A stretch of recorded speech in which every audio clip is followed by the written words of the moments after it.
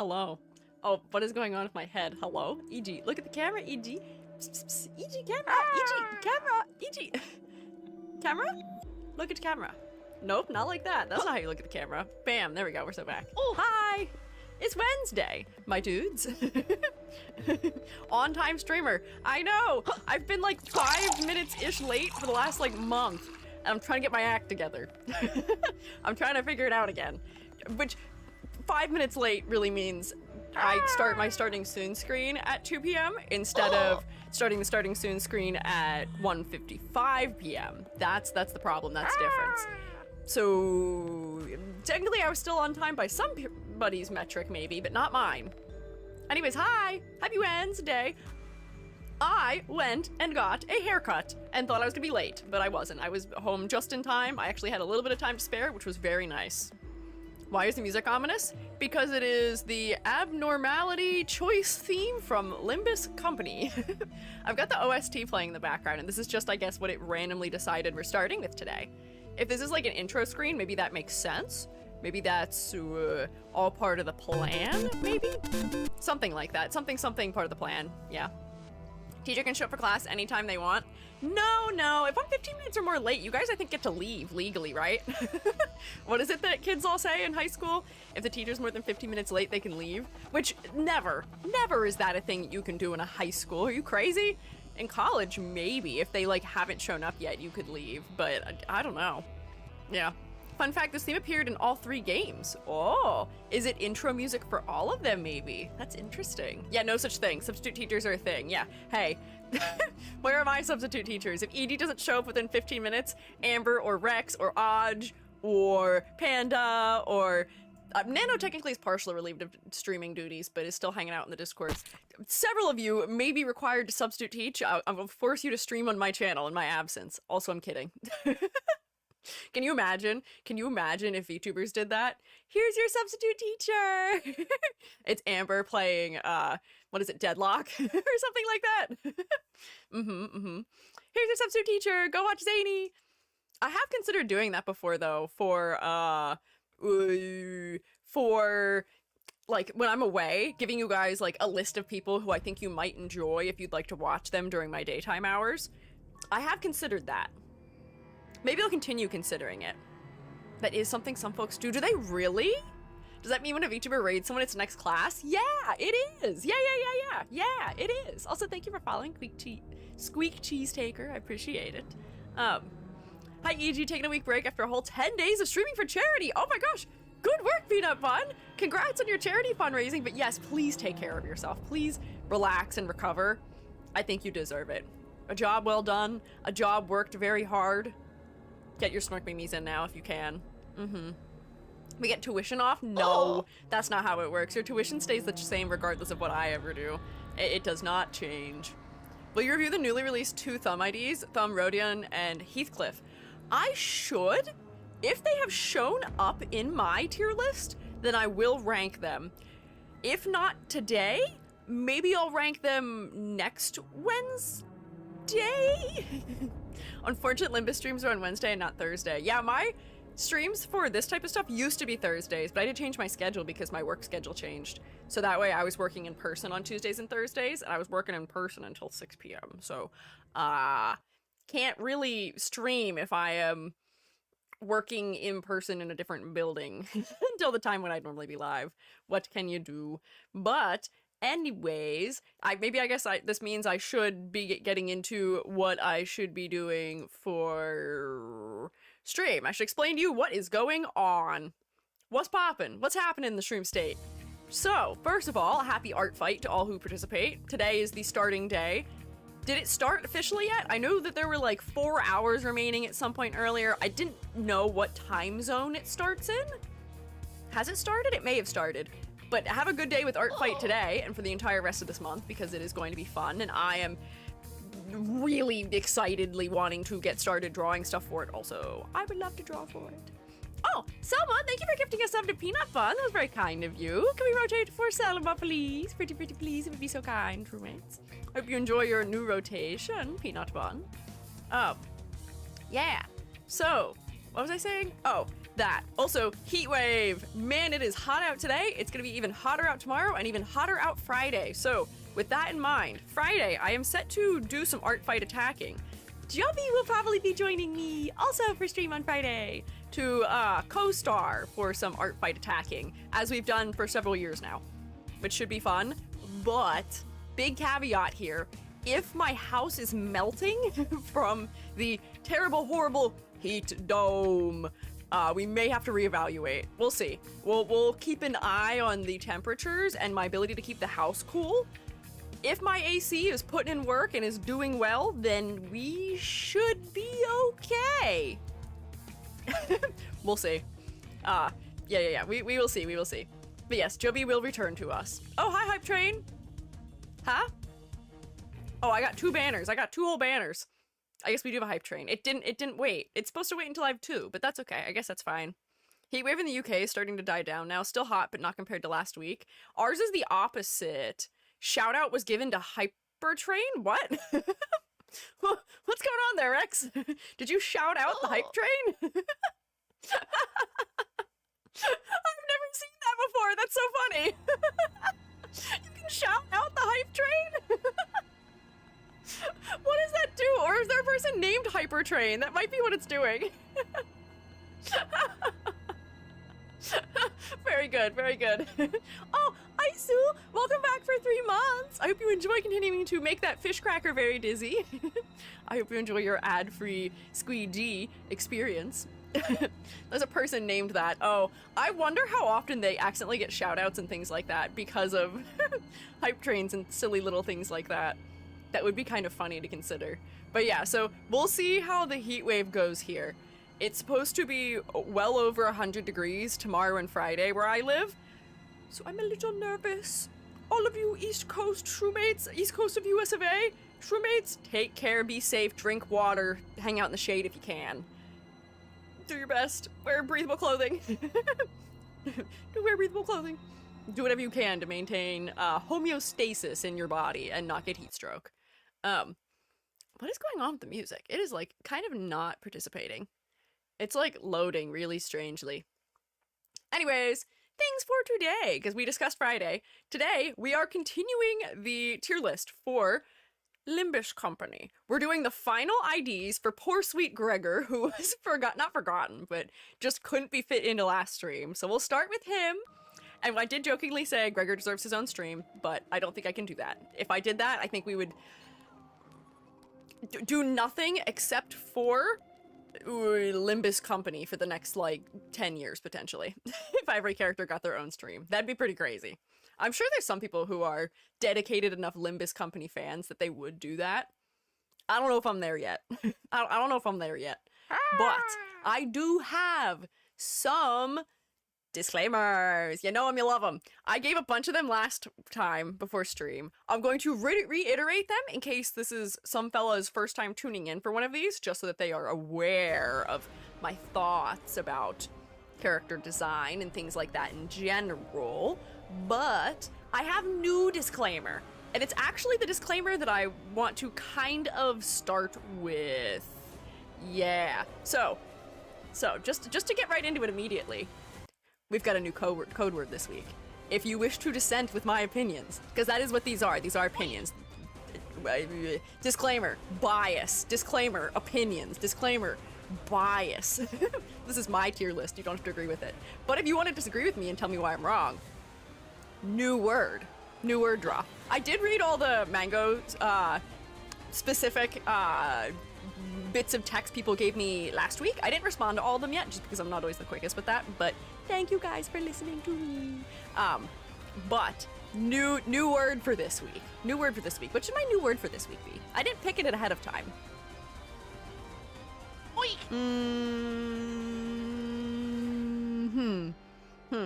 Do you guys have any suggestions for a good word? Mango's usually my go-to word for things, but I don't have one off the top of my head today, unfortunately. Oh, Maggie, welcome back for 6 months. Welcome back. I hope you enjoy your continued rotation with the Shroom State. Raspberry. Oh, sure. You know what? Yeah. In the honor of Jesse Raspberry of Final Fantasy VII, it will be raspberry. We'll stick with the fruit theme. Say raspberry before you dissent, just to make sure that I know that you heard the things I have to say, you heard my nuance, and are understanding me. That's my ask. That's all I ask of you. So, after my initial disclaimer of the fact that these are just my opinions, these are my opinions. My second disclaimer is I'm not a hater. I don't know if I made that one before. There will be, today more so than before, designs that I like and designs that I don't like. Designs that I think are effective from a character design standpoint and designs that I think are ineffective from a character design standpoint. I think the egos are so much stronger than the IDs, just from like the little bit of them that I saw when I was making my thumbnail. They seem to be leaps and bounds stronger and more interesting in terms of their silhouettes and their color palettes and like uniqueness and the fact that I can identify one character from the other. They go much further beyond the IDs, and even when egos are using the same abnormality as their basis, you can still tell the difference between two different sinners, which is great, and I love that, and that makes me so happy, and thank goodness. So we will be very happy to witness that. I think the upper portion of the tier list is going to expand dramatically this week. I think it's going to expand dramatically in such a way that I may even be bumping some things that I had sitting higher down, because comparatively, they just don't have the interest or quality that some of the egos we're going to look at today and probably next Wednesday have. So, good news. I love this news. But, continuing my disclaimers, because I do have more of them. So, something that I wanted to talk about today as like, just like a character design, not as like tip, but like a character design concept, is Watsonian versus Doylist interpretations. So if you've never heard these phrases before, I think I've said them in previous streams, but I don't think I actually explained them. So they're frameworks that we use to interpret the way decisions are made regarding character design. That's what they are. So Watsonian perspective can be defined by the fact that it is interpreting designs from like the context of the character and the story. So this is the in-universe perspective. So when I see in the comments people saying, well, they have to wear suits in the IDs because the suits are made from this particular thread that makes them stronger than other materials. That is a Watsonian perspective. That is an in-universe perspective. That is something that the creators wrote into the story as a reason.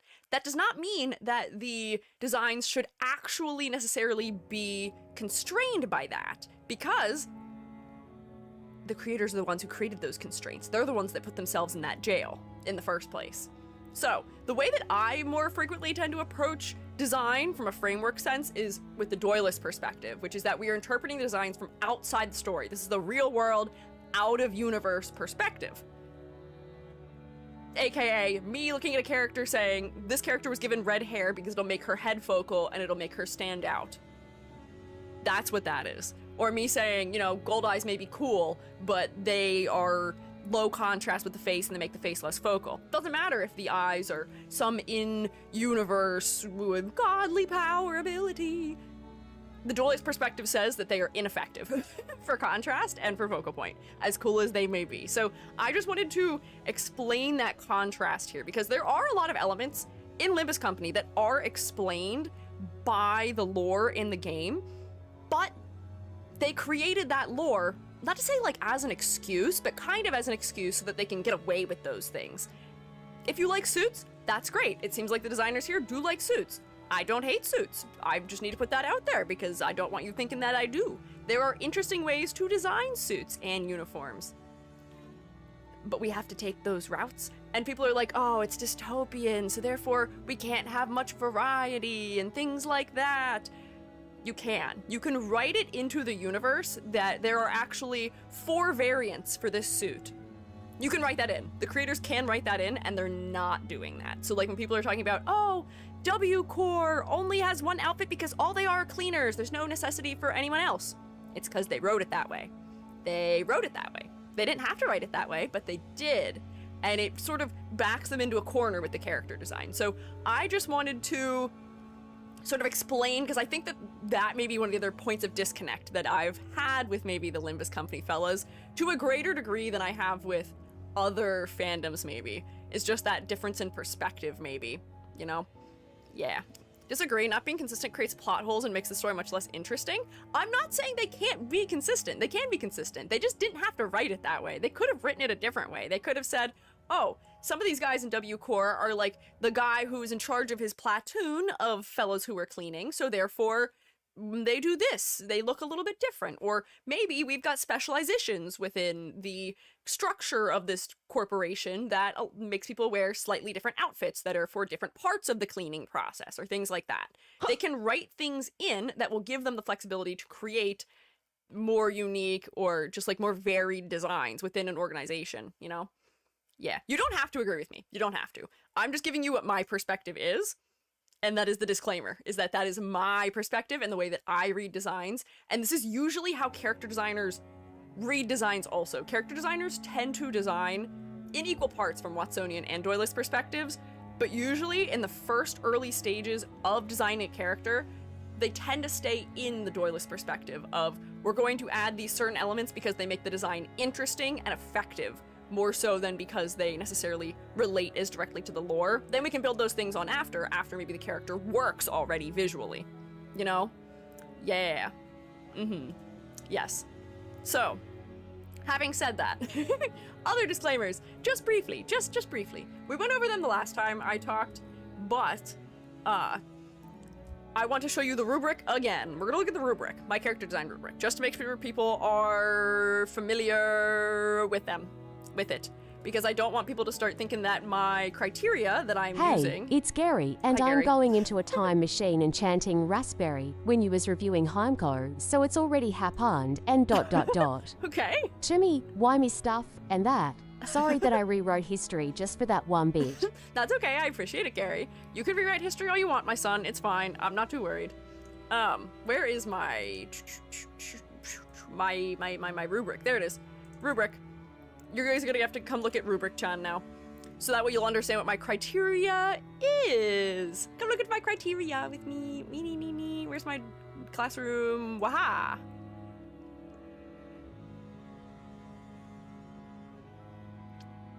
Seems like I'm on time. There's no such thing as being late to a Squiiji stream. I have a loose attendance policy here.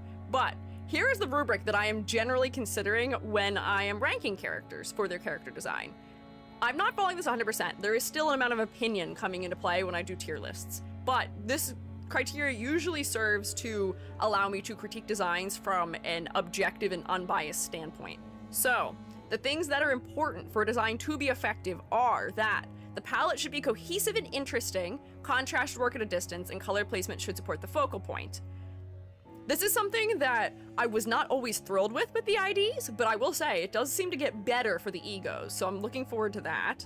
Silhouettes. The silhouettes should be unique and easily identifiable in and of themselves. Let me pull back open my example. Where did I have that? It should be in here. Where is Limbus Company? My silhouettes that I had. There we go. Bam. Who is this? Who's that? Who's this? Who is that? I can tell who this is, and that's because of one thing.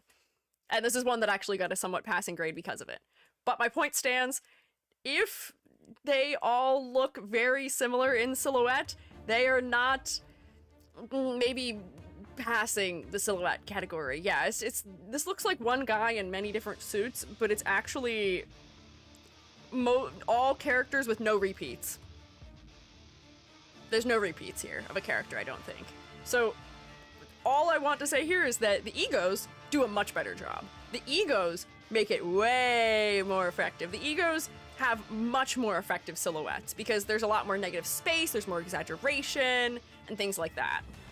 So, next, complexity versus clarity. The level of detail should be appropriate. The details should be specific to support the concept and the focal point. I've not had really much of an issue with this at all with Limbus Company, which is a miracle because most gacha games fail this category. Most gacha games lean into the more detail equals more better end of character design, and I am not a huge fan of that. I think a lot of times less is more, especially when you're trying to entice artists to draw your characters, because fan art is kind of free advertising and it does help your whatever you've created to sustain itself for a longer amount of time. Anyways, I'm not really concerned about this. We haven't had to talk about it very often. For focal point, the primary focal point, which should be the head and the face, should be sort of the thing that the audience looks at first. Eyes are the window to the soul. Usually, we don't have much of an issue with this in Limbus Company either. Usually, the head is somewhat focal due to the fact that the characters are pretty pale and they tend to wear dark colors. So just the skin tone of their face ends up being enough to make their head focal. Or in the case of like Don Quixote or Ishmael, their hair is a bright color when they don't have many bright colors otherwise. So that does also make their head pretty focal. So, finally, concept and motifs. The concept should be clearly, creatively, and thoroughly explored and supported by motifs. Key conceptual aspects like the character's personality, their occupation, their maybe cultural background, their species, if they have animal elements coming into it, the context of whatever, what do you call it, literature they're based on.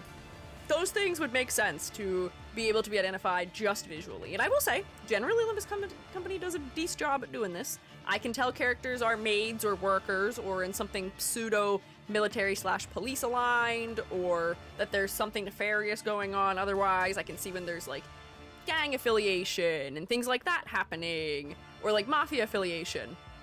So this generally works. Most of my critiques, I think, have been in the silhouette and color palette department as far as Limbus Company goes, and I think we're going to break free of that today also. The egos will set me free. I'm looking forward to it. So, the general thing that I have a tendency to say is that I also want to see more interesting color palettes.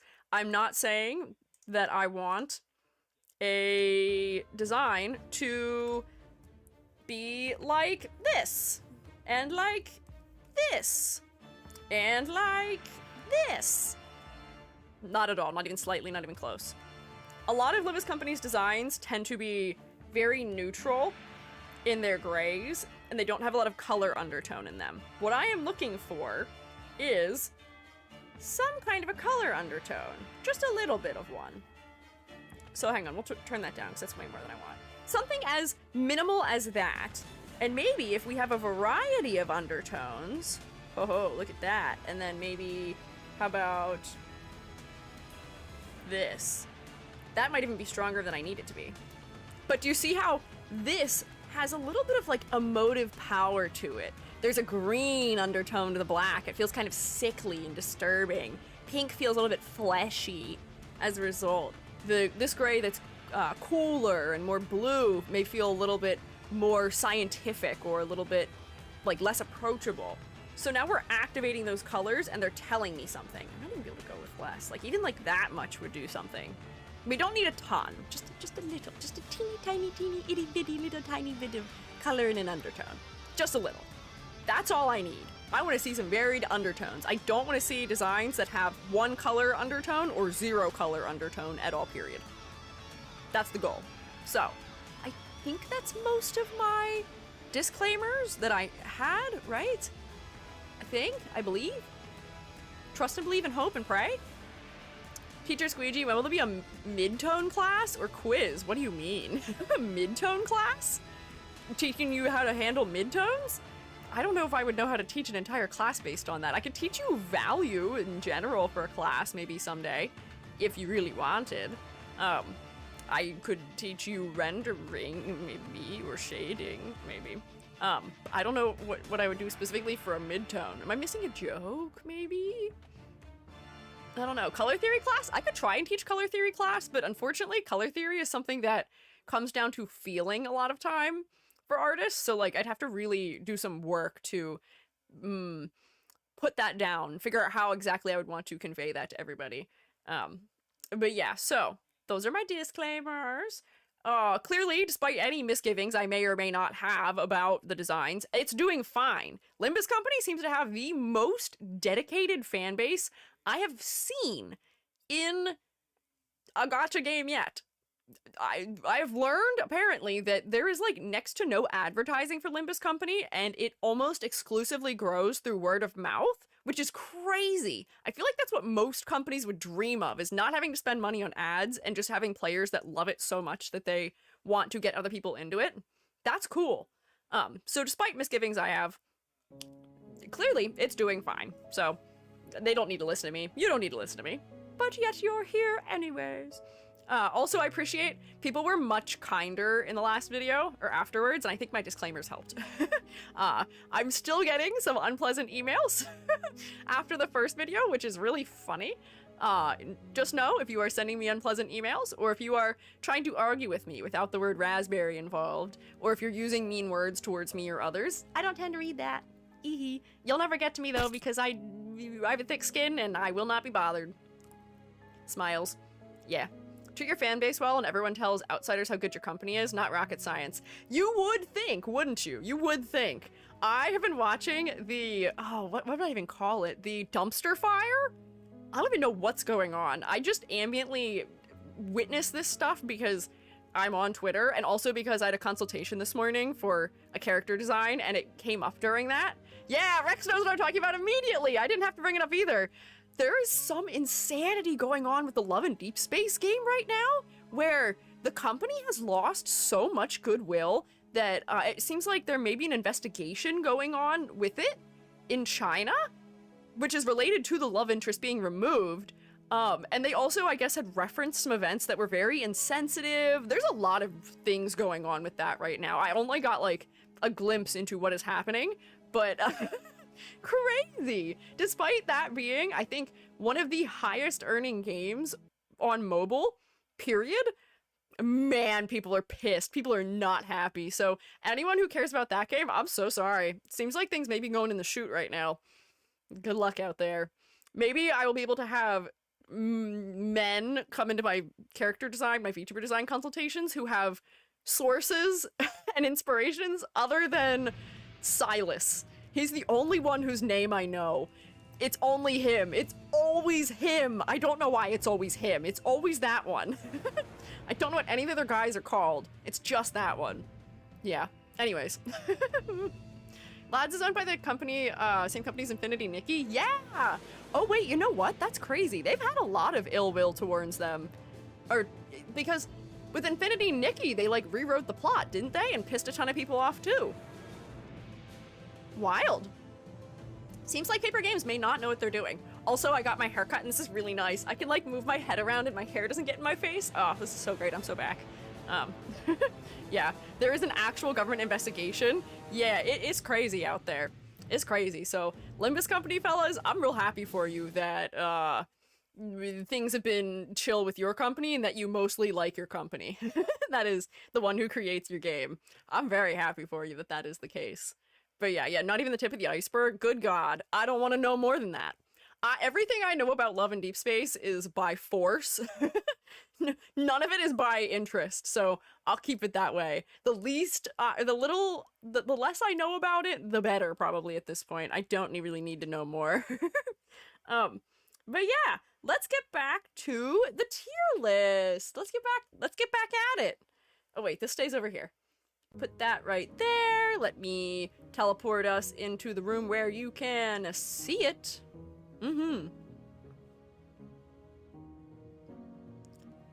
Live in non-important ignorance bliss. Yeah, I would say I am going to enjoy the fact that I don't need to know these things, so therefore I will decide not to know these things. Still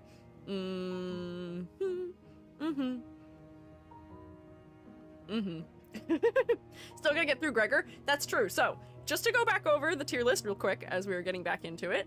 Oops, I gotta open my... this thing also. Nope, where is it? Hello? There we go. Need this. There we go. Just to get back into it, here are our categories. We have the heart category. This is the proverbial I would pull for it, I would empty my wallet for it category. And I will say that Limbus Company is about on par with other games for the heart category. This is for designs that I personally think are quite bespoke and are things that I am quite a fan of as far as design goes. The ring, otherwise known as the peak, really controls this category for me. They're all right at the top for the most part. Yeah, I have a little bit of ring bias. I am an artist, what can I say? They're really cool and I like them. So, that's the top category. Next, we have thumbs up. These are for designs that I think are effective in their character design. These are ones that I think do a good job of telling me the story behind them. Maybe they have interesting color palettes or silhouettes, or they just feel particularly unique or memorable to me. And there's a good number of them. That's pretty good. Next, we have the meh category. These are designs that maybe are mostly effective designs, but are maybe missing just like one thing that would give it the pizzazz that it needs to be pushed to the next level. Maybe they just need a slightly better silhouette, slightly more interesting color palette, maybe just a little more clarity, something like that. So there's a lot of fellas in that category. We've got the thumbs down category, which tends to be one of the smaller ones, and this is a very small thumbs down category compared to other series also, potentially, which is mostly just designs that have low clarity. I think that's really the most predominant reason as to why designs ended up here. Designs that I zoomed out from and couldn't tell left from right end up here. Next, we have the suit category, which I thought would benefit from its own category, just because they're not bad. They're not bad designs, just they aren't particularly memorably designed suits, and a lot of them are just repetitive because they're the same faction and they're not modifying them between characters all that much. So I wish they were modified maybe a little bit more between characters, and the ones that do have more modification do end up in other categories. So like there may be one character who has an outfit from a particular organization that is not in here despite the rest of the characters' IDs that are from the organization being here. That's why. There's a couple that are stronger. And then we have the bread category, which is for designs that I feel like I could see in other gacha games. Designs that feel like something I've seen before. Designs that feel like they could be on a grunt character in a different game, or in this game. They feel like a 3-star design. A design that just wasn't given a lot of beefing up. Wasn't given a lot of unique details to tailor it to that particular person or to the context. Things like that.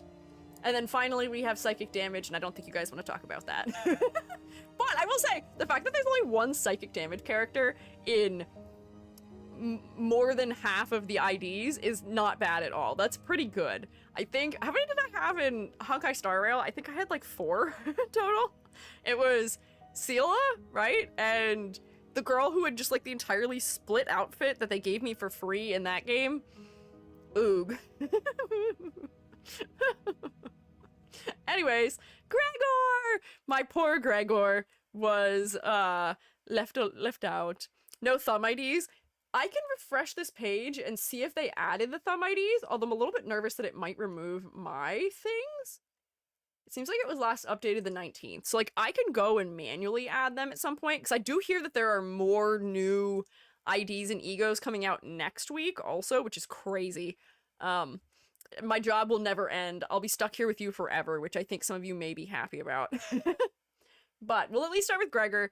Maybe towards the end of today, I can upload the images for the new, what is it, Rodion and Heathcliffs that exist. I think they're the thumb. We'll put them in, we'll get to them, but I at least want to get into the egos and get us rolling sooner than later. So, identities! Gregor, my man! You got left for last, and I'm so sorry. It's what happens because you are the final man in the list, and I just was not locked in day one. Oh, wait, hang on. I have one more thing to say. One more thing. If you are unsure of the validity or factual nature of something you're telling me, make that clear. Do not mislead me. Do not one guy. Pretty please. There we go. Got it. Truly the outcast? Poor guy. Also, thank you for the super. I appreciate it. That's very kind. Let me send this and pin it so that way we can keep that at the ready. Oh my gosh, I got a new EG badge. I'm purple now. The 2-year EG badge is purple. Crazy. I think I'm the first one who I'll get to see that from, because I think all my other fellows who have that badge are founders right now, probably. So we won't be able to see it, you know? There we go. So, first, base. Base man. Purple for an amazing reason. Yes, I am purple for an amazing reason. Base Gregor! I think that Gregor ends up being one of the more clearly discernible sinners just from his base sprite. And that is coming from his arm, mostly. He's got a big asymmetrical moment. He's got his hair pulled back. That just makes him a little bit more recognizable and memorable for me. Don't forget about Pablo. Is Pablo in this one? I don't see him. Is he not on the actual sprite? I put this one not in suits, but I will put it in upper meh. I don't think it's quite strong enough to be a thumbs up, but I do think that his arm is giving him a lot of benefits in his character design. Pablo's only in the ID art. Oh, let me see. Is he in this one? Oh, he is. There he is. My man!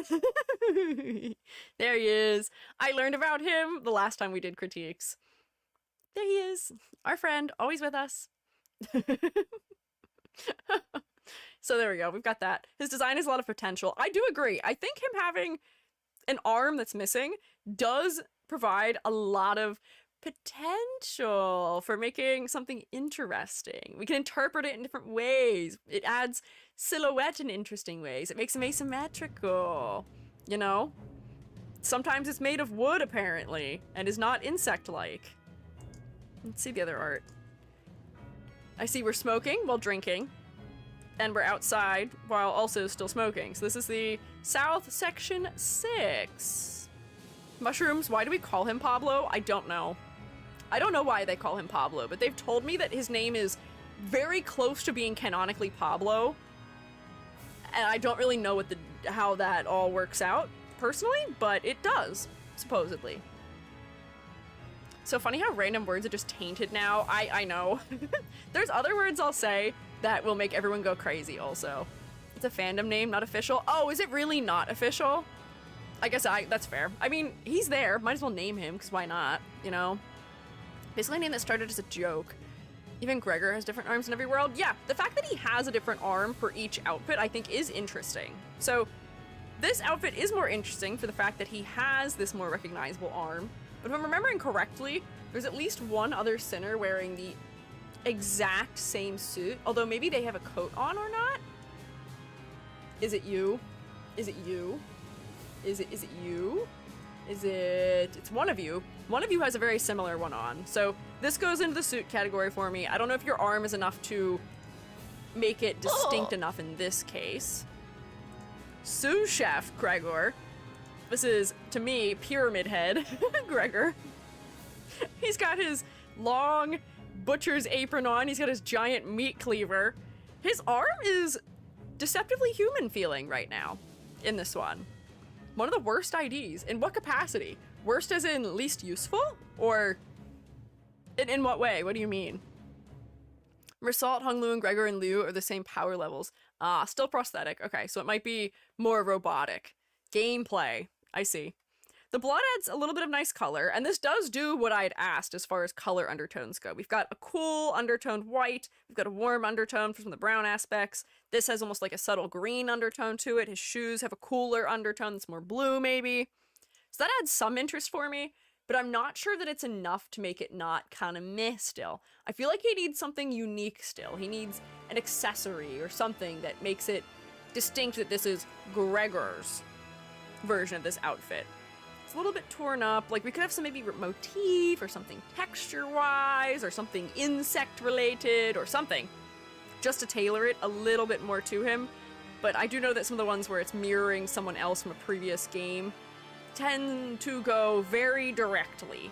They don't tend to modify them very much. In a way that I find unfortunate, maybe. Rose's Spanner Workshop. So this is the second Rose's Spanner? Or third, maybe? Oh, very inhuman arm in this case. Interesting. Relatable. All my black clothes have different undertones too. I know, in real life, I feel like that's the bane of goths. But for me, and in character design, I think it does make things more interesting.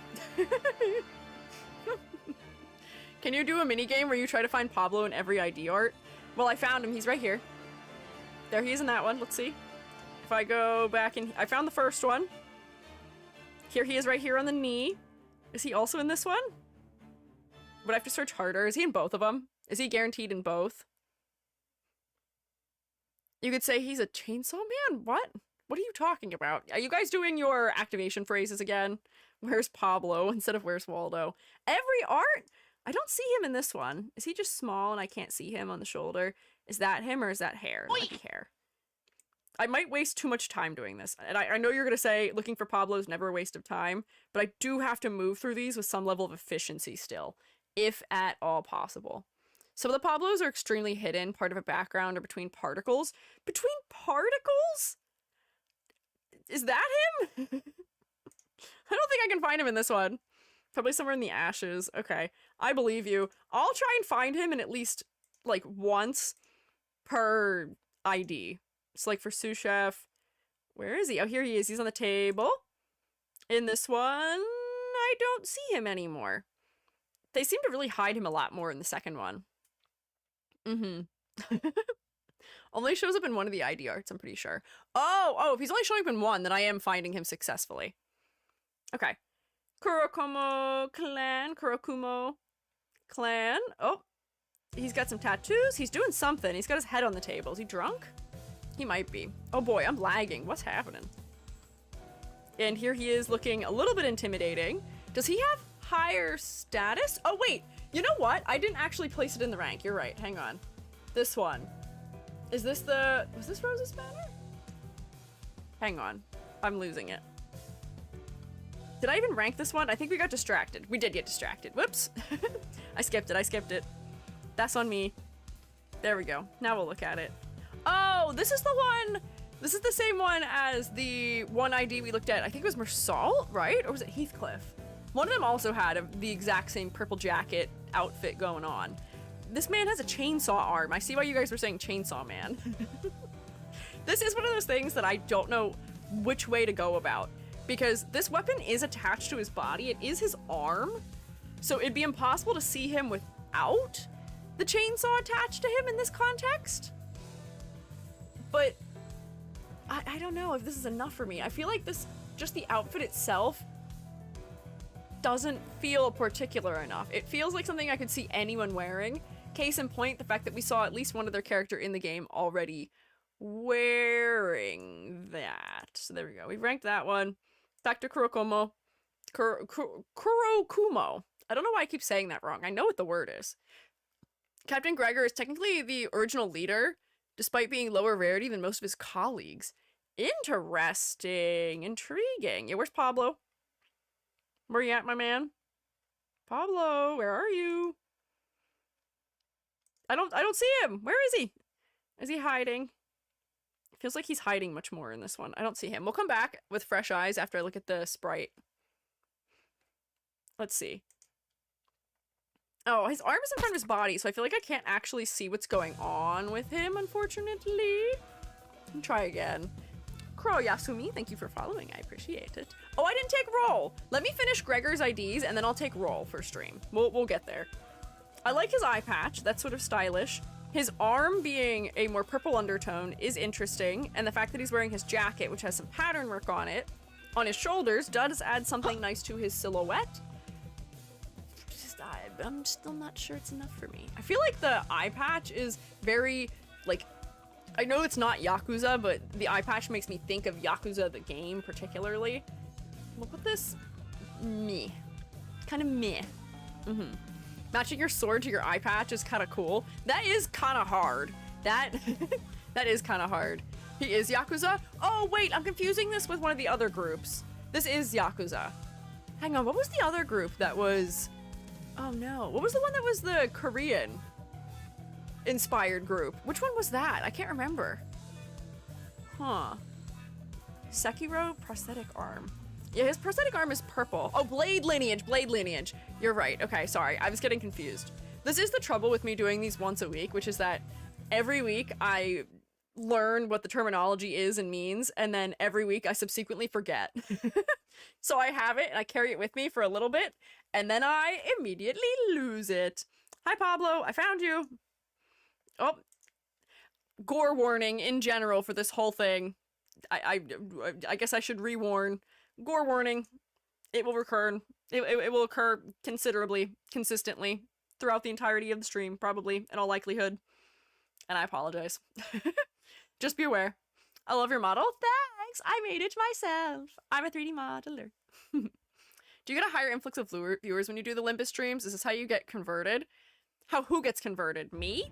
Or how people get converted to being shroommates? I will say Limbus has outperformed maybe most of the other series I've done, but usually my Wednesday streams end up about in this range.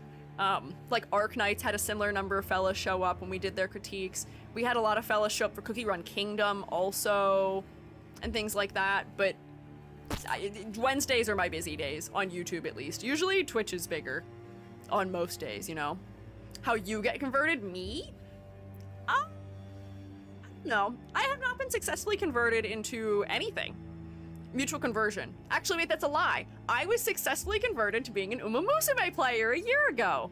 It worked on me. And that's the only one that worked. I played Arc Knights a little bit, but wasn't super attached to it. I played Honkai Star Rail a little bit and also wasn't super attached to that. The reason Arc Knights worked a little better was because it was tower defense. I don't like the Breath of the Wild adjacent style of gacha game.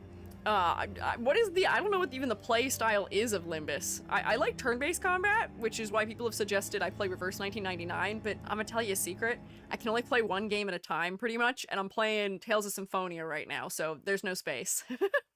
We can still get them. After all the mean emails I got, I don't know if you can get me. I think I've been, at least in some capacity, convinced to not touch this much further after next week. Limbus is turn-based strategy with random elements, I suppose. Flip coin and suffer. Do you mean open world? Open world, but like real-time combat is not what I'm a huge fan of, you know? Turn-based is very confusing at first because it's unique. That's fine, I don't mind things that are unique. I just don't have a lot of time for playing gacha games, unfortunately. The whole thing where you have to sign in and do dailies is not something that is compatible with my schedule as a person, unfortunately. This ID is cool, though. He's so bloodied up. He's got his wings that add something nice to his silhouette. He's got blues and reds and browns that add a variety of color undertones, which is fun and interesting. They've made him truly not so human, which I appreciate. Is that a fly? He's some sort of terrible bug creature. And this was a launch ID, which is crazy because this is getting a thumbs up for me. I think this is very interesting. It's doing a lot of things well for Silhouette. And I think we looked at this before because this is like a bad end ID, isn't it? I think it is. Limbus does not have dailies, only weeklies. Ignore dailies. Can even outright pay stamina to skip them. Interesting. Gregor's a cockroach. I know he's a cockroach because he's from Metamorphosis, but I didn't know if that was particularly what this skin was. I don't know if you know this, but cockroaches don't have arms like that. Cockroaches' arms don't really do that. These look more like praying mantis arms to me, at least. Not really a bad end. It seems like a bad ending. He's turning all the way into a bug. We'll move it.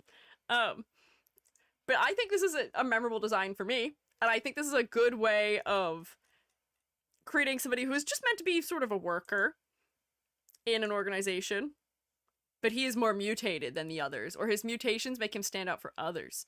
G-Core is for genetic augmentations, and yeah, he's augmented to be a flying mantis roach thing. Ew. Definitely a bad ending, though it's not the typical capstone one. Oh, okay. That's what I had misunderstood then. I knew it was not a good ending, for sure, but it's not the bad ending. Hello, where's Pablo? Where is he? He's gotta be in here somewhere. He looks like he's trying to make a shady deal, maybe. He's maybe lighting somebody's cigarette. Where is Pablo? I don't see him.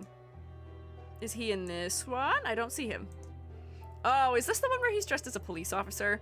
Zwei Association, South Section 4. Let's see. Yep, I can tell he's a police officer.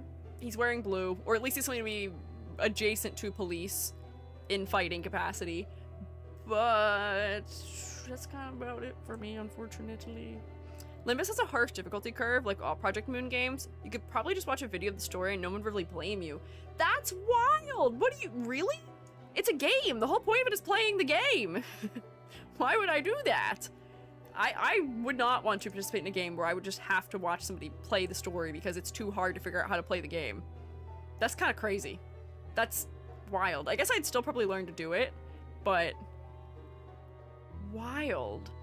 Wild. Limbus isn't that hard outside of MDE or Refraction Railway. I don't know what that means.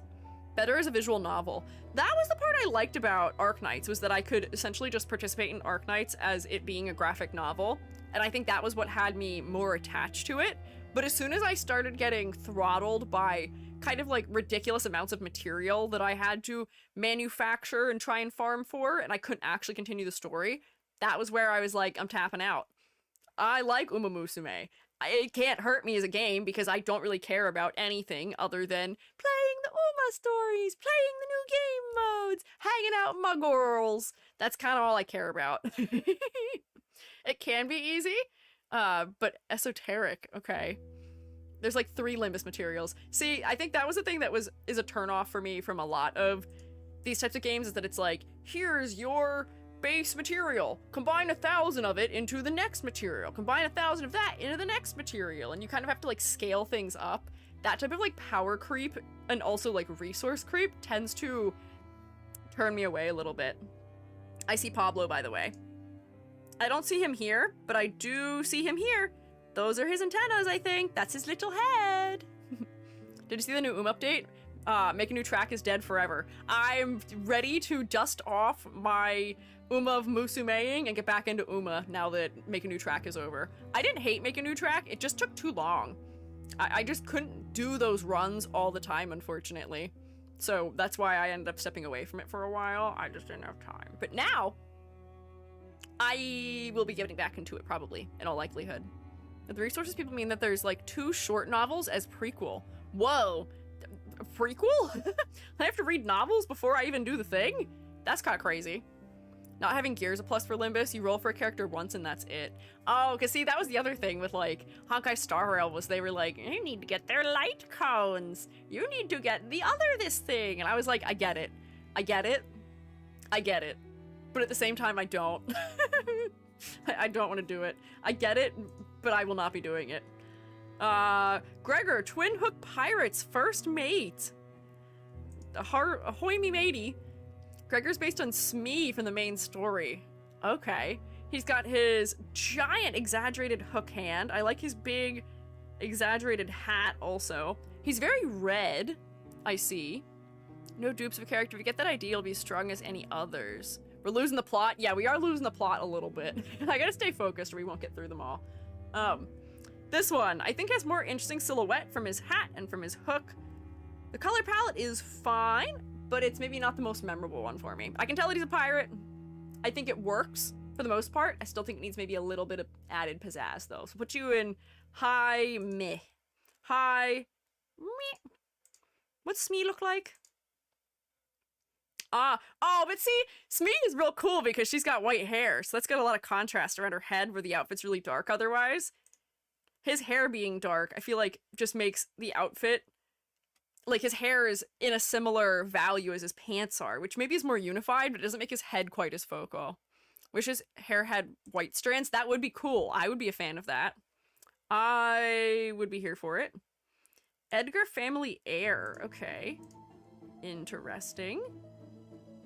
This is an interesting song. He looks like he's going through it. Where's Pablo? I don't see him.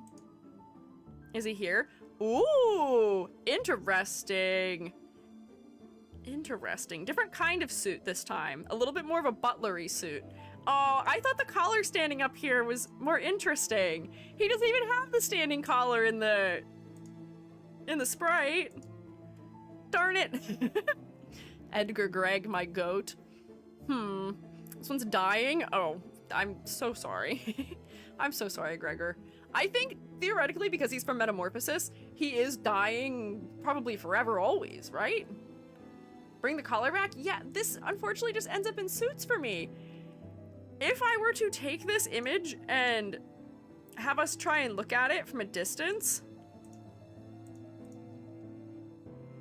clarity's like okay-ish, but his pants are blending into his jacket. I can at least tell where his vest is, but a lot of the elements sort of just become a miasma of a dark color. There's not really any variety in color undertone other than one little gold element. I feel like this had the capacity for being really cool. He's from T-Core, so it makes sense he doesn't have colors. This is true, but we have some thumbs up characters from T-Core who make sense of having a variety of brown tones in the design, or a variety of just like super desaturated hues in the design that aren't directly a color. They're a brown, or slightly brown in undertone, or slightly green in undertone, or something like that, because there were some IDs we looked at that proved that that is possible from T-Core, and now I can't remember which ones they are. This one, probably? I can't even tell who this is from a distance anymore. Is that Honglu? That might be Honglu. There were a couple, though. So I know why he doesn't have color. That's an in-universe reason for him to not have color. It's fine, but they could still have added just a little more interest, a little more clarity, perhaps. Also, this guy is rich, so he can afford the color. Oh, interesting. Interesting. Intriguing. So he doesn't have an excuse. He could have color. And yet he doesn't. Interesting. Priest of La Mancha Land. I was also a fan of the La Mancha Land designs, because I think some of the other ones ranked relatively highly. I think this is one of the La Mancha Land ones. There's at least one, if not two other ones in thumbs up. So let's see. Where's my man Pablo? I don't see him. Oh, is he? He's, what do they call that? Self-flagellation? Self-flagelling? What is the past tense of that word? Whatever that means. What is the past tense of that? I've never heard that used outside of, like, if you say that somebody's committing self-flagellation. Self-flagellating? Sounds like I'm saying flatulating just a little bit. Looks like he's got an interesting mask. Yeah, he's hitting himself. Stop hitting yourself, stop hitting yourself, stop hitting yourself. That's okay. He looks vaguely religious from the stole he's wearing. He at least has a standing collar in this one. The hair being pushed back is an interesting angle, and the red glasses do make his face focal. I've learned that there are usually multiple versions of the La Mancha Land ones where they get masks or not. Okay, yeah, he's got some more blood on his face. Does he get a mask? Yeah, he gets a mask. Okay. The mask adds a lot for me in this case. I don't know if it's not enough. I don't know if it's enough. Because the other La Mancha Land ones had really exaggerated, almost like costume level outfits, where they had like all these big giant ruffles and like broad collars and things like that. This one isn't as exaggerated for me. The exaggeration was what I had enjoyed from them before. I think the mask does elevate this a little bit because it does feel specific. So I wouldn't put this in the suit category because it's also not really directly a suit. It's got a stole and there's like pinstriping. But I feel like this is kind of meh compared to the other ones from this area. Most of their Mancha Land people are meant to be part of a carnival, while the priest is likely never going to be seen. Oh, so he's not a performer. He's serious, not lying to himself and singing and dancing. Okay. That makes sense to me. I feel like we can read that from him. I'll move him higher up, but I still think that he needs something to add a little bit of pizzazz. Where'd he go? Where'd you go? Where are you? Where is he? He's hitting himself in the back. Here he is. We can move him up for that. But I still think I want something more. If we had more of the goat motif in his clothing outside of the mask, or something more bone-like, I don't know. You can have interesting silhouettes from priest types of outfits too. But I don't know if this one's doing it. I want a little more. Oh, he's mirroring the priest, the character known as the priest. And it is a one-to-one copy, pretty much. I see. Fire Fist Office Survivor. Survivor compared to the other ones. Were the other ones considered survivors? I feel like I don't remember that. Pablo? Pablo, where are you? I haven't found Pablo in a while. I'm not doing a good job now. I don't see him. I guess this is not a safe environment for a cockroach to be hanging out. The goat? Ah. So the last one was not the goat, but this one is the goat. Oh, I love a pinstripe suit. Thank God. I've asked for a pinstripe suit this entire time. I've been waiting and wanting for a pinstripe suit, and they finally gave it to me. And the clarity's not that high, unfortunately. I do enjoy the color undertone variety here. We've got greens as the undertone for his arm. We've got some oranges. The brown in his suit is the exact same as his hair, though. And if we zoom out, the thing on his back does get kind of lost against his body and against his hair a little bit for me, unfortunately. I do like the super exaggeration of his arm, though. That's fun. The tie ends up being a little bit focal, too, because it is the biggest area of a saturated color in the design. So I do end up looking there kind of quickly. He does wear a gas mask. Okay, well, let's witness that. Show me your gas mask. Let's see. Gas mask? Ah, gas mask. I feel like the gas mask actually makes his head less focal. It's making it even harder for me to make out what's going on in the design because I think they're using such a similar value range in this one. Yeah, look at that. I think there's 2 values being used here total. There's pitch black, there's spot black, and then there's this value, which is real close to black. If I go like this, bam, and grab this so you can see it. There we go. Do you see how close to fully being black the second value is in this? He's got the white that is in his collar, and he's got a lighter tone on his face, but the value difference in the entire rest of the sprite is only here to here. It's not a lot of contrast, not a ton of clarity, unfortunately. Green is supposed to be like glistening gasoline. Oh, so like an oil sheen type of thing? Interesting. I don't know if I would have recognized that. He's the only Fire Fist ID, so that's neat.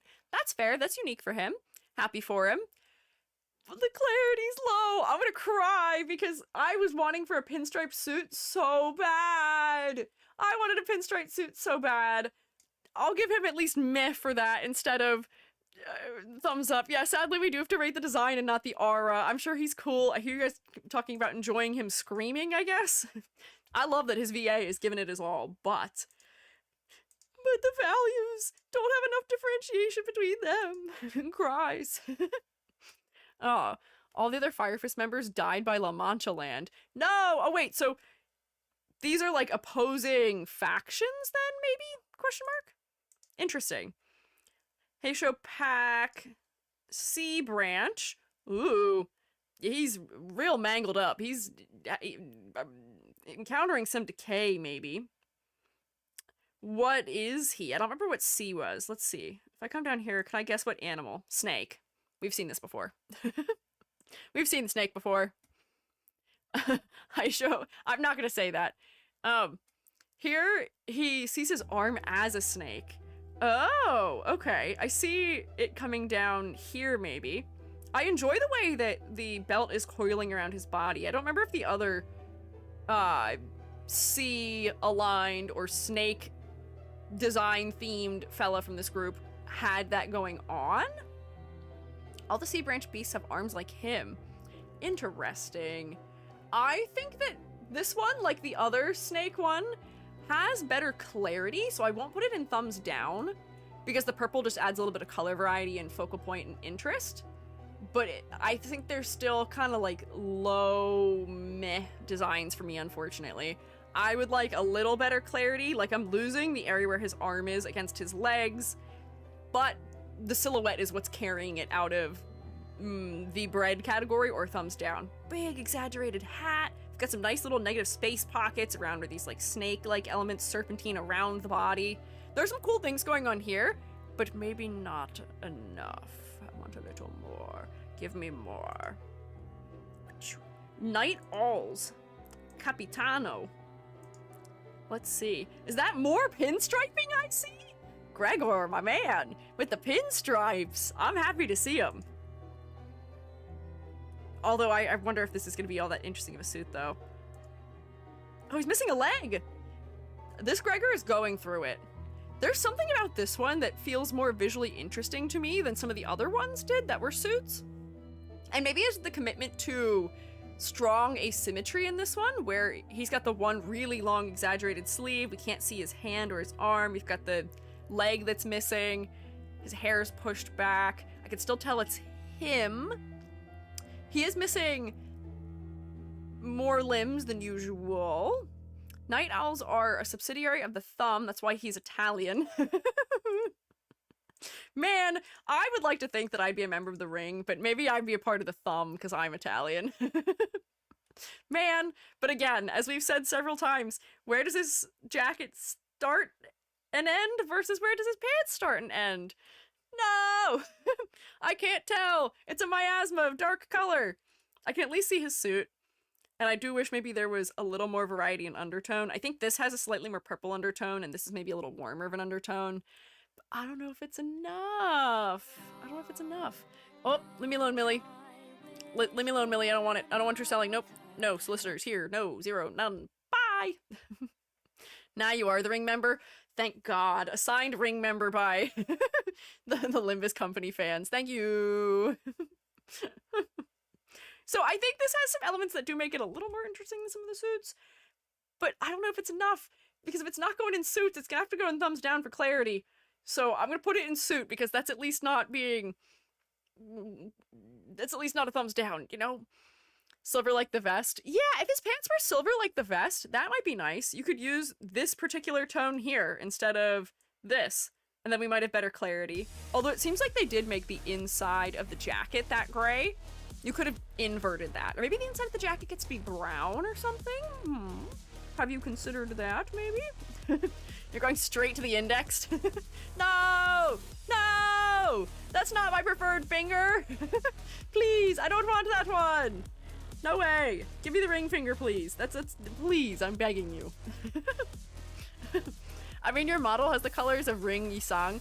I kinda do, don't I? I like gold. You'll notice, my model. Do I look all neutral? Yes, but if you look at my hair, it's actually green. If you look at my overalls, they're actually brown. If you look at my eyes, they're actually red, blue, and brown. I am full of color, even if I'm fully neutral in my perceived color. I thought this was an ego stream. It will be. 3 hours of it will be an ego stream. I just needed to finish up Gregor because we hadn't gotten to him yet. He was left out, unfortunately, but we only have 2 more. Lobotomy, Ego, Lamp, Gregor. Oh, I remember Lamp. We looked at a Lamp ID before. Was that for... who was that? Was that Hung... no, that was... oh, no. Yisang. We looked at... is it Yisang who had the Lamp ID we looked at before? My $30 display ain't let me see your undertones. You can't see them in my arms? You can't see that I have orange and blue in my arm? I have orange and blue in my arm, and pink in like the folds of the fabric. He's the only lantern? Oh, it was lantern. Oh, that's what it was. Okay, thank you. Sorry, I got confused. I misremembered. Interesting. Lots of eyeball-like circles. There's some fur happening, which might be neat. Ooh, interesting color design here. We've got an analogous color palette where we have browns, yellows, and greens. This Gregor looks younger than the other ones too. No stubble. He's going through it also. Do I have this one? Do I have this one? I have this one, don't I? Yes, I do. Okay. He's going through it. He's not having an easy time here. But I enjoy his color work. The choice to outline the elements of his clothing with a brighter color does a lot for clarity here. I think the previous IDs we looked at where he was wearing all dark colors would have benefited a lot from a lighter line art color, because that just helps to define the forms a little bit more clearly. I like the feathered edges. Those are nice for silhouette. His hair being a little bit tousled is good too. The goggles become very focal, but I imagine that's intentional. They probably are important to something. Oh, and his hand is blue. Interesting. This one's very neon, surprisingly. Lobonia Corporation Ego, Lamp, and Ice are based on the same character. Okay. He's a second form with the eyes shining. Does he put his mask on? Oh, secret hammer. Cool. Good for you. Oh, I didn't see one with his eyes glowing. They might just not have it here. That may be VFX, and they may not show me the VFX here, unfortunately. But hey, this one's kind of fun. I enjoy the color work here. There's a lot more clarity. There's some good things happening for silhouette. I can give this a passing grade. I'll give this a thumbs up. Works for me. Did I find Pablo? I don't think I did. Where is he? If he's not on his shoulder, I don't tend to find him. Pablo, where are you? Pablo! Psst, psst, psst, psst. Oh no, he's back here in the distance. I see him. He's hanging out on the floor. Come on, scoop your man up. Don't let him get stepped on. Dangerous. Was teal an activation word? I've forgotten. It might be. The hand is teal for an amazing reason. I guess it is. Good look at the original character. His hair color also helps the focus. Interesting. I can look at them just very quickly. Oh, Nano! Welcome back for 5 months. Also, yes, happy Art Fight Month. I hope you enjoy your continued rotation with us. Wahoo! Beautiful hue of teal. Oh, wait, so they mimicked this guy's hair pretty closely, too. And there's, like, more teal in this fella's hair. It actually feels like they just kind of, like... Wait. Is it... It looks like it might be almost the exact same body of the sprite. Although he's holding it in a different hand. Oh, that's the exact same drawing of a shoe. The shoes are identical. I think they repurposed this for it, which is rather interesting. Pablo's on the second one, but hard to see. Interesting. You know what? Efficiency. I'll give them credit for that, but that is funny seeing that it is the exact same art as the other fella. I guess since they're mimicking it, that's fine. Mirrored? Oh wait, it is mirrored! Because they can't let him use this arm. That's so funny. I feel like the blue hair highlights on the other fellow were pretty nice for color reasons. I almost wish he had them too, but I'm not too bothered by it. And then we've got his final LCE ego here. Oh, he's got a cup of coffee. That's good for him. I imagine that'll do good things for his energy. He's got like a Frankenstein-esque thing happening with like nails in his shoulder too. Second Hohenheim ID has now also hit the stream. Hohenheim is cool. Oh, are you guys getting news as this is happening, or are you saying that about this one? They do that with most IDs that have an enemy/ally sprite to base off of. Ah, interesting. Okay. I hadn't realized that to this point because I don't think we'd seen the sprites for a lot of the characters that were like the characters whose designs are the basis for the Sinners IDs. So that's interesting to know. These two IDs are from the same character. Oh, so this is the same person. This is the same guy as the Lamp ID. Oh, okay. Lamp ID guy seems to have a lot of depth. So if I open this, is it going to open the same image as I saw before? No, slightly different one. Again, this is kind of an interesting suit. For as much as he feels like he is police aligned, and maybe that is the misfortune of him having something that looks like it says ice from a distance, while also wearing blue and an armband, this is interesting for the fact that it's got all of these nails in it that provide these like pops of neon color. The color's fun. Based on an AEDD or electric centipede. Ooh. I say nasty, but like in a nice way. Nasty, but in a cool way. You know? Says LCE on the armband. It does. I see that. Yes. Not police, it's a lab coat. I guess it's a lab coat.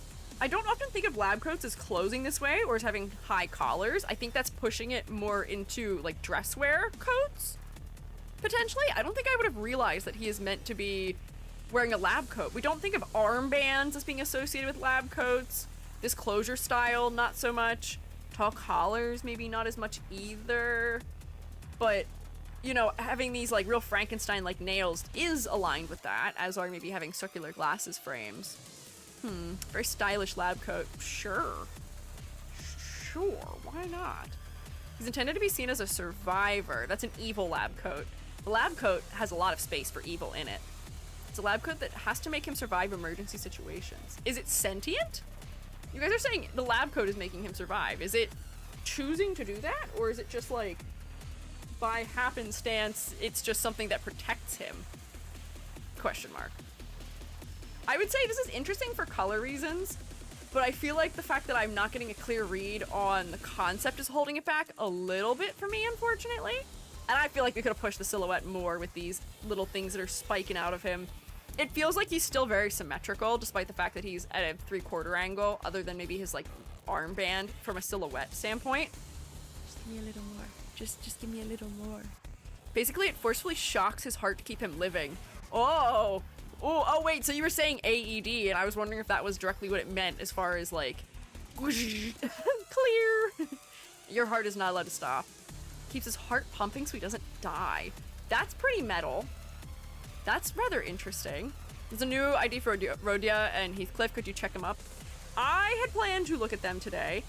They didn't update my tier list with it, I don't think. Although, hang on. I'm gonna hit the refresh button. Can you all cross your fingers and toes for me that it doesn't destroy it?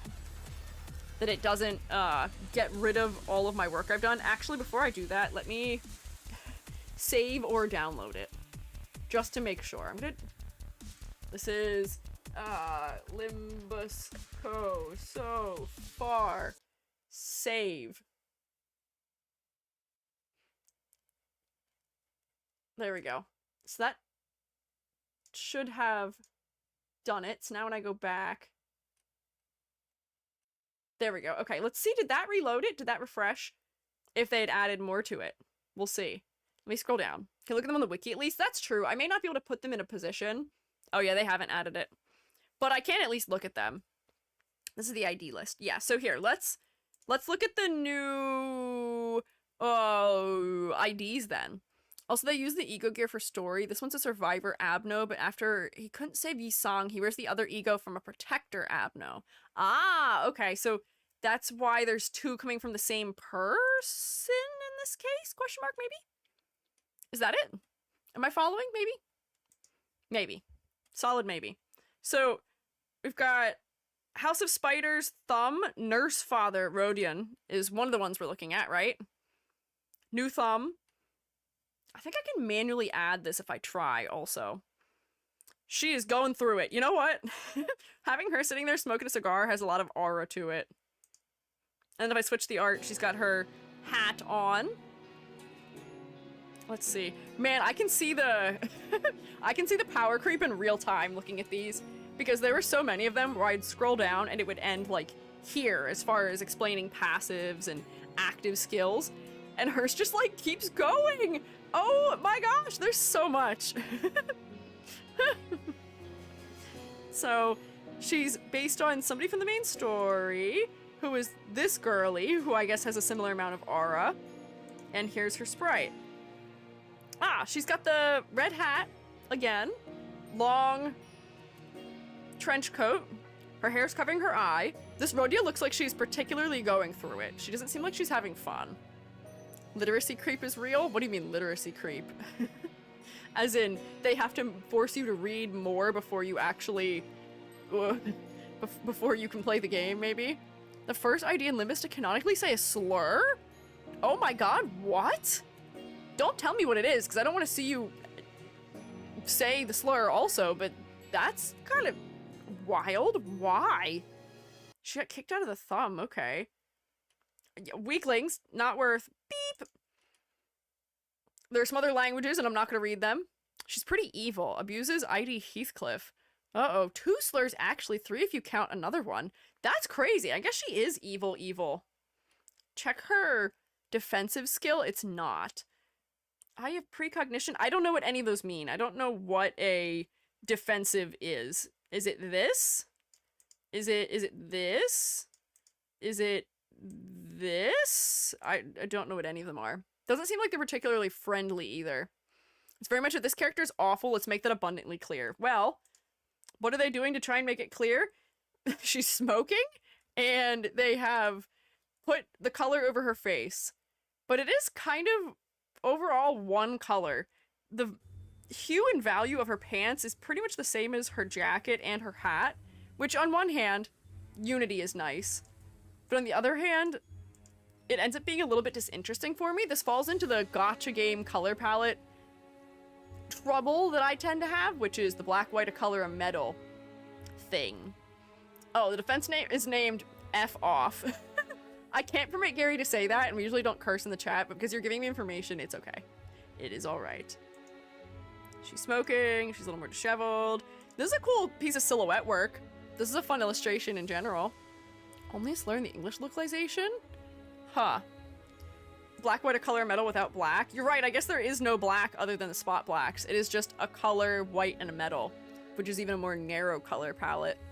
I just wish there was maybe another color in it. This orange is nice, if only it was somewhere other than the sword. It's just missing something for me. I feel like this would be placed like in the meh category if I had it on the tier list. It's okay, it's not bad, but I want a little more from it. Yeah, the moves are also not the focus of the stream, that's true. Who was I looking for also? Heathcliff, here he is. He, I guess, is not having a good time. He's broken his mirror. Poor guy. And he also has an orange sword. And also a huge wall of text. And also the exact same outfit without a jacket. Although his hair is really long. His hair is much longer than I think usual. He's got 2 swords. Longer hair is kind of fun, but unfortunately, I feel like the clothing ends up feeling like a repeated suit again also. Ego when? Ego approximately nowish. This is okay. I feel like it would end up in the suit category for me though. Hers, because I guess she has a higher position of power than him. Hers is a little bit more visually interesting, and her hair is doing some storytelling for me with it covering her eye, the fact that she's smoking. She feels like she's going through it, and maybe she is not as pleasant. But he's wearing the exact same outfit otherwise. Yeah, she also has a hat for silhouette reasons. I feel like his is not as interesting to me, unfortunately, as a result. You know? Yeah. Also gonna take into account the ego corrosion. I am. Hang on, so we're gonna get there. We're getting there. I'm gonna take roll, and then we're gonna do egos. Because I'm actually really excited about egos. I'm really excited. Did I tell you that? I'm excited about the egos. I'm so ready for them. I'm ready. But let me take roll before I do that, because we are an hour and 22 minutes into class, and I haven't taken roll yet. So if you'd like to check in for class, you can use the 1 point channel point redeem on Twitch, known as here, or on YouTube, you can say hi or here or something like that, and I will say hi back. Hello. Ego, you say? I do say. I say. We will be doing those now, finally. And there's less egos than there are IDs, I believe, so we should be able to move through them a little more quickly. Yeah, so I see Seaweed Wolf, Maggie, I see Aerith, Peanut Bun, Hoshi, Edward, Nilo, Chocorama, Nilo, again, how did you do that twice? Question mark. Apple Pencil-y, Gloomy Witch Hat, Rex, Friendly Guy, Starkero, Santa Zum, thank you for beverage, I will take a sippy of my aloe beverage, Kit, Mika Ra, Milky Latte, Corey, Nee, Art Fun, Chili, Starless Mage, Refracted Fluff, Rusty Robot Factory, Amber, Van Daniel, hi, hello, YouTube Showmates, I see a lot of you. I see Bird from Black Forest, Last Curry Rice, Not So Long, Someone Somewhere, RT Glass, Meow Dog, Alzingy, Lost Crony, Air Furion, Only Ocean 1, EP Sleepy, Nox, Pat Ducky, Gruberg, Novacon, Flash Tangy, Hi Ked, Eduardo, Trailblazer, I'm forgetting how to speak, Big Bird, I don't know what that means, but hi, Aloe House, Curry Rice redacted their message, Sunset Wildfire, Cannibal, Geomancer, Eros Renge, Tantalust, Stan Freedom, Silver, Two Who Pure. Hi, thank you all for checking in. I appreciate you being here. Lurkers, don't worry, I appreciate you being here as always. No need to check in, I got you marked down already. And VOD watchers, hi, I hope you're enjoying your raspberries. Enter, and also Anti-Riku. Hi. Try to explain the Abno Who the Ego Comes From's theme if you want. Might take a minute with delay. Sure, you are welcome to do that. I will also probably click them to look at them briefly because I know that they're kind of important for understanding the designs. So we will look at them somewhat quickly. Wonder who that Cannibal girl on YouTube is? Is it maybe you, Cannibal? Are you different people or are you the same person? You've got the same number, so I'm willing to believe you are the same. But yes, there's two types of egos, extracted and borrowed from an abnormality. An ego manifested from oneself. The base egos are manifested by the sinners. Yes. So I've looked at all the base egos before. I looked at them once upon a time. Oh, I was hoping they'd have a bigger image of this, but I guess this works okay.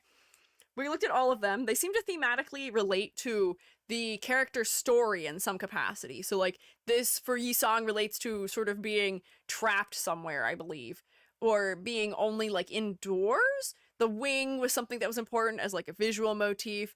We went over it in much more depth before. My memory is not fantastic, but I think that most of their base egos were pretty decent. Yes, he does have a pinstripe. I think most of the base egos are pretty okay. I don't know if there's ones that like stand out quite so much, so I'll just stick them in here for now to start. Another ego for Yi Sung's coming out next week, based on a funeral of dead butterflies. And it's gonna come out after we finish stream, probably. We may not even be looking at more after that. Sloth, refusal to move, refusal to change. Ah, so maybe that's why we're looking at interior spaces in here. He's trapped indoors. He's reading. He's got all these books around him. His clothing's falling apart. Sure. I feel like I get a decent enough read on that. That's fine. Bygone days. We've looked at least at one other ego too at some point. Here's another pinstripe suit, my beloved, with a terrifying secondary pinstripe suit behind it, maybe. It's got like a real lacy tie on, and there's some glass elements. And then here's the Abno, I imagine, occurring back here. It looks like a clock with teeth. Why are these images? Why do I need those? I wanted these. So, for the base design itself, I fear that this is suit. I fear that this is once again suit. But for the corrupted version of the outfit, they're all good. Every single one of them has an interesting corrupted version, or is it corrupted or corroded? Corroded, sorry, wrong word. All of the corroded versions go real hard, but that's because I think they're based on the... Oh, do they not link me to the Abnos here? Terrible and mean and cruel and evil. Why don't they link me to them? The IDs linked me. The IDs linked me to who they were based on. Why does this one not do it? I hope that maybe I get a clear enough idea otherwise. Oh, it's near the top? Okay, hang on. Where was it? Does it show me? Oh, wait, right here. Portrait of a certain day. Which is just exactly what he looks like when he is corroded. More or less. Is like that. But again, this monster design is so interesting. It's a human body that turns into some sort of like somewhat bulbous enclosure for a head. Anytime you put human body parts somewhere we don't expect them, it becomes rather uncanny and disturbing. The arms add a lot of interest to the silhouette. And this is where we run into something that feels like a little bit of a trouble with these, is that I don't know how to grade them. Do I grade them based on this or based on this? Or do I sort of like 50-50 them, where like, this is man with a knife that looks like it's a knife made out of a broken shard of glass. That's kind of okay. This is not great. This is just kind of alright. Interesting texture at the very least, but the silhouette's not much to write home about, unfortunately. This, however, is neat. They've sort of filled that Abno with the shards of glass. They've broken the mirror. They gave it the more specific tie shape that they gave him also. I don't know. Take the best qualities of each and grade based on those. Yeah, I'll try and average it out. But like, this is a very cool design. This is very interesting. There's a lot of silhouette elements. There's a lot of asymmetry coming from the fact that all the glass is on one side. There's even asymmetry just within the design itself. The tie pushes out into the silhouette as well. The tie is also made of glass, which is cool. There's some really interesting, fun things happening here. There's some variety in the color undertones. We've got blues and reds and yellows in the mark making that's happening. The rendering of this almost feels like wood. We've got cool blues in the glass. We've got blacks. This has a lot of clarity. This is really cool, but the humanified version isn't as interesting, the non-corroded version. So I feel like I have to put this in high meh as a result.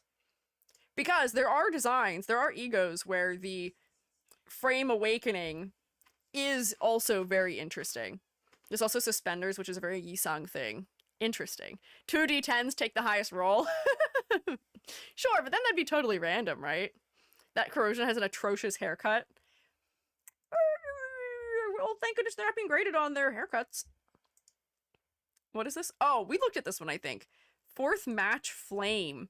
Got some disturbance in the background here. Everything's burning and crisping in a disturbing way.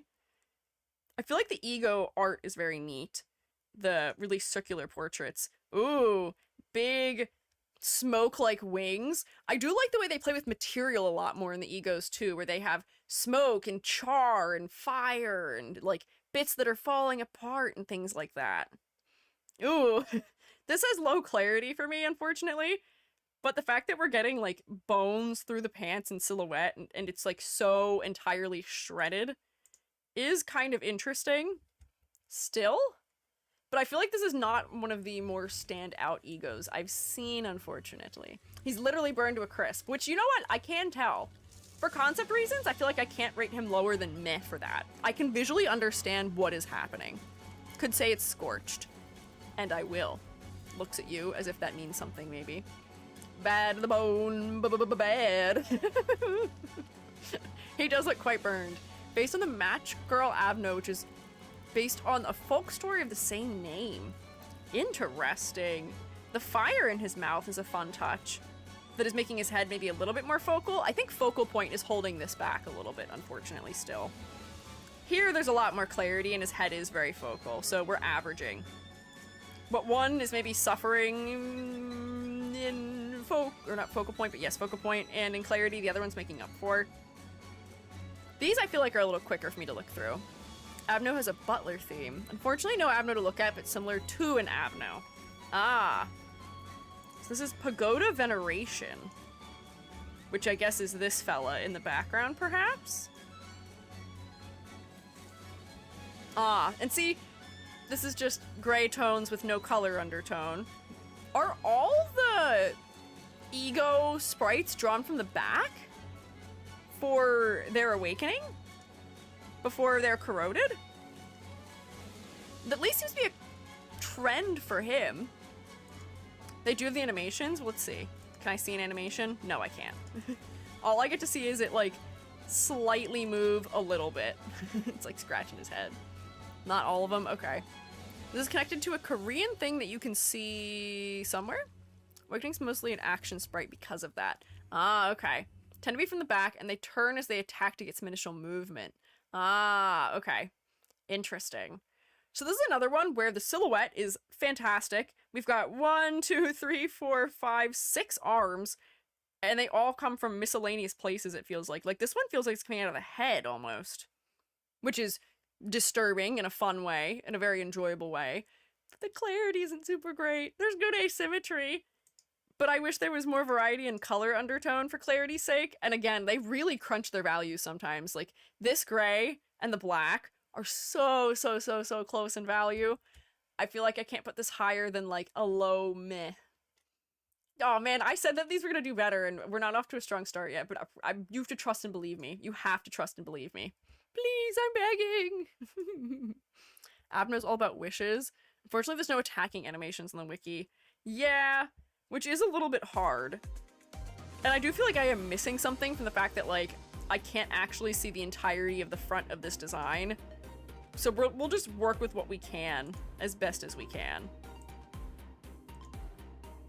Yeah, so I do think that I really don't know if we need to go to the second page for the abnormality itself, because the abnormality is very clearly depicted in the background of the ego art, seemingly, and the corrosion version seems to be mostly one-to-one with it.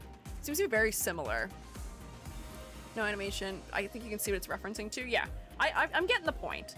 I think I'm understanding well enough. Some corrosions just mimic the actual Abno. Yeah. Dimension Shredder. Whoa! Now that is a mouth. That is quite the disturbing mouth. This makes me think of some of the enemies in the forest. There's one that is like only mouth. Or wait, no, is that a Silent Hill enemy I'm thinking of? It might be. Where it like doesn't have arms, but it just has teeth. In trivia.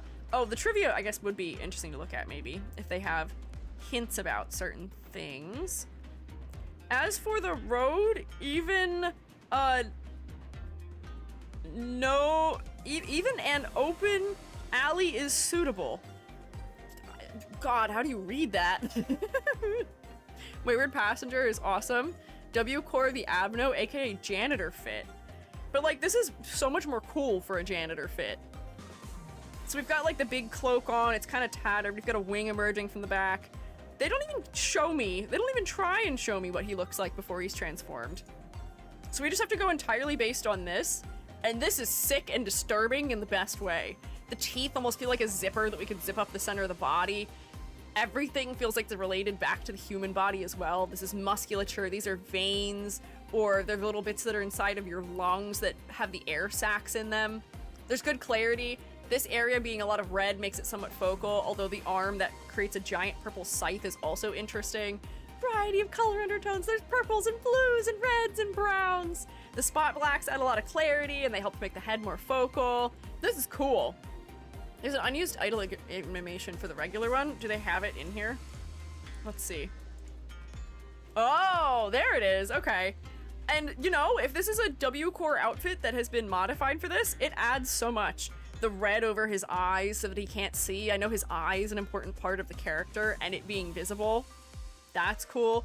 Asymmetry from one of the wings erupting from his back. The tattered bits of his jacket add a lot to silhouette as well. This one's cool. This is definitely a thumbs up for me. I may push a couple of these to heart, but I'm not sure yet. This will be at least towards the top of thumbs up for now, though. Here, you can go behind my ring artists. Not in front of me yet. But yeah, you can be edgy and colorful. You can feel truly disturbing and dystopian and also be colorful at the same time. Wahoo! Thank goodness. So that's a cool one. Fell Bullet. Oh, we looked at Fell Bullet. Is Fell Bullet... What was this? Why did we look at this one? This is where he has his rifle that I was complaining about its use case. Oh, the corrosion here is very interesting. The mirrors, yeah. Fell Bullet's an ID too, both an ego and an ID. Yeah, but we looked at this a year ago when we did the full critiques.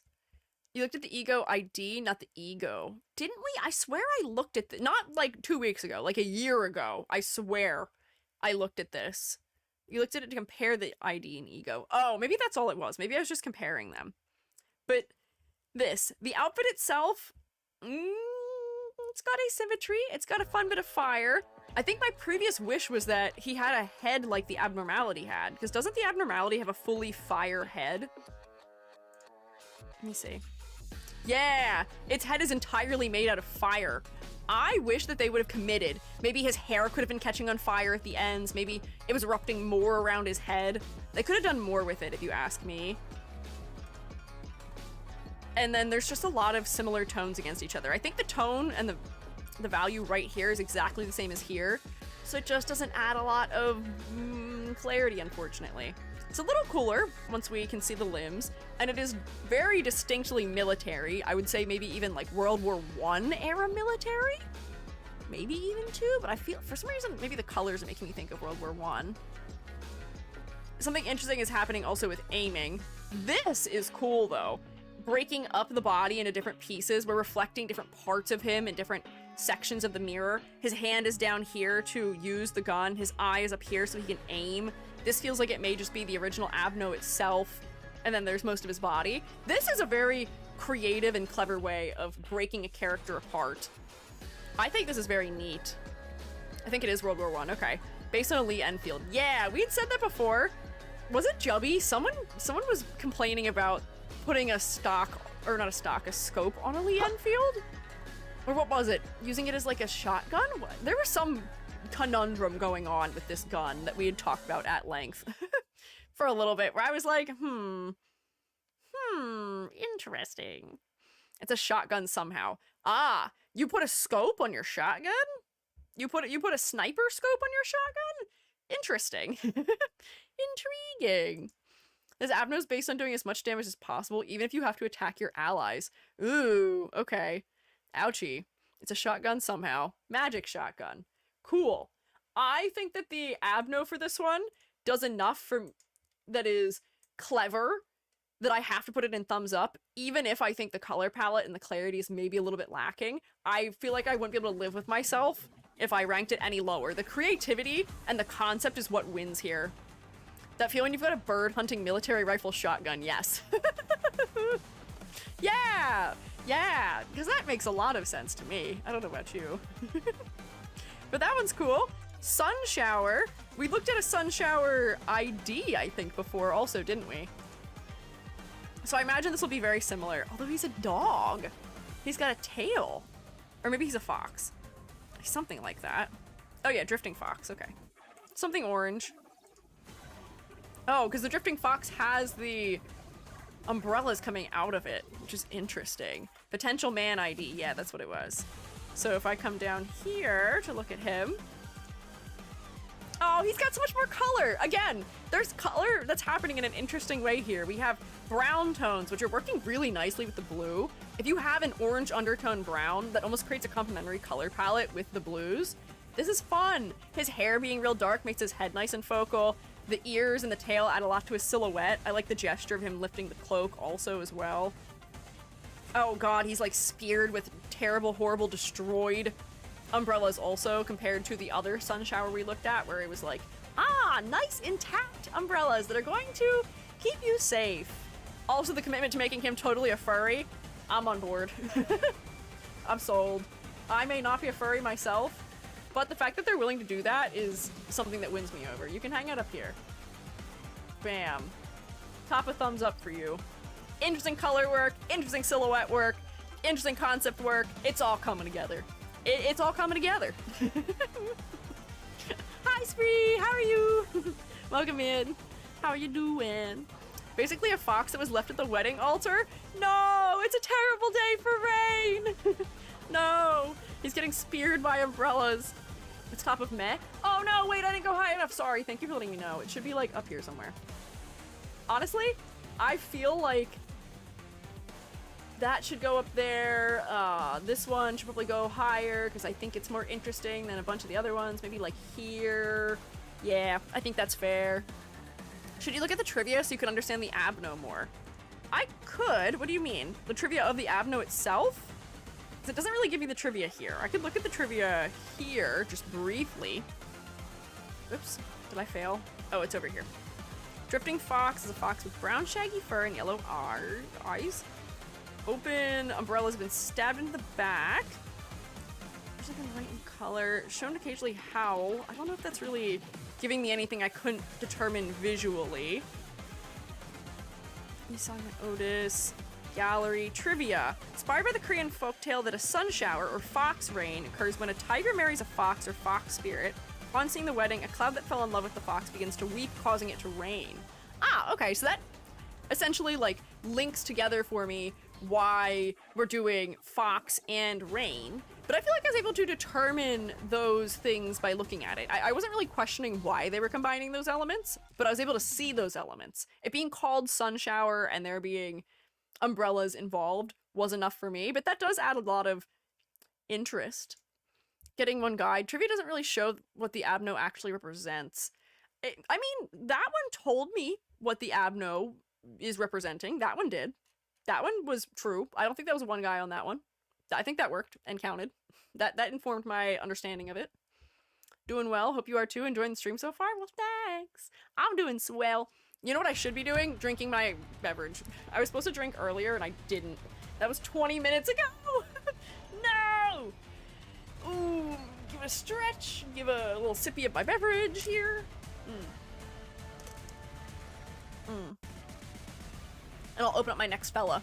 Oh no. Yeah. You can tell if I drink or not because you can watch me do it. So I can't lie to you.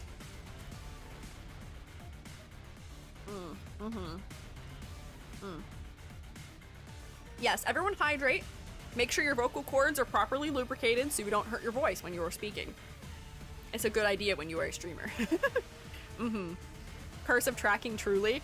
I don't call it a curse. I think it makes it easier for the shroommates to yell at me when I'm not taking care of myself though, which is good. Do yell at me to take care of myself. It's good. Stories about how you view through the preferred lens, which is why the ego is colorful and potential man is brown. But I thought potential man's was still interesting because it still had those color undertones to it. So it still ranked somewhat well. If I remember correctly. I don't know if it went in thumbs up. I can't find him. Where is he? Did I put him in thumbs up? Is this him?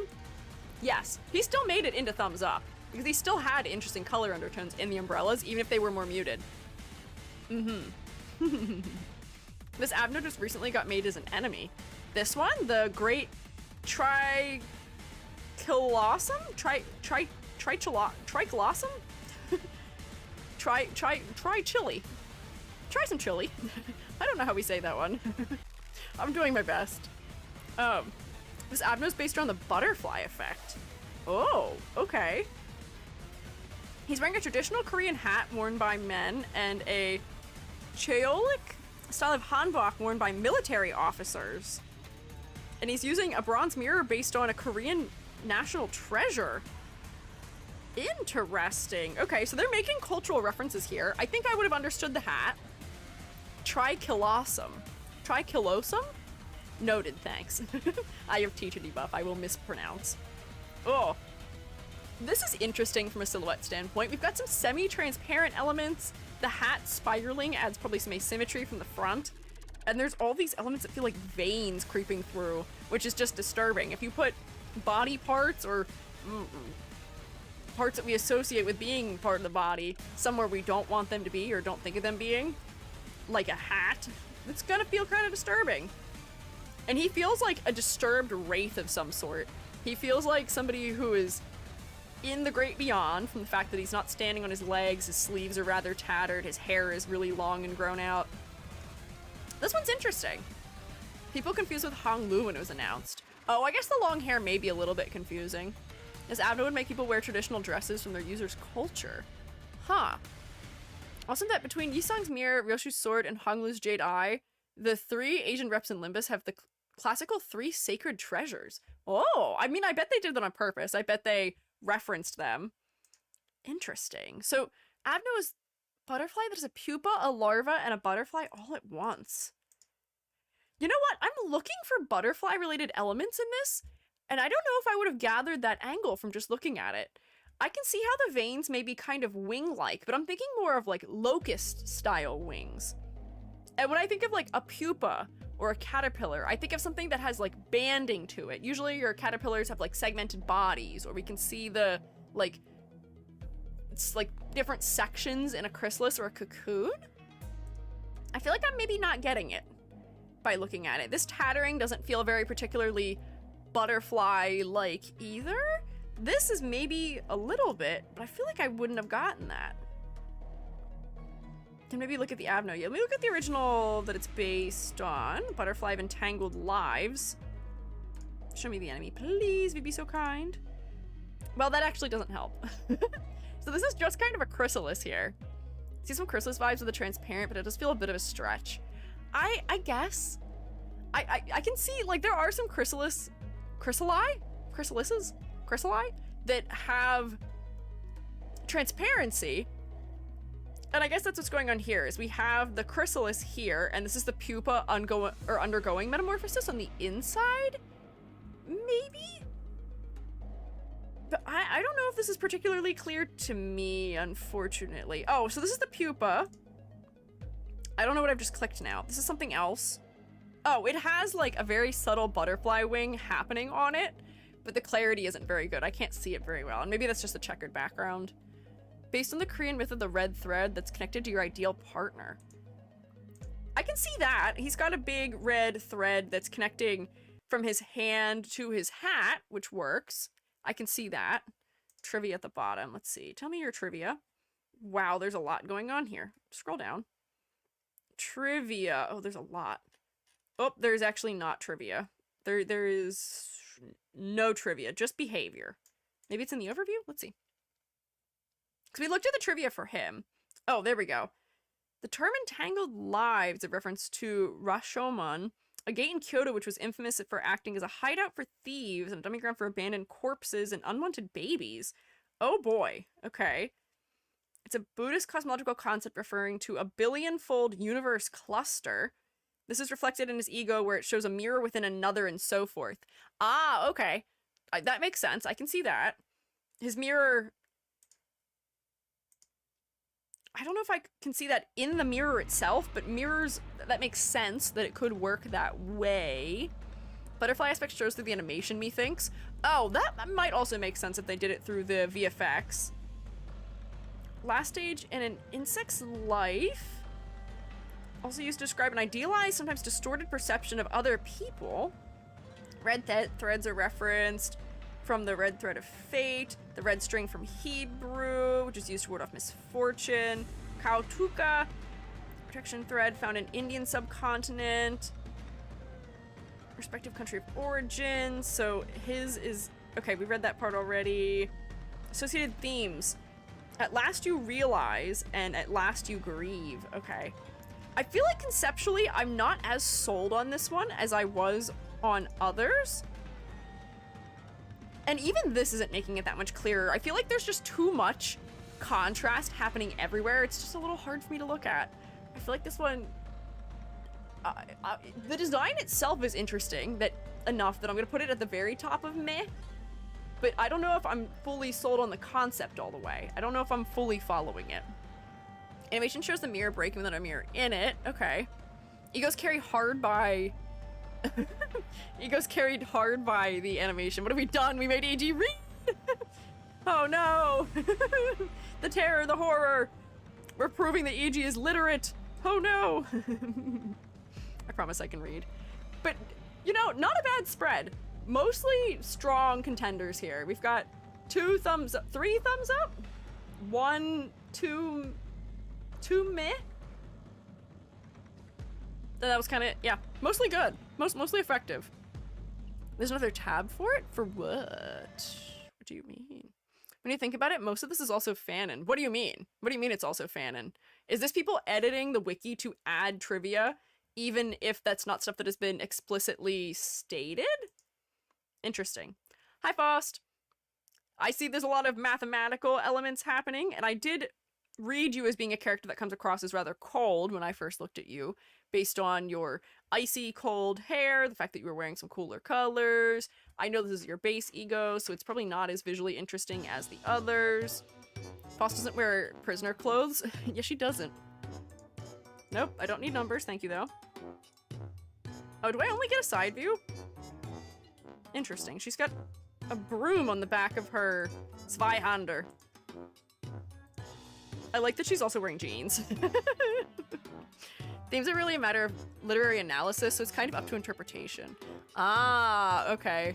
Most of the abnos are on the nose with references to cultural stuff, but in game we barely get an explanation. That's fine. I think those are the kinds of things where, like, it's not fanon. They are telling you it even if they aren't saying it. They are, you know, relying on your literacy to decide those things. I don't think that makes it fanon. I think it is canon as long as we have evidence for those elements.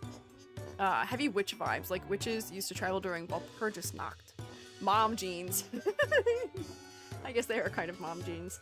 This is okay. It's not nearly as interesting as the others, but it's a slightly more interesting suit from the fact that it's got some pattern work on it, so I'm gonna at least put it in meh. And the blue jeans feel like a very unique take to me. Boss chapter yet, so we don't have the full scope of the meaning. Ah, we're still waiting. What do you think they'll do in Limbus Company once they've created a canto for everyone? I don't know how soon that could ever possibly happen, but like, what'll they do? What happens then? I don't know. More like story analysis, but all the abnos are based on a human concept. Yeah, that's fine. Purgatory, purgatory, purgatory. We'll go to Purgatorio. Oh, okay, so they've told you what's gonna happen after that. Do it all over again for Purgatorio and then for Paradiso. Oh, okay, so we're moving out of hell and into, I get it, I see. Not even a third of the way through the game. That's crazy. That's crazy. But you know what? For a story-driven game, I hope that they manage to stay in service for as long as possible, so that way you guys don't lose the ability to find the end. So this is a bear. A herding teddy bear. I feel like we looked at this bear before. Did we look at this bear before? Yes, we looked at this bear before. Someone else had something relating to this bear previously. Let's see how this one shapes up.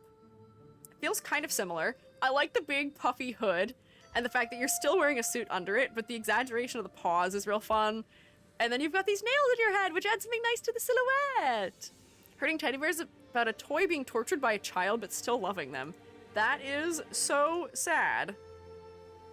Do they have that down here? Perchance for giving deadly hugs to its victims. It was an abandoned toy. Oh wait, this was based on an abused toy. Okay, I see. This toy does not look like it's in great shape. We're full of stitches. We've got color variation in the undertones. We've turned her shoes into little paws also.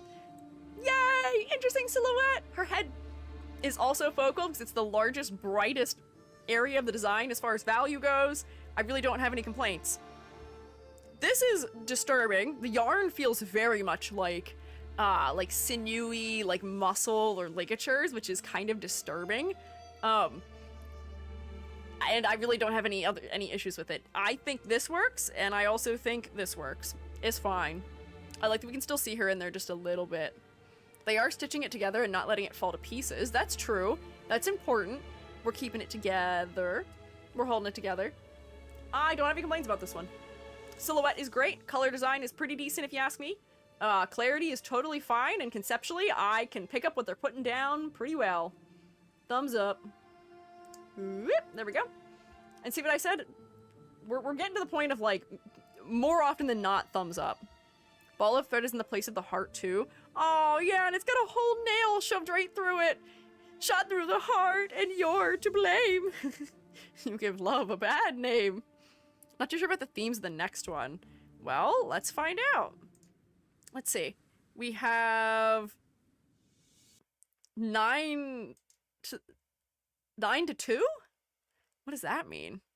It is now written, all that remains is to set you free. Okay, sure. Eyeball. It looks like she's wearing her, she's wearing her, like, base ID outfit. It looks like, but just with more veins and an eyeball in her chest. So this is the Skin Prophet. Ooh, I don't know if I like that name. 19 to 2 is an apocalypse. It's a Bible verse. Okay. Whoa, okay. Saying that this was just her base ID outfit, I think is not really giving you the full context. She has lines drawn onto her clothing that mimic like a rib cage or maybe musculature in her legs. She's got veins that look like they're made out of magma. She's got a whole like inferno behind her head, an eyeball on her chest. Because she's so red, Her head does still end up being focal because it's bright and white and there's not white happening anywhere else. And all the saturation in the fire is happening right around her head too, which is cool. I do think that we're having a little bit of a clarity issue here, and I feel like this is maybe getting to be a little over-detailed. There's just texture and pattern everywhere for me, and it's all the same texture. This is neat, though. This is a really crazy silhouette. 3 heads floating. We've got a book and some tattered cloak elements. The eyes are nice big pops of saturation that makes them nice and focal. Is that just what this thing looks like? Let's see. Yeah. Oh, her version gets to have hair! I love that they just stuck her hair on it. That's kind of funny. Obsession over prophecy. Yeah, these are Faust-shaped eyeballs. Let's see. Tell me the trivia, just real quick, maybe. Let's see. Yep. Both the book's appearance as well as its contents represent the tool abnormality, skin prophecy. People walking in darkness have seen a great light. On those living in the land of deep darkness, a light has dawned. Despite having a sprite for its body broken, it's not possible for it to be seen in-game as the body has the same amount of HP as the core. Okay, so that's like not trivia about the actual design, that's just trivia about the gameplay, it seems like, maybe. Another abno and a wig corrosion. Are there more of those? Oh, you know what? I guess the one for Yi Sang, the first one we looked at, the first non, base ID was. We don't have much about it. This is Isaiah 9-2. Huh, okay. Biblical. You're reading a big old book. Silhouette, fun and interesting. However, I am going to put you in meh, unfortunately, because I think there's just too much texture everywhere. I think that sometimes with texture, less can be more. Just having a little bit of texture can do a lot. And the fact that the texture is in everything is just overwhelming, especially in this version. I think we could do without it on the pants, maybe. That way, by leaving it on the sleeves, we're making the upper body more focal. Yeah, it's pulling us away from the center of the design. The contrast is real high there, too. But not bad by any means. I love the silhouettes of, every single one of these that we've looked at. They're great. They're so strong compared to the other ones we looked at. I'm so happy. Lasso. Probably a revelatory apocalypse deal, but that's just my interpretation. Fair. Is Abnormality's homeless? Still using incorrect combat background for its home environment. Huh. Okay, so this is Lasso.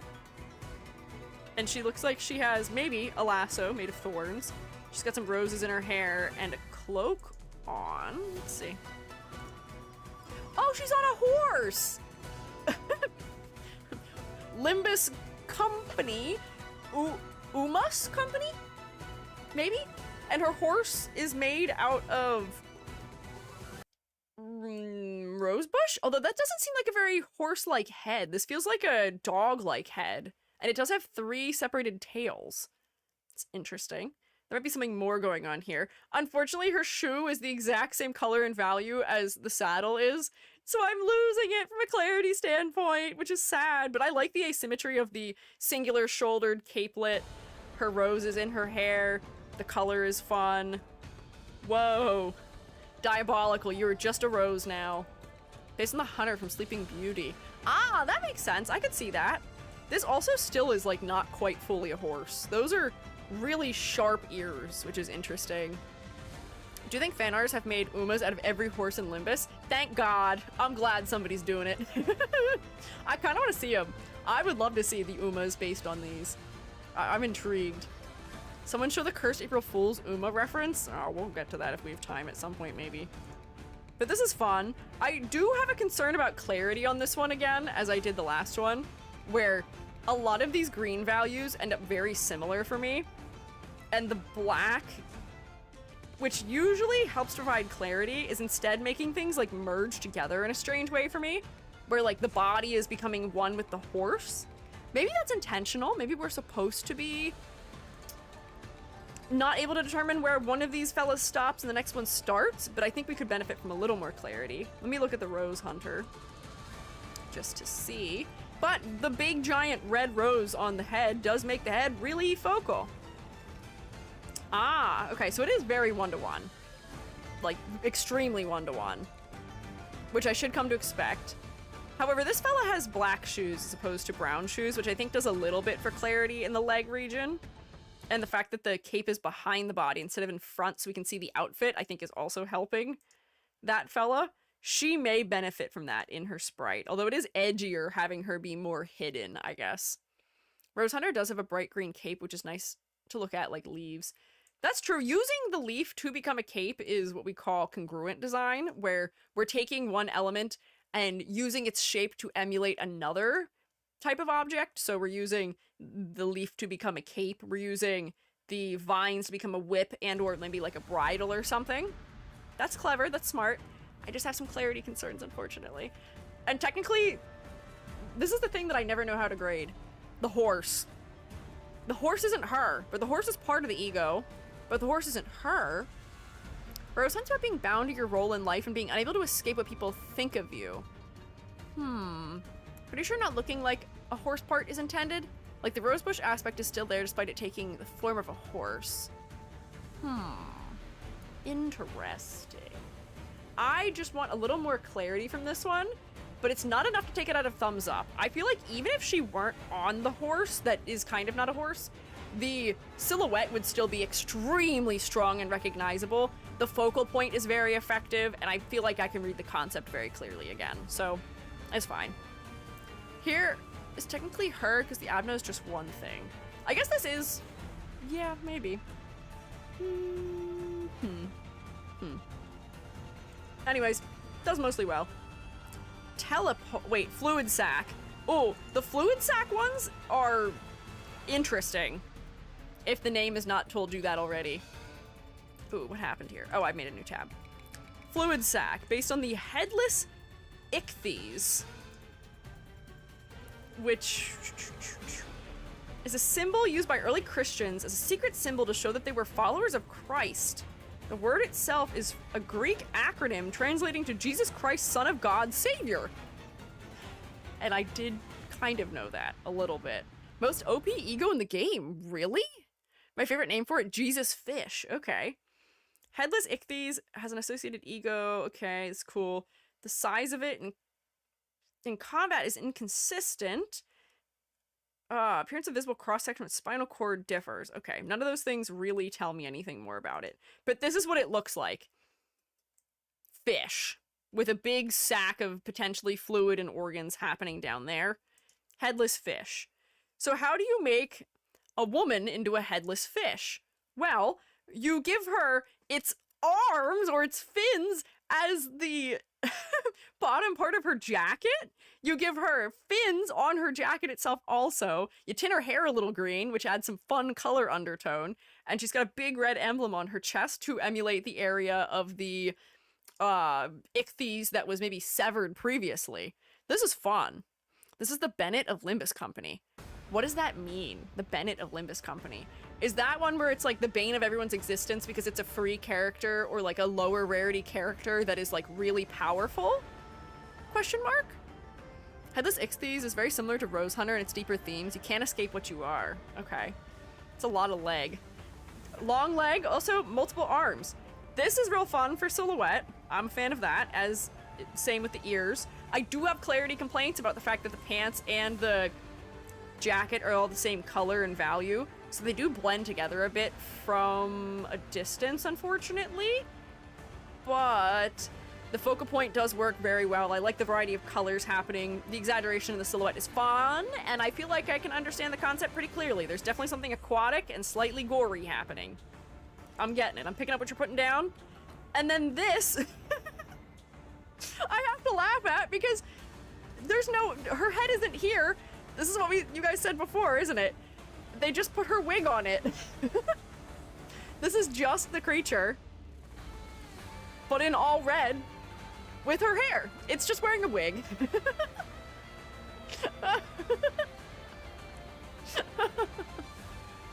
This is so funny to me. I don't even know if I know how to grade this because the head is focal because it's white. It's the only thing that is white. There's a lot of red elsewhere, so this ends up being the unique element that I land on. The silhouette's good. But like, it's just the creature with her wig on it. Like, I feel like I can't not pass this design because I am a fan of the base design. I wish there was just a little more clarity, but it's not enough to keep this out of a thumbs up for me. I think this is cool and neat and inspired. What is going on? Yeah, one of the few times where the human design is better, maybe. It's got more clarity. Fish tried to get past the two-factor authentication. Yeah, he tried to do an iPhone face scan to break into her iPhone. Yeah, I see. Abna's usually an all red. Don't know what the blue one is. Oh, wait, so is this one unusual that it's blue? Interesting. Masika provides mass healing. Okay. Do you think the body shape here evokes pregnancy? Oh. You think so? Yeah, I guess? If you put a round element on the front of the torso of a woman, it may be reminiscent of that? I don't know. Blue because the blood sac is broken. Blue one is its weak form. Oh, okay. I see. But yeah, neat. A little gory, but neat. Why does she have 2 more than Isang has? I feel like some of these fellas don't have even numbers. Although actually they're all similar. Maybe Isang's gonna get one next. He's getting one next week, isn't he? He's gonna catch up. There we go. Telepole. Didn't know, even though I've played 600 hours. You learn something new every day. Considering it's also religious themes, maybe Mother Mary? Maybe. They don't tend to show her in iconography pregnant all that often, although blue is a color often associated with her. So I could see that being the color they add. Yeah, Yisang's gonna get one to catch up, okay. This is her telepole one. Whoa. That is, in fact, something that looks like a telephone pole. She's got ears, she's got a lot of purple and a lot of texture. She's based on the alleyway watchdog. Oh, more dog ones. So she's got a tail. This is all one hue and all one value, more or less, though, which is not something I'm ever a huge fan of, as we've learned. Oh, and they just straight up made her a dog. And they put her wig on something. Solution. Just make her a dog. My complaint here might be clarity a little bit. At least we have got a separation between the bluer tones here and a less saturated tone here. But I'm looking at this and I can't tell what's going on. I don't know what's happening. That's her torso? Where? What do you mean it's her torso? Oh, I think this is her arm? Yeah, clarity. I don't know. Don't understand your clarity issue until I see this one. Yeah, no, I can't tell what's stopping and starting where because everything's just very similar in value and there's a lot of noise coming from the spot blacks. And when I say spot black, that's anything that's filled in with the line art color. Her body being the line art color, the inside of this mouth being the line art color, a bunch of elements that are really textured on the telephone pole being that spot black, just makes it confusing to look at for me, unfortunately. Silhouette's cool and fun and interesting, and I can read the concept that there is something dog-like happening and there's a telephone pole thing happening. That's fine. But I just don't know if there's enough clarity. Oh, and the thing it's based on has so much more clarity. The telephone pole growing out of its back is neat. It's got 3 whole heads with eyes and horrible serpentine tongues. I feel like it's just not clear enough. Looks like a sword stabbing the top of the dog's mouth. Her body's attached that way. Huh. Okay. Based on observation logs, heavily implied that it's controlled by an external force? Okay, we're not getting any trivia that relates to literary backgrounds, but body's meant to be hidden. Hard to see it in the sprite, but it's there too. What is? Body? She has a body in this version. In the Abno sprite. Oh, okay. I didn't see it in the Abno sprite, so you're right that it was hidden. Hang on, let me click it again just to see. Hello? There we go. Oh, yeah. I see it. There's a limb here. So I guess that is what they're referencing. But I would say that this art just has a lot more clarity. I, unfortunately, for the fact that I can't read what's going on, I think I have to put this one in thumbs down, which breaks my heart a little bit. But, like, there's still a lot of fun and interesting elements about it. It's just not clear to see.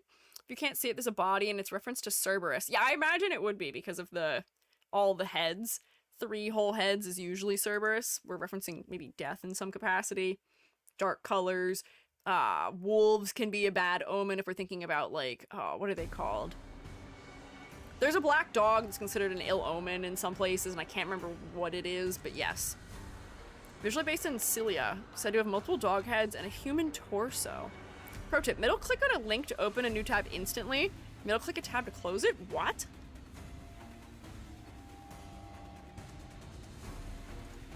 What? I didn't know that. Oh my god.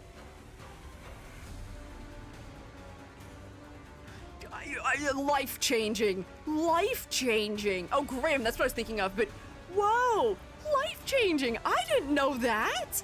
What the heck? Hell yeah, I'm gonna remember this. Cool, okay.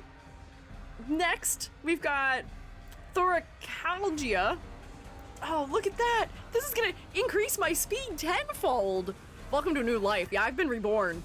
I'm always the student as much as I'm the teacher. I'm always both learning and teaching at the same time. They say to teach is also to learn, because in order to teach something, you have to know it so thoroughly that you have to teach yourself it better, often. Sleeping bag of a bygone day. What a name. Oh, and you're like in some sort of medical regalia. I see some tubes hanging or something, like blood, and then there's like blades wrapping, almost like a rib cage. Interesting. Let's see if I can guess what's going on before I go find the other one. Oh yeah, medical. Something medical happening. Also feels vaguely like insect-y. I'm seeing something that almost reminds me of like centipedes from the way that this is sort of segmented, which is interesting. The blood bag, the part that would attach to your arm being a spine is interesting. That's a fun way of playing with the shape of it. And then she's also wearing a mask. This is cool silhouette. I'm not as excited about the color palette here. It's black, white, red, and gray. This is black, white, a metal of color. Boakum, my fave. The one that haunts me. Oh, and now she is just a head that is hooked up to perpetual life support, I guess. Sleeping bag of bygone days about respiratory illnesses and needing help to live. Ah, so like almost like an iron lung being kind of a sleeping bag in some way? Abno for thoracalgia, it's literally based on people stuck in an iron lung and being unable to breathe without it. Ah. I see. Let me look. Is that what it says? Let's find out. Nope. Medical term referring to chest pain. The icon is a nebulizer used to treat respiratory diseases. Oh, I see. So like you hang out in it and it breathes for you. But yes, they did kind of put a wig on medical equipment again. I know that we get another one that's based on this particular Abno, but this is still fun and interesting for silhouette reasons. I think it's missing something for me as far as color goes, but that's not enough to undermine the clarity and detail and concept, which I think otherwise all work. So we'll put you also towards the end of thumbs up. You just pass. Just a little bit. Just barely squeaking by. Next we have Command Meltdown. Let's see. Whoop. Oh, green. You're very green. Oh, is this Arknights? This is Arknights. I remember you. I remember you. I don't remember what your name is, but this is her, yes. Her name's like Calcite or something. Calcium? Oh, no. Yes? Calcite? Yes, Calcite, yes! Am I saying that right? I might be. Yeah, this is the Arknights collab. I recognize her. So it's just like they kind of like borrowed her outfit a little bit.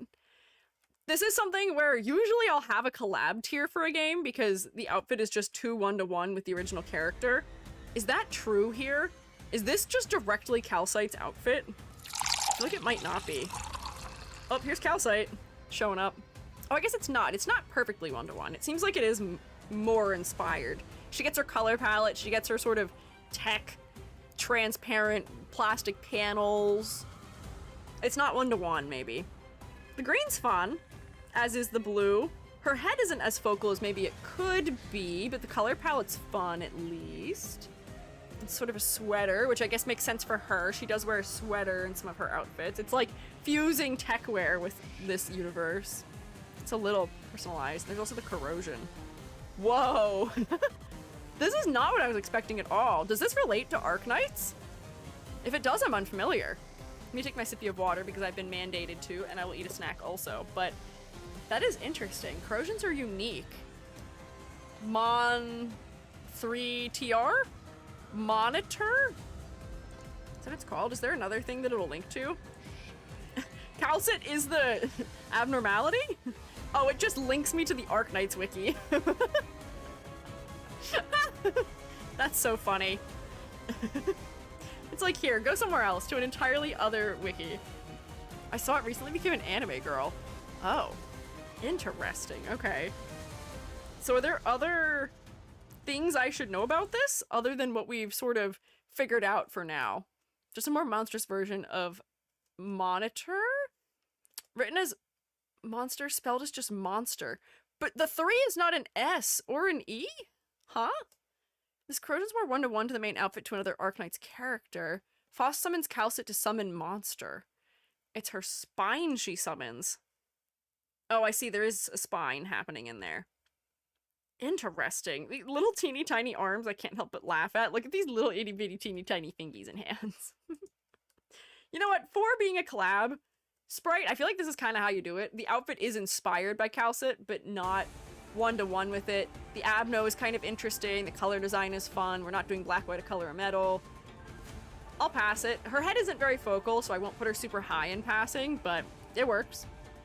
That monster's related to Cal, part of her and basically her spine. Arknights players don't know why it's spelled that way either.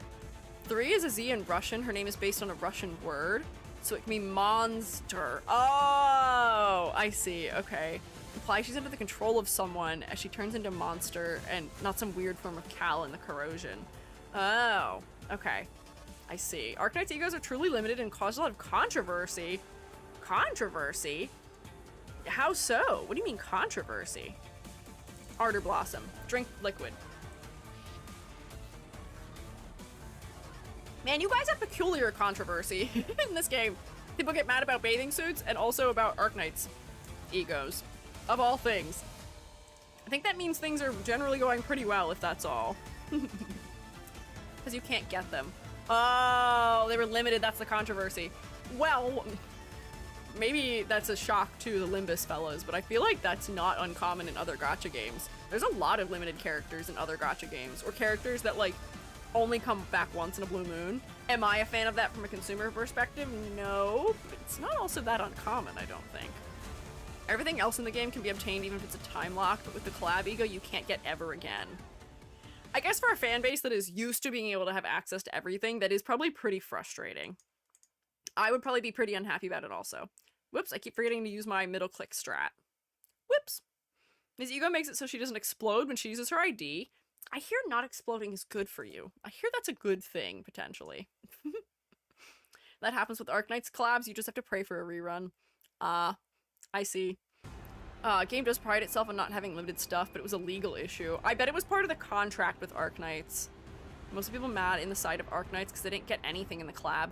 Oh, really? So, like, Arknights players didn't get anything out of it? That's kind of frustrating. Anyways, Ardor Blossom. Twin Tails Faust is kind of funny to me. It feels so whimsical.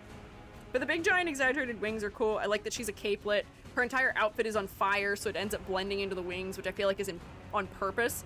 We're supposed to be giving the idea that she herself is the fire, maybe. And then she just turns into a whole butterfly. This, I'm not a fan of. It's just too much texture everywhere. You can make something read as being on fire with less marks. We need to talk about the efficiency of mark making. There's too much detail, and the details are too small here, unfortunately. So it gets in the way of clarity for me. I do enjoy that they push this entire second wing back into the spot black. That does a lot for clarity. It adds some depth also, which is cool. It allows the face to shine. But there's just too much happening here for me, unfortunately. No, the head's nice, and the back wing is nice, but the body is just too much. Let me look at the Ardor Blossom Moth real quick. It probably just looks like that. Yup. And see, even this doesn't have quite as much texture in it. The wings have a lot of texture, but the body they leave a little bit more simplified so it's not as overwhelming. Also, that's a brain in the thorax? Peculiar. Quite peculiar. Let's see, is there information? Maybe a reference to the Irish butterfly magic mythology, where they were often associated with Deliande, or the fire of the gods. I said that definitely wrong, and I'm so sorry. Protective rituals associated with such, like balefire and need fire from Longstock longevity. Interesting. Okay. So there's some mythology, but really the most I need to understand is fire and moth, and I'm getting both of those things. No amount of details is too much. I'd say they need to add more. Really? I don't agree. I don't think more detail is more better. I think more detail can be something that makes something harder to visually parse, and that is what's happening. This is gonna go in like meh for me. It's not the end of the world. I think the head is doing some creative things. The silhouette is fun. I like the texture work. The color's interesting. Just want more clarity. Please give me more clarity. Please, I'm begging. Please, please, please. Just hit me that Project Moonverse is connected to both Sanrio and My Little Pony because of Arknights. What do you mean My Little Pony? Is there a My Little Pony collab with Arknights? I don't remember that. I remember the one for Hello Kitty. Yes? When did that happen? Was that recent? Arknights is doing a Friendship is Magic collab right now? Strange. Interesting. I have a maybe controversial thought. Maybe not all that controversial, but I'm not that huge of a fan of crossovers a lot of the time. I'm kind of fatigued of them. I think Fortnite made it the cool and hip thing to do. And there's certain cases where I think it makes sense. Certain things, you know, visually make sense together or may have an overlap between their fan base. So like Project Moon and Arknights, sure. Both gacha games that are kind of grittier. Sure, maybe a little dystopian, understandable. I think that that makes sense. Magic the Gathering. Magic the Gathering having a crossover with Lord of the Rings, which is another sort of high fantasy setting. Fine. Magic the Gathering having a crossover with Final Fantasy. Kind of okay still. That's still kind of fantasy, although it's got a lot more technology in it. Magic the Gathering having crossovers with Avatar The Last Airbender and SpongeBob and Sonic? Doesn't make any sense. Why, you're throwing away what your entire aesthetic plan is, yeah, and Marvel, just to get the cheap cash money out of relating people who like other things. I don't like it. I feel like it's a cash grab, and it is like a sellout type of move for me. I'm not a fan. New York City hot dogs are canon in Magic? Yeah, you can get chili dogs. So like, the Sanrio collabs are cute. I like Sanrio for Arknights, that's fine. But like, My Little Pony also, like, I feel like that's, Hello Kitty and My Little Pony are like very much opposite to the general aesthetic of Arknights. It doesn't make sense. Fortnite also to collab with SpongeBob and Miku and Fallout. I know that, but Fortnite doesn't have its own like specific aesthetic style outside of its shaders. Like, it's kind of based at a timeless area where guns kind of exist. But like, I blame Fortnite for this being the way things go, which actually I feel like I could even blame like Smash Bros for it too. But anyways, I'm tangenting. We gotta focus. I'm not always a fan of crossovers. Anyway, Faust, Everlasting Faust, who is based on the Time Duck.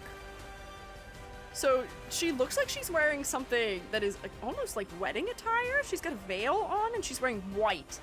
Lots of cogs and white elements. And bright elements. I believe this is probably the creature back here, which is maybe the duck. Maybe. I want that sword. This is a fun design for a sword. The big gear in the center is interesting. I do have to give them props. The weapon design in this game is pretty incredible. They're really fun and exaggerated. Every single one pretty much hits. Rabbit or duck abnormality. Fun fact, the first character to appear with a wedding dress was Gregor. Really? Is that what you guys call him, your wife? I've seen that before. Ooh, okay. She's got a halo too, which is fun. And her veil is somewhat transparent. It feels like wings. The way they've handled the edges, they've like scalloped it a little bit like wings. This part too. She's got a little capelet on as well. I feel like this is a decent way to do a somewhat monochromatic design because we have browns and greens and blues and the undertones, which keeps it interesting for me. I am surprised by the amount of clarity I have, where I can tell where her arms are and where her capelet is and where her veil is. This is mostly working. Gacha players will call anyone their wife. Gender doesn't matter. I know, but I think there was a particular, like, joke about Gregor being wife. And I also see people saying Gregnancy. Like, I think there's, like, something in specific about that going on. Melting clocks remind you of a certain painting. It does a little bit, although I don't tend to associate gears or, like, that type of stuff with it. Is that what it's intending to reference? Big eyeball clock, that's fun. The transparency in the silhouette is also real cool. The gear motion does add a lot also. The duck rabbit illusion, ask if your first impression is conflicted by how you can tell which is true. What? Hang on. I read that whole sentence and did not parse anything from it. Time duck. Is this intending to reference Dali? Oh yeah, Salvador Dali, okay. Persistence of memory. Oh, because it, okay, yeah. We're using the rabbit duck illusion. Oh, what? I don't see the illusion though. This is just a bird. I don't see a rabbit here at all. Is it happening here? Huh. Time duck. Multi-cluster of clocks and gears might be referencing it. Everlasting has a similar meaning to persistence. Interesting. Gears being associated with the clock motif and the clocks to the painting. Is it a rabbit upside down? Rotates my head.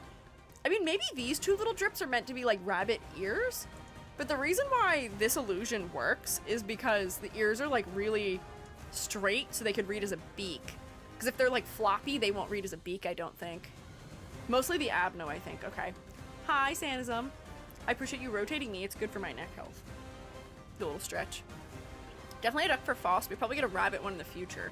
Oh, so we might get to see both. Let's see. Where is the enemy? Why can't I see the enemy?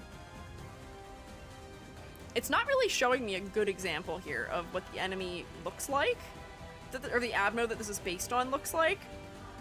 But I'll believe you. Interesting. Oh, there's no enemy yet. Oh, interesting. I like this one. I think this is a good example of how you can do a mostly monochromatic and pastel design in a way that is still interesting. Because if something's not interesting through maybe its color, you can make it interesting through texture, which I think this does, through making things feel like real gloopy or wing or feather-like. And there's still pops of color in the shading, which adds a lot for me also. So I'd rate that one right about there, perhaps. And that wraps up Faust for us. Faust? How do you say her name? Is it Faust or Faust? Faust? I feel like Faust is more correct, but I think I've been saying both this whole time. Interesting. The first one, Faust. Okay. As I understand it, Time Duck is about being indecisive and letting others define you. Ah. I mean, yeah, the whole idea of not being able to tell if it's a rabbit or a duck is maybe directly indecisive. Interesting. Don Quixote time! Hi, Don! You're playing with your toys on the floor in your room. You're just hanging out. I think the first one you said, since it's a German name, also the English words like Faustian bargain. Faustian bargain, right? Faust is German for fist. Yeah. Hi, Don Quixote. Death. Happy fish. I like that your stickers are always present. If I remember, is this correct? I feel like part of me is remembering that these images that are plastered up all over here were the emblems representing fixers or something? That these are more of her posters that represent other people that she maybe looks up to or idolizes. I see she's got armor on in her shoes. She's a big fan. Yeah. Checks out. Oh, and she's kind of just a knight in this one. She's got her big sword. She's got some striping in almost like a jesterly manner. And then this is like almost like a lance of Longinus, or what do you call it? Something like that. And her shoe. I love that they said we need an up close of the shoe. She's the biggest fan. Yeah. You know what happens on Canto 7? Very tragic, and you see what Dawn is playing with, and check the background with the merry-go-round. I don't know. And if this is somewhat new, maybe don't spoil it, just in case. But apparently there's some depth here. Anyways, I don't think this is anything to write home about. I don't have much of an issue with it. It's armor. It's got an okay silhouette. Okay color. Actually, I may pull it back. I may say that this is like, this feels like an armor design I could see somewhere else. This doesn't feel like it's all that specific for her or for this game. It feels like this could be just in any medieval game. Also, horse shadow in the back. Oh, you're right. There's a whole skeletal horse happening in the background here. Interesting. It was from like a year ago. Okay, if it's from a year ago, you might be okay to discuss it. Oh, yep, that's fine. Lifetime stew. Don Quixote. Oh, I thought for a second that this was like a hobby horse. So she was like actually pretending her weapon is a horse, which would be funny. But it looks like she's like some sort of reptile here. She's got a tail, one really big pauldron, which I always love in armored designs. And then she's got like reptile-like feet too. And I guess this is the abno, which looks like a chicken whose head is replaced by some sort of metallic object that...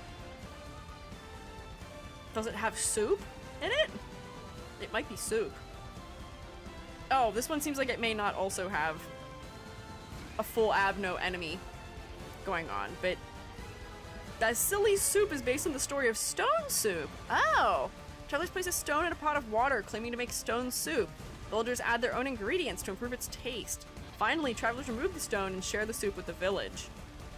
Interesting. Also inspired by the tradition of perpetual stew, which, mind you, not safe. Perpetual stew is not safe. Don't ever try and have perpetual stew yourself. If that falls below the proper holding temperature, you will get terrible, horrible illness and not do well. I see people making perpetual stews on TikTok, and every time I see it, I'm like, terrible, horrifying. No, do not. Not safe. Basil soup is also basilisk soup. Oh, so is that where the reptile angle is coming in too? Person doing a 400-day stew. Yeah, you can also combine things in a perpetual stew that will break down into like byproducts that can have negative reactions with each other that are not good. So don't do it. Perpetual stew is not good. Yeah, blinding. But soup? No. No.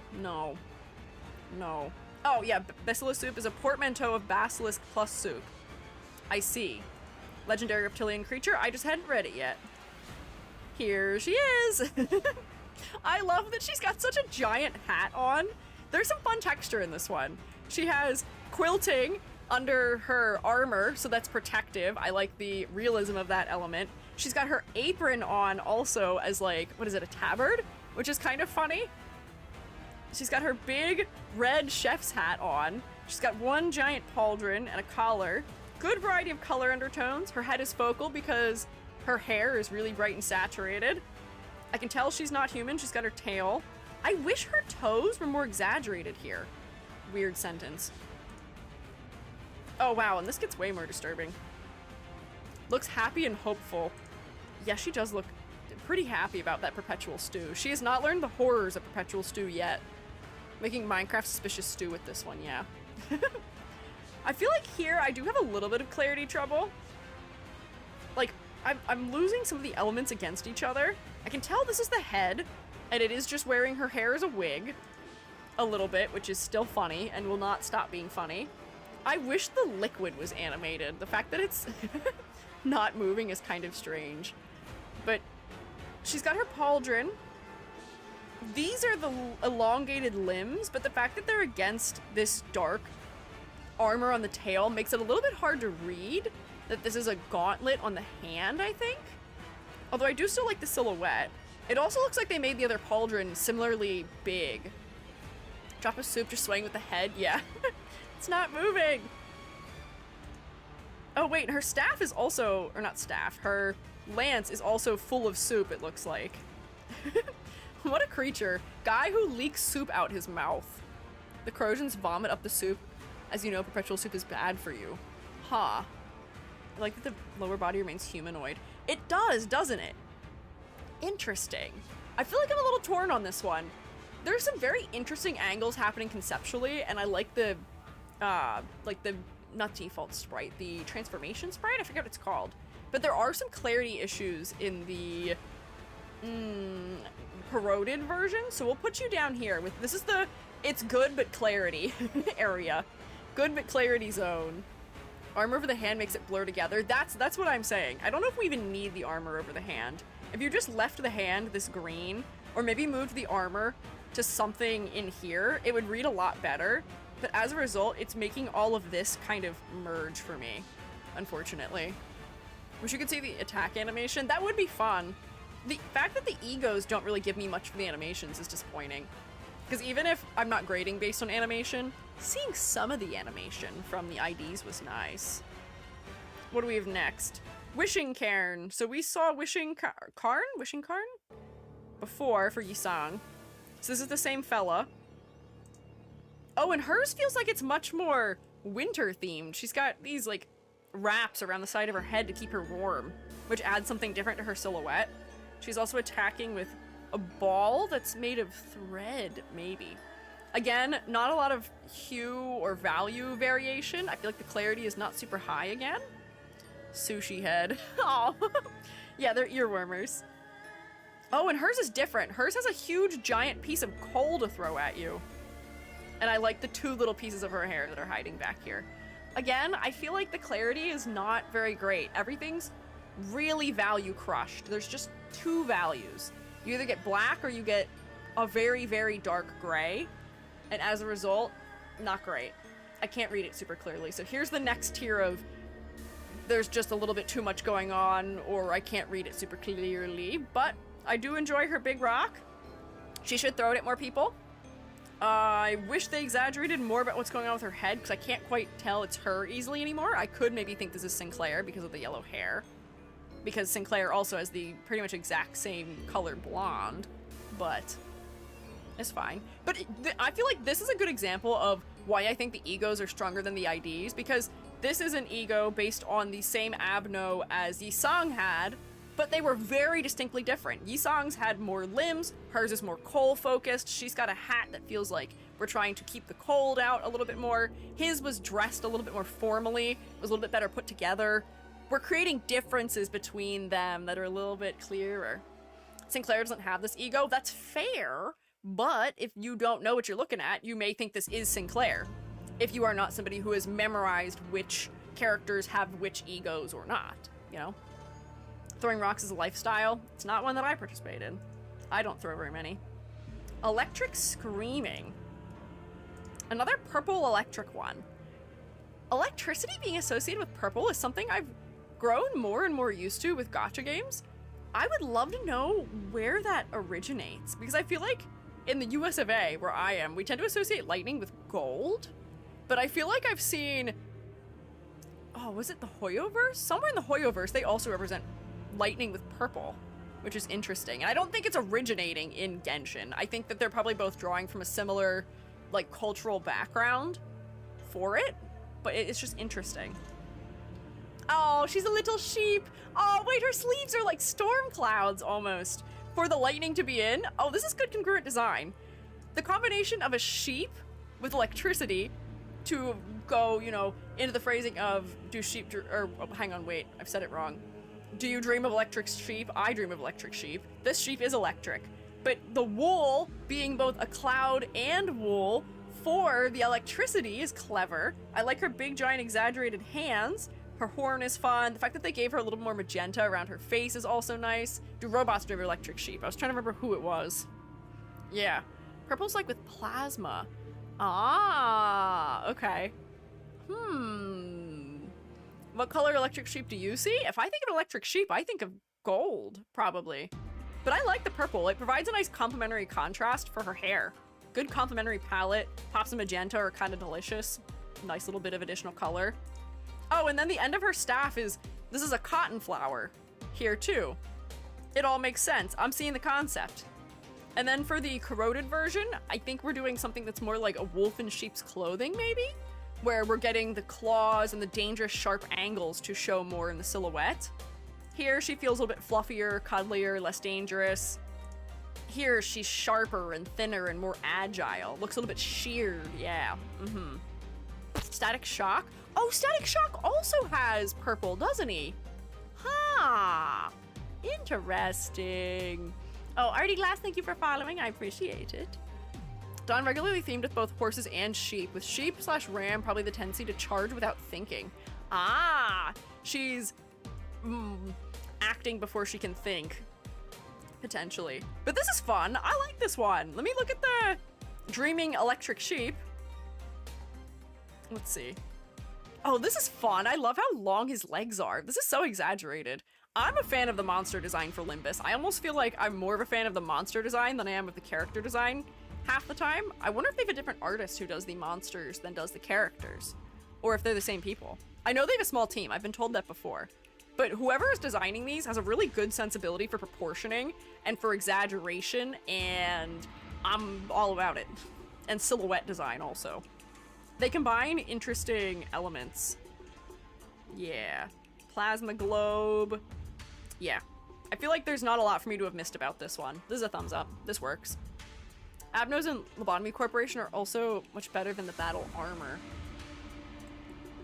Oh, like the abnormality itself being better than the ego that is based on it? I could see that. That could be fair. Sprites, I believe, are mostly done by the same peeps, both ID, ego, and enemies. Oh. Sheep motif for her is probably the dreaming too. Monster design is the very foundation of the franchise after all. And I would say they're pretty good at it. I would say they make some very interesting things.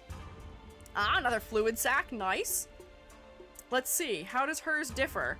Oh, no, it doesn't. It's like kind of the same. This is a much more similar one. I was praising them before for the differences between the cairn? The two cairns? But I feel like this is much more comparable. She's got the almost exact same haircut as Faust has. The outfit is almost exactly the same. The only difference is they've removed the arms that were on, like, the torso part, and then she's a fish on the end of her staff instead. Her hair's a little more green. The colors are still fun.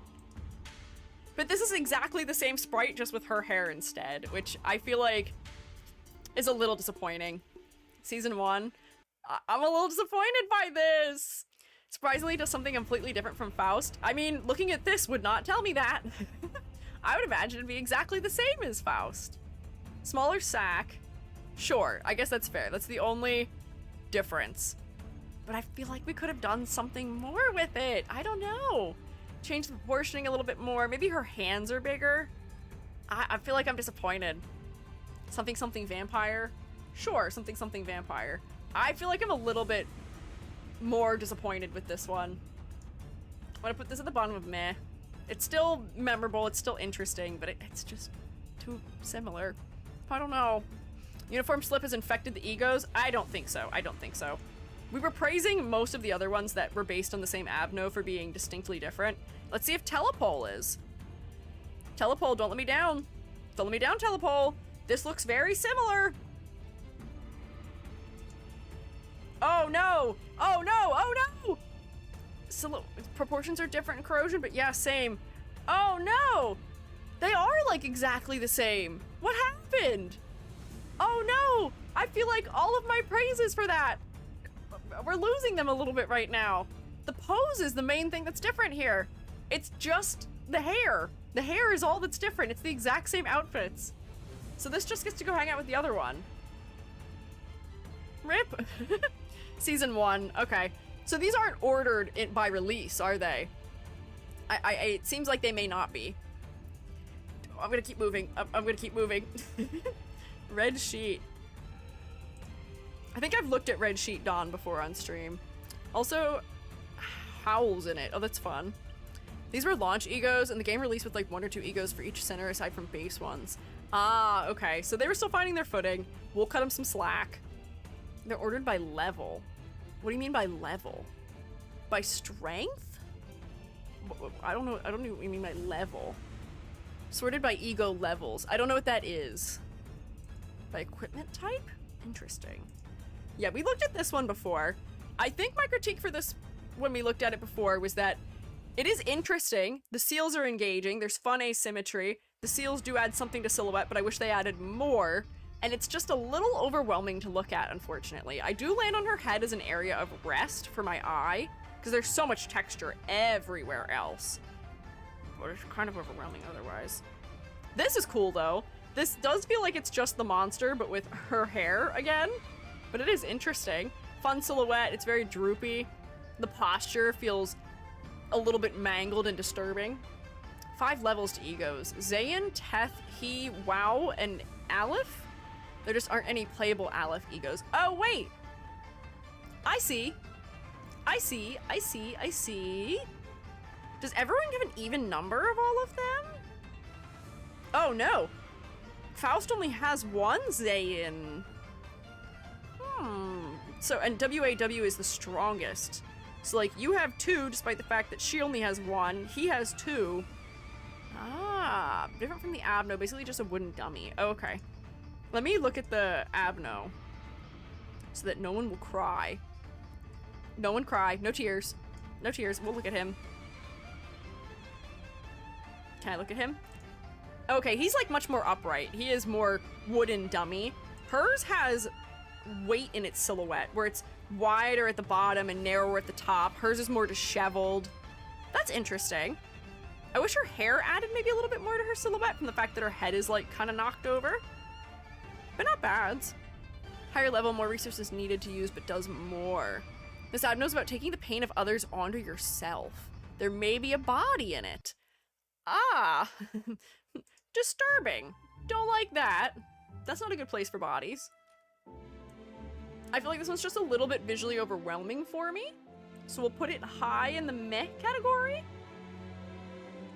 But the color palette's interesting. We've got gold and red and browns. The silhouette is fun because it's got a lot of exaggeration. It's got a giant triangle shape to it. But that's about it. Yearning Mirkala. Let me open 400 roses. Let's see. Whoops, I forgot my middle click tech. We'll learn. Oh. She turns into a thorn nightmare, I see. Insane song. Perfect timing. Is it actually? I feel people are sad about the trauma music. From the literary vampire Camilla. 400 roses about wanting to live. Okay. Her hair is much longer here than we've seen before, and I feel like the thorns are very clear in silhouette. The way the thorns are interlocking down here feels a little bit like DNA, so I wonder if that is specifically relating to something.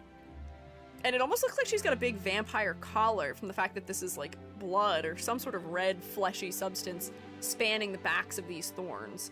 It's interesting. This all just sort of turns into texture, which is kind of fine because it's just meant to be bits of rose, and her legs do sort of just merge right into it. But I think that's intended. I imagine it's supposed to become one object. She is the thorns, it seems like. Whoa! And this is pretty diabolical. Nice and asymmetrical. This has taken over her whole head. She's all wrapped up in the thorns themselves. Her hair is all damaged. This becomes a giant arm. Ooh. Ooh. They like their thorny ones. They like their roses. So yeah, for this one, I feel like they took this and kicked it up a notch with the blood and the flesh and her sort of dangling within it. I fear there's a little bit of a clarity issue. Her legs are getting lost, as is her arm. And I feel like in this case, being able to see her body does seem somewhat important because it seems like this is growing out of her. But it's not that bad. I feel like we may have just benefited from more spot blacks along the areas where her legs are overlapping. DNA helix is a symbol for lust in Limbus. It's the wish to continue to live and exist. Ah. Bloodfiend ID shapes her lance with that helix, and this ego is tailor-made for it. Ah, okay, I see. Mirkala, Camilla being one of the first vampire stories. Okay, I see the references.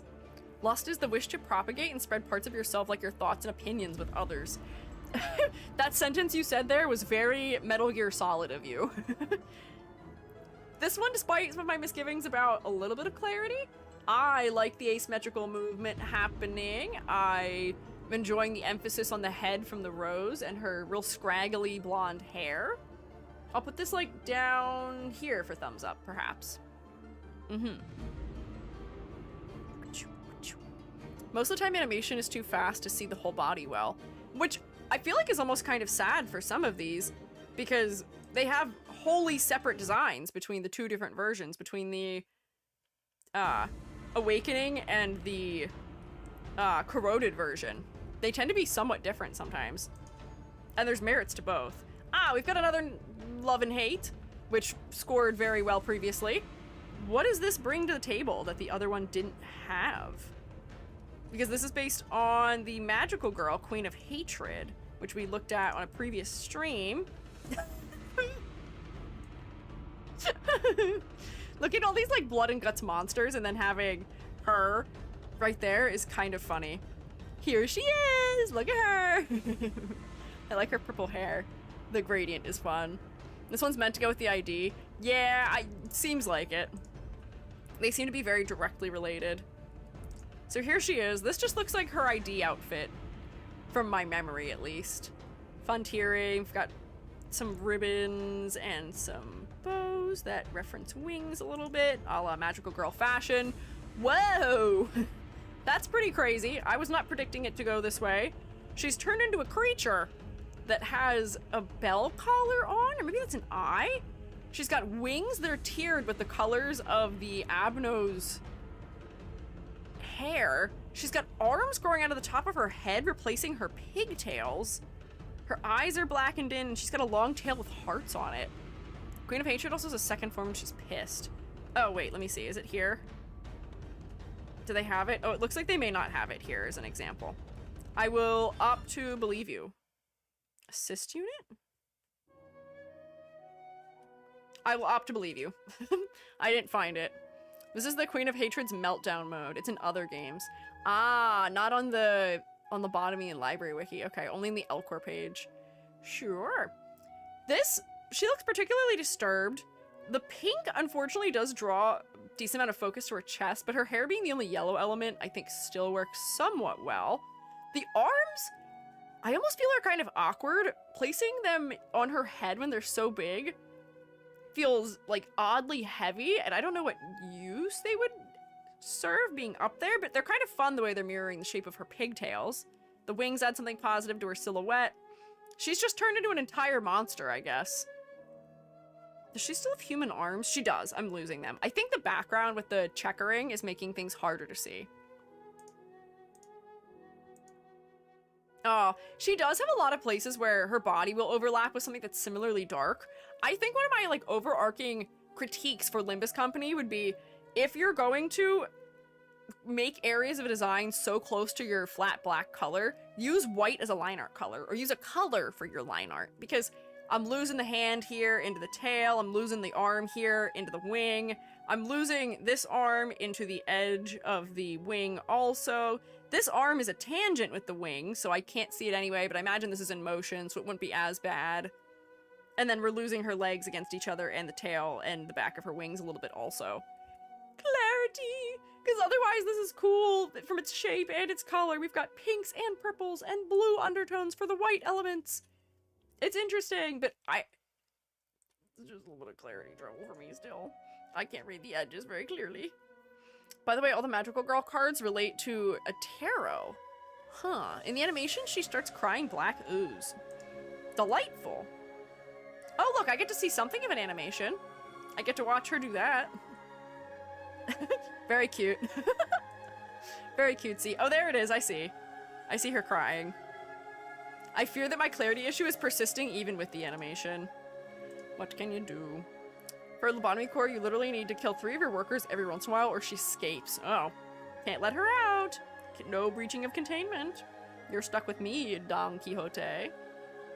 This is an interestingly different song compared to the others also. Next. Ryoshu! I feel like I'm moving at a decent pace here. It's almost 5 p.m. and yet we're at Ryoshu, so I could feasibly get through Mersault also.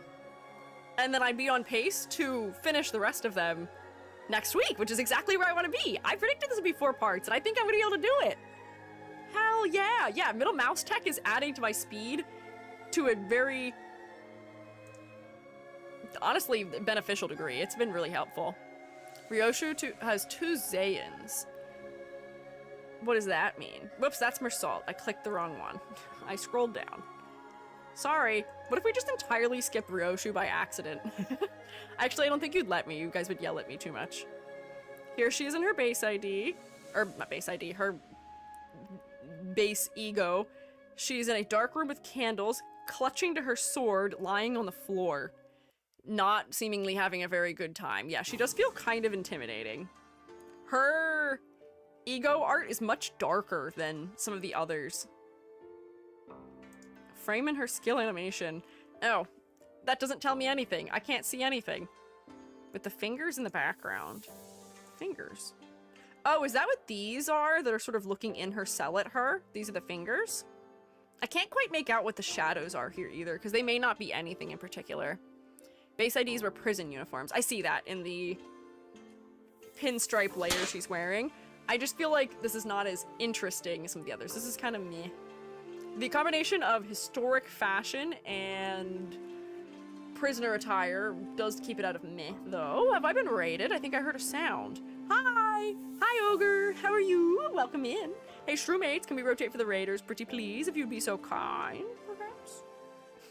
Hi, I'm Squiiji. I'm a freelance artist fungi. I'm also an art educator. We are making a tier list.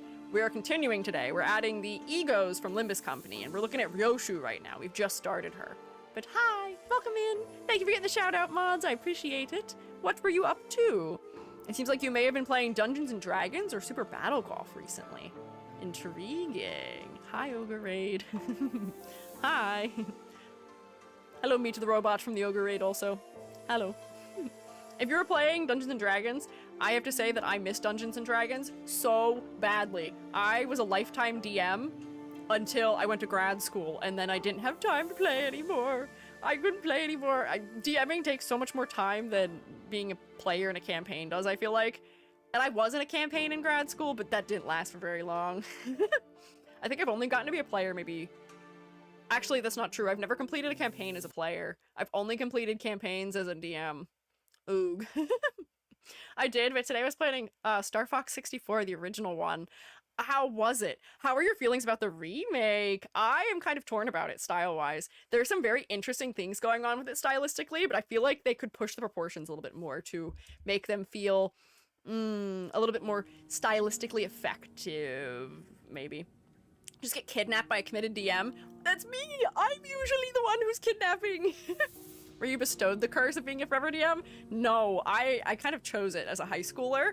All of my friends wanted to play D&D, and I just taught myself to do it. I downloaded the books from the internet, and then we kind of played like weird homebrew D&D because I didn't have all the pages, and we played sort of by whatever was most fun. I know what all the rules are now, but yeah. AKA get in the van. And Cinder, are you trying to put me in the van? Why are you putting me in the van? I'll play if I find the time, but I do like D&D. You play? Maybe we could do this as a community project? Oh god, I don't know how we'd manage D&D as a community project. Oh boy. D&D quintessentially is... With the fingers in the background. With the fingers in the background. Gary! It forewarned me and I still got scared! My son, that is quite enough. Don't do this to me. He's singing because there was a chat message that was held, and when we approve it, he sings. Disturbing. Horrible. Not 0 out of 10. I don't like it, Gary. You could do it on stream? What do you mean? Like, I could... How would that work? Like, you guys are playing as characters? I don't know. Huh. I'll have to think about it, maybe. Weird homebrew DM is so real. I was like 13 just making up rules with my friends. Exactly. I think I was like 15 also kind of making up rules. When I went on Sweek, senior week as a high schooler, we didn't go to the beach. We went to a cabin in the woods, essentially to play D&D. We played D&D, we went hiking, we went fishing. Can you tell I'm from Appalachia? And we played D&D, and it was like 50% nonsense. But anyways, yeah. I feel like they had a clear vision, but got lost on the way. I like the game mechanics they adapted, but I don't know. I'm not perfectly on board with the art style of the remake. We're talking about Star Fox now also. Yeah, I have thoughts about the redesign, and I feel like in order to explain them, I'd have to draw the characters out. But yeah, I'm excited for Star Fox to come back into the cultural present, maybe, you know? But, I feel like we need a little bit more tweaking. I feel like they could iterate a little further on it, and it would be fantastic for that, you know? Yeah. Finally make a new one. That's also true. But just make a new one. Just make a new one. Just make a new one. Make a new one. I'm tired of remakes. I'm tired of remakes. I'm tired of collabs. What more EG things can we say about games? But anyways, Ogre, if you and your fellows need to do things like eat or drink or snark me, please take care of yourself. Please look after yourself. If you want to stick around and hang out, the roommates are very kind and accepting and friendly, but if you need to look after yourself, please do that first and foremost, you and your fellas. I have to lock in because I have this many egos to get through between the next hour and 4 hours next week, and I'm fighting it. It's happening. I'm doing pretty well, but it's an undertaking for sure, and I'm a yapper. I think that was the most off topic I've gotten before during the stream, but it's a good off topic. I'm very happy to be off topic if it's for raiders coming in. Also, thank you for your YouTube content. Before I got started, I've binged a ton of them, helped shape how I message artists and things, my whole YouTubing journey. Oh my god, I'm so happy I could help you. I'm glad you like them. Well, thank you. I don't like editing videos very much, but every time I hear that, it's like another coin in the jar of, e.g. you have to edit a video again, e.g. you need to edit a video again. So we're filling the jar. I'll get back to it eventually, but I'm glad I could help. Soda. Obama? Soda? Oh, that's what, yeah, it is soda, huh? We actually looked at this one, I think briefly, a year ago, because they wanted to show me how silly these can be. There are some very silly designs. Oh, I'll sleep now, middle of the night here, but I'll never skip an opportunity to talk Star Fox art style. Hell yeah. Maybe there'll come a time where we can talk about it again. Maybe I'll talk about it when the game releases, if they still haven't modified certain things. We'll chat. We can chat in the future about it, yeah. But, Limbus, my company. Shrimp! Hey, shroommates, fix your posture right now. This is our shrimp reminder. She is in a shrimp, sort of like wetsuit type of thing, with like coveralls, and she is throwing cola everywhere. What in the world is going on in this? Because I know, is it Hung Lu? Someone else has this too. What is going on? Well, cheers. I kinda love it. This is so Splatoon to me, with the splotches of like something that looks like ink that's a fun color.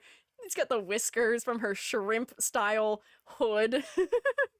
Got her bright yellow galoshes. I kind of love this. This has so much whimsy. And I love designs that don't take themselves too seriously. I feel like her character is so serious that this is like maybe psychic damage for her to be wearing what is kind of a mascot suit. Welch's shrimp as seen in the ego. Is it a mascot? It looks like it might be. Yeah, it comes from Welch's grape juice. My favorite, the grape juice one. What the heck? This character stole all the color from the others. I know, Ryoshu looks silly, Hung Lu embraces it. I'm happy for him. I kind of love this, I'm not gonna lie to you. I love the whimsy. Is this maybe the best design we've seen? No, but it doesn't have a particularly special place in my heart? Yes. She's a shrimp. Surprisingly cute and whimsical for a crazy killer. Yeah, seemingly. Based on a Korean myth. Okay, does it go into that here? Based on a Korean myth where people who drank from open cans of Welch's were drugged and sold to fishing boats? Oh god! This is a very cute and friendly version of that from the series that usually doesn't make things cute and friendly, and I still somehow love it for that also. Why shrimp? Look at the corrosion? Oh wait, I didn't even look at the corrosion. I put it in the top tier and I didn't even look at it. Hang on. No! Don't become a shrimp! Her head became a can! She's got a whole drinking straw. Again, they add the liquids but they don't animate them, which kind of bugs me, but she's got her more shrimpy arms. These are so silly. I love this. Kind of a shame there's no longer this silly in the new egos. hey, if you guys all make a ton of fan art of these outfits and like talk about it a lot and say that you love them a lot, the people who do the R&D for the game will be like, maybe we should do something silly and fun again, maybe. Have you considered doing fun, silly things? It seems like the fellas like that. You guys can be the change. Often that's how it goes with gacha games. If there's a character that gets a lot of fan art, they'll release a character that ends up being somewhat adjacent to them down the line, because they can sort of surmise what elements are attractive to their player base, and then they'll be like, yeah, maybe we do more of that. Maybe they'd like it if we did this. Yeah. You know? I went to feed my cat and come back to soda being S tier. I love it. It's so whimsical. It's just fun. I like things that are fun sometimes, you know? For how dark the story is otherwise, we need a moment of bright, friendly, fresh air amongst the terrible, horrible people who are maiming animals and sewing them back together to become the flesh that they wear. Yeah. Corrosion Soda, I love you. Hopefully we'll get more of that in the future. I can't wait for Hung Loose, because that's going to be somewhat soon. Me when I become a Slurpee. E.g. Slurpee skin when? I guess I could be a Slurpee. I'm kind of gloopy. We have Red Eyes Ryoshu next. Silly OST right after. Oh, they know. They know I'm feeling silly. Red Eyes Ryoshu. Feels familiar. Feels familiar. Did we look at something related to this previously? Spider Bud. Oh, this guy doesn't have his own image yet. Ah! Red Eyes Open and Red Eyes. There's two versions of this. Interesting. She does have red eyes. Oh, she's an ID based on this. Ah, wait, so she has an ID and two egos based on this one. They really like this combo for her. What is this Abno about that they've paired it with her so much? It's meant to resemble a spider's egg sac. Is that it? Is that all? I feel like there has to be something more. There's something with more depth, right? Spiders and motherhood? Okay, sure. I guess they are talking about the egg sac. Theme of motherhood and protection. Ah, I see, okay. I don't remember. Why was motherhood important for Ryoshu as a character? I feel like we talked about it at one point. Did she run away? Was that what it was? This is the trouble with doing these spaced out, is I don't remember what their lore was. She is mother. Mother and child. More lore in Library of Runia. Ryoshu is a mom? Is she really? Had a very hated childhood. Huh. Raspberry. No, you guys don't have to say the safe word. Tell me the answer. It's only for people who are leaving comments afterwards telling me I'm wrong. Just tell me what's going on. Redacted, okay? Is it spoiler? If you read the book. Okay, so you guys have decided you won't tell me. That's fine. Apparently motherhood is important for her. Spiders having lots of eggs relates them to motherhood, perhaps. She's a mom, and also her mom was a bad mom. Spoilers. Okay, sure. She had a bad childhood and wants a better one for her kid. If you read Hell's Screen, you'll know. Is this how you guys are trying to force me to play the game? Is this what you're doing? You're like, if you want to know, you have to do it yourself. You're trying to convince me. I see. I like that they've given her all the spidery legs back here. This is a very Kishin from Soul Eater, like, helmet also. Read literature, I guess. Hell's Screen's quite short, at least. Play the game. Listen, I want to understand it while we're looking at the design right now. Don't you tee-hee me. Come on. Don't you want to share? Just that her Kanto was recent. Oh, okay. If it was super recent, then that's fine. Then don't say anything. Just to not spoil it for others. But interesting silhouette in the bottom half of this. The purple is fun as a color with the red also. It's a decent combo. At least we're not doing black, white, a color, of metal. I wish that the bronze from her weapon was more in the rest of her outfit, though.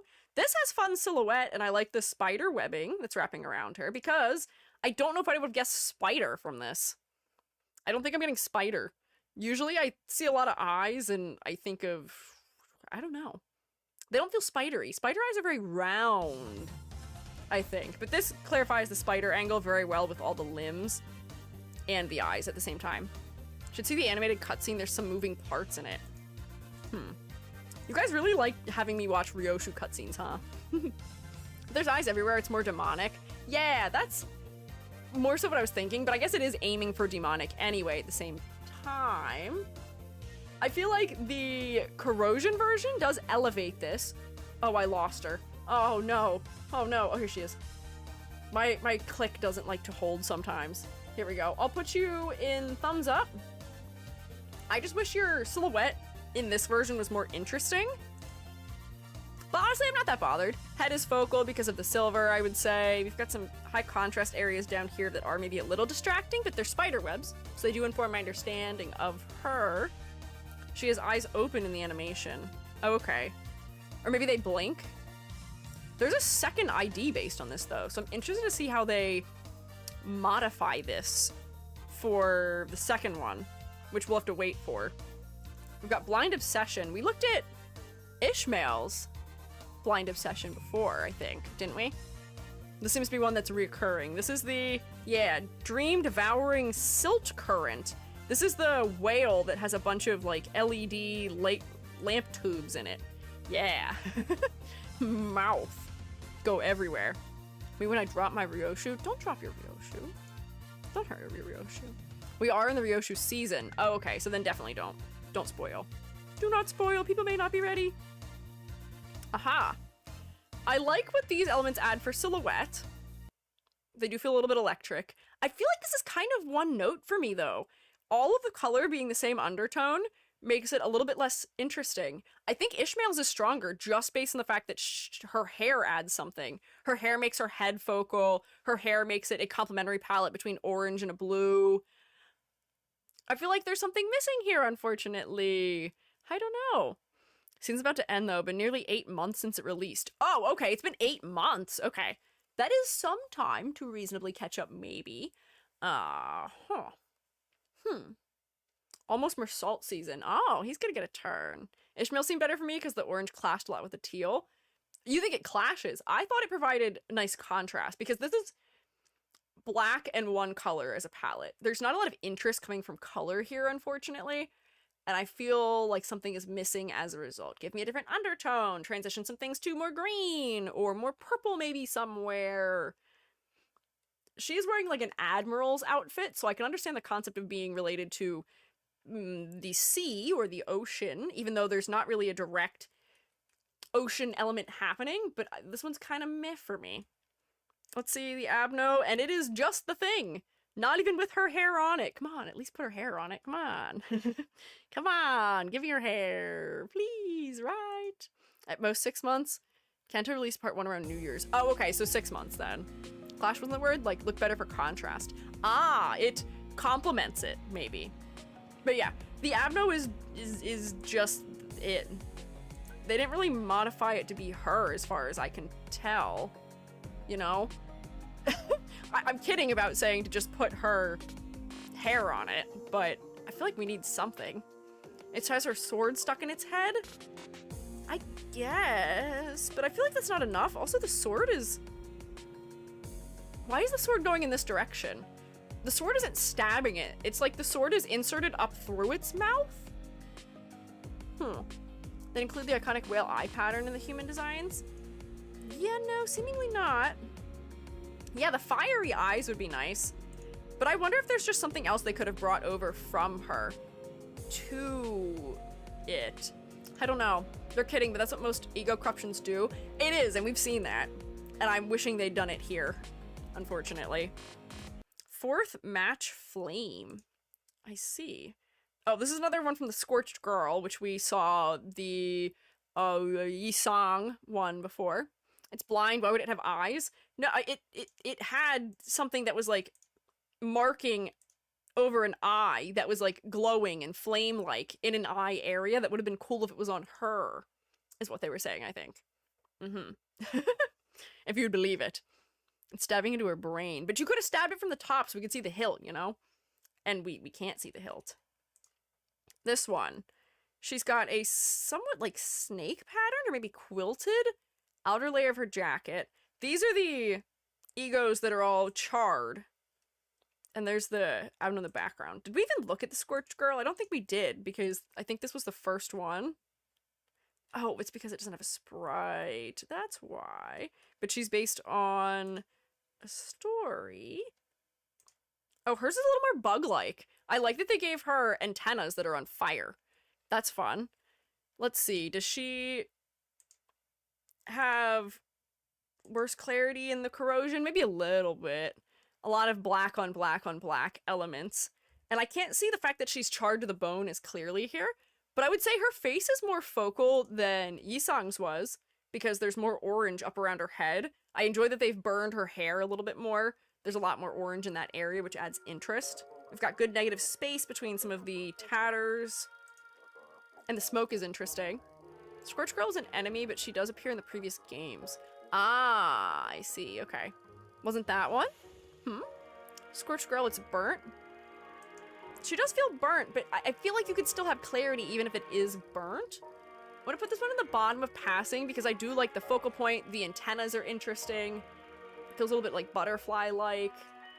But I feel like I just want more clarity from it, you know? Just a bit. Just a little. Just a little bit more.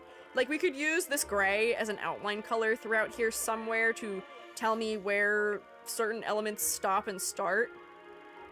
Something like that, you know? Not a lot of change, which is why it's still in the thumbs up. But we could use maybe a little bit of modification. Red Eye's open. Let's see how different this one is. I see the eyeballs. 4, 3, 2, 1. And there she is. So her hair's much longer now. The eyes are bigger on the cape and they're a little bit more bulbous. It looks like she's wearing a suit. Oh, okay, so now she gets to be spider-ified. The legs become part of her instead of just coming out of her back. I feel like this has a more interesting silhouette than the previous one did, and the number of eyes on the head feels distinctly more spider-like to me. It does almost feel like they designed the eyes closed version with the eyes open version in mind, which would be smart of them if they did. So wherever I put the previous one, I think I'll put this one, like, a little bit higher. So, closed, open. Oh, their images are very similar. We've just changed the direction of the loop. Eyes open is like Ryoshu pre-Limbus. Oh, so this is technically older? Huh. Came out at the exact same time, same banner. Oh, that's interesting. So they had, like, different, like, power levels or rarities on the same banner of the same thing. Huh. Basically, she's more in sync with the abnormality. Interesting. This one's more visually engaging for me because it's less human, so it ends up being more unique. But, I mean, both of them work more or less alright. Thoracalgia. This is gonna be another iron lung, I imagine, yes. Oh, so she's much more in like a straight jacket for her iron lung one. She's still got her big giant ribcage-like claws around her body, but she's all wrapped up. She's tied up. She actually can't breathe. She's being restricted by it this time. And we can see the second side of the ribcage knives has been disturbed. Yeah, she is smoking, despite this relating to lung damage, which is kind of funny. Oh, and hers just fully levitates. She gets symmetry. She gets to have claws on one side, but her vials of liquid, I guess, that are feeding her, that she's breathing from, are symmetrical and levitational. Meanwhile, was that Don Quixote? Who had the other one? I can't remember now. Was it Ryoshu? Who had... No, not Ryoshu. Who was the other... Who was... This is Ryoshu. Who was the other one who had it? Who was... This one? Oh, Faust. It was Faust. Okay. I feel like her hair gets a little bit lost against the darker values of the ribcage behind her. And as funny as it sounds, these almost read like boxing gloves to me, which is strange. But, I mean, it's still distinctly different from the previous version we saw. I still think there's good clarity. I don't know if it's the most interesting of the abnos for me, or of the egos for me, but it's got clarity that's plenty fine. I understand that it's going for a medical angle and a restriction angle. We'll put it, like, here-ish. I think her hair being black does add something beneficial where Faust's hair was white, and therefore kind of got lost in all the white parts of the palette. But I can't help but think that somebody like Don Quixote or Sinclair, somebody else who has a color for their hair, would just work better in general. Even Gregor, just because then we'd have better clarity against the elements behind the body, you know? Even the name is a reference to lung disease. Yeah, we did talk about that before. Why is my music not auto-playing anymore? I'm like having to manually scroll through and click songs. It should be shuffling and looping, and I don't know why it's not doing either of those things. Anyways, next, contempt, awe. Spiral of contempt. Oh, this is also one that has an ID based on it, right? She has an ID that is, yeah, this guy also. I'm learning. I'm memorizing. Oh, an error occurred. Please try again later. Thanks, YouTube. Autoplay said absolutely not under any circumstances right now. Okay, so we're gonna see more helixes, which you guys said relates to the concept of lust in this game, which is not lust as we know it, but sort of a want to live and to survive, maybe. Oh, this one we did critique before. She has drip. I think these fits are cool. My only wish is that she had something interesting going on with her glasses to make her head focal, but this is sort of combining, like, almost modern fashion in some ways, suits, also historic cultural fashion with the way it's draped on her lower body, and her swords. It's very cool for the way it's combining different elements, but I just wish that her glasses were a different color because it'd make her head so much more focal, and I feel like this needs another color in the palette. This is very distinctly black, white, a color, a metal, and I'm so sad about it. I'm so sad. Please give me another color. Give me like a teal and an undertone somewhere. I don't know. Green and an undertone somewhere. Something. Anything. That's all I want. That's all I ask of you because the drip is cool otherwise. Red tint them. Yeah, red tint them. Gold tint them. Orange tint them. Pull a color that's already here. Tint the glasses. Tint the shades. Tint the glasses. Tint the shades. Menacingly makes my head smaller at you. I was trying to hit this button. I hit the wrong one. Glasses are a little broken and bloody. That's interesting, but I still want a color. I still want a color. Also, I lose her sleeves into her hair a little bit because of the spot blacks and her hair color just being so close to full straight black. Oh, and this is fun for silhouette also. She's got giant pauldrons. She's turned into this giant, like, splayed open wing element. There's a little bit of helix happening, maybe in here with the twisting, but it's not as extreme as I would have thought it might have been. Oh, come on. Please play the music. That's all I want. I just want the music, please. Spiral of Contempt gazes contemptuous upon the world as it levitates upon you, yet it grasps things it hates and crushes them with awe. That's my interpretation. Interesting. Those are hands, not pauldrons. Oh, is this not her arm? Oh, I guess maybe they're meant to be shaped like hands. Those are her hands. What do you mean? This is her hand, isn't it? Isn't this her hand right here? Down here? Ego's older than the ID, so the design is simpler. Ah, I see. This has all the makings of being fantastic. I wish they pushed it a little bit more. Give me another color in the undertone. Give me another value. Do sweet, make the glasses focal. Please, that's all I want. It has to be down here as a result. And finally, great. You told me to say this before. Now I've forgotten. It's the butterfly one. Let's see if her butterfly elements are clearer than Yisang's were. What is she wearing? Oh, she's just like a bride. Interesting. Oh, it's much clearer on hers. The fact that they made the, like, veins in her hood turn into antennas and then, like, splayed blood or strings out to become the wings makes it way clearer.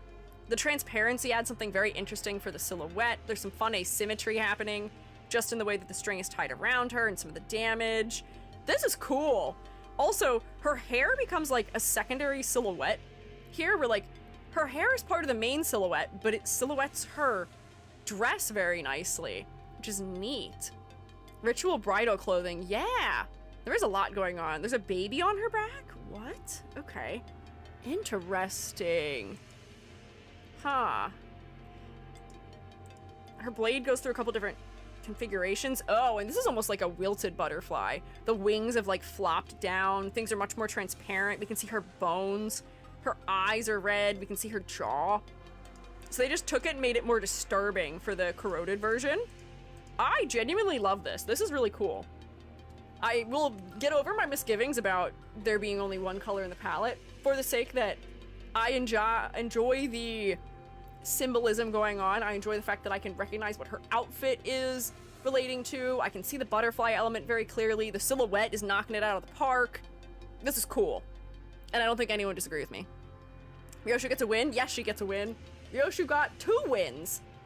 She's the only one who has made it to the top tier so far. As for the egos, Ryoshu W's. For as much as Ryoshu was suffering, maybe our previous stream, our first stream, it's that shrimple. Ryoshu gets 2 wins. When Columnus first revealed, people said her hood looked like a placenta. Really? You know, I'm not super familiar with what a placenta looks like, but that would be interesting if it was. Huh. Yeah, hang on. Sanzu references the Sanzu River, mythological river in Buddhist tradition. Interesting. She also references the gate in Kyoto, references the Japanese goddess Izanami, goddess of creation, who burned to death. Oh god. Idea in Buddhism, 1,000 Buddhas arise in the good eon. Okay, yeah, she's wearing a Shinto dress, wedding dress, accompanied with a hood that's like a wedding veil, reminiscence of white pure innocence of the kimono, one of the types worn by brides in these weddings. Aha! See, I didn't need to read the trivia. I knew that. You know why I knew that? Miku. I know what bridal attire looks like because Miku wears them in one of her Snow Miku outfits. There's... Oh, which one is it? I think it might be like the 3rd one? I can't remember. She's like a rice ball, but also a bride, I think, at the same time. It's fun. It's cute. This is doing similar things that work for me. Interesting silhouette stuff. Meant to be Izanami in the corrosion. I missed that. Ah, there you go. See, we're all learning something today, right? Ego can do 1,000,000 damage under perfect conditions. Whoa. That's pretty insane, I would say. That's pretty crazy. Ironic's supposed to be innocence, yet Ryo is Hitler Jr. It seems like she is a little bit evil, maybe. But maybe that's meant to be a contrast for her. That's playing with ideas about, like, life and birth and rebirth, if we're thinking about the butterfly, and maybe it's trying to lean into the more innocent angle of maybe what could have been, or what she would wish for her own child if they were to have a better upbringing than her, or, you know, wishing that things had been different for her, maybe. I imagine there's something going on there, thematically, as to why they chose this one for her also.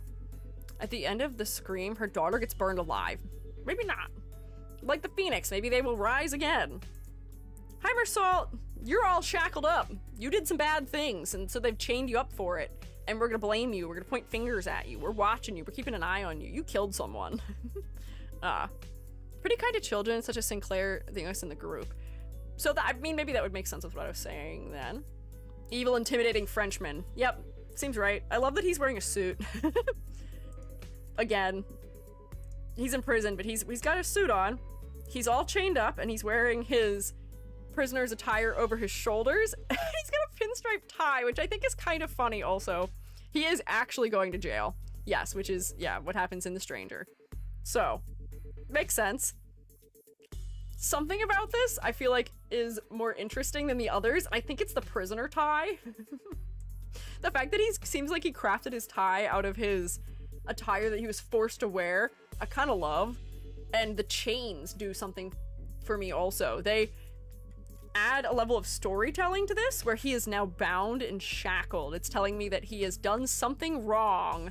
He's not just guy in suit, he's guy in suit who committed some evils beyond the regular evils. He's being restrained as a result of it. Mersalt has easily the most stacked roster of egos. Like, every single one is good. Base chain of other egos in contest with the best ego in the game? So, despite how many years this game has been out, they still haven't done much to top this one. That's kind of crazy. Huh. You know what? Complain as we may about power creep in games, if that is true, if this is still one of the best ones, I feel like we can't even complain that much then. Ego passives called refusal to judge like original Mersalt. Yeah, makes sense. Huh. Chains of others massively debuffs himself and the enemy. Very good all around. Ego does 0 damage. But if his utility is that he's a debuffer, that is fine and makes sense. I don't need my white mage or my red mage maybe to do damage in a setting in an RPG. Their role is to debuff others and buff me. If they're hitting the enemy, they're probably doing the wrong thing. Screw loose wallop. Mersault. This is Mersault with robot parts and a giant limb. Oh man, the music is really not hanging out. Not dealing damage is what helps it stay relevant. Yeah, I see. IDs are planned to be power crept, but egos are meant to be long-lasting. Ah, egos are tools. Don't get power crept. Avno's a factory. It's a whole factory? Oh, I kind of like the color design here. Splotches of everything everywhere. This feels similar to some of the ring fellows we looked at. Let me look at his... the ego. Have you become strong? Have you become strong? Genuinely?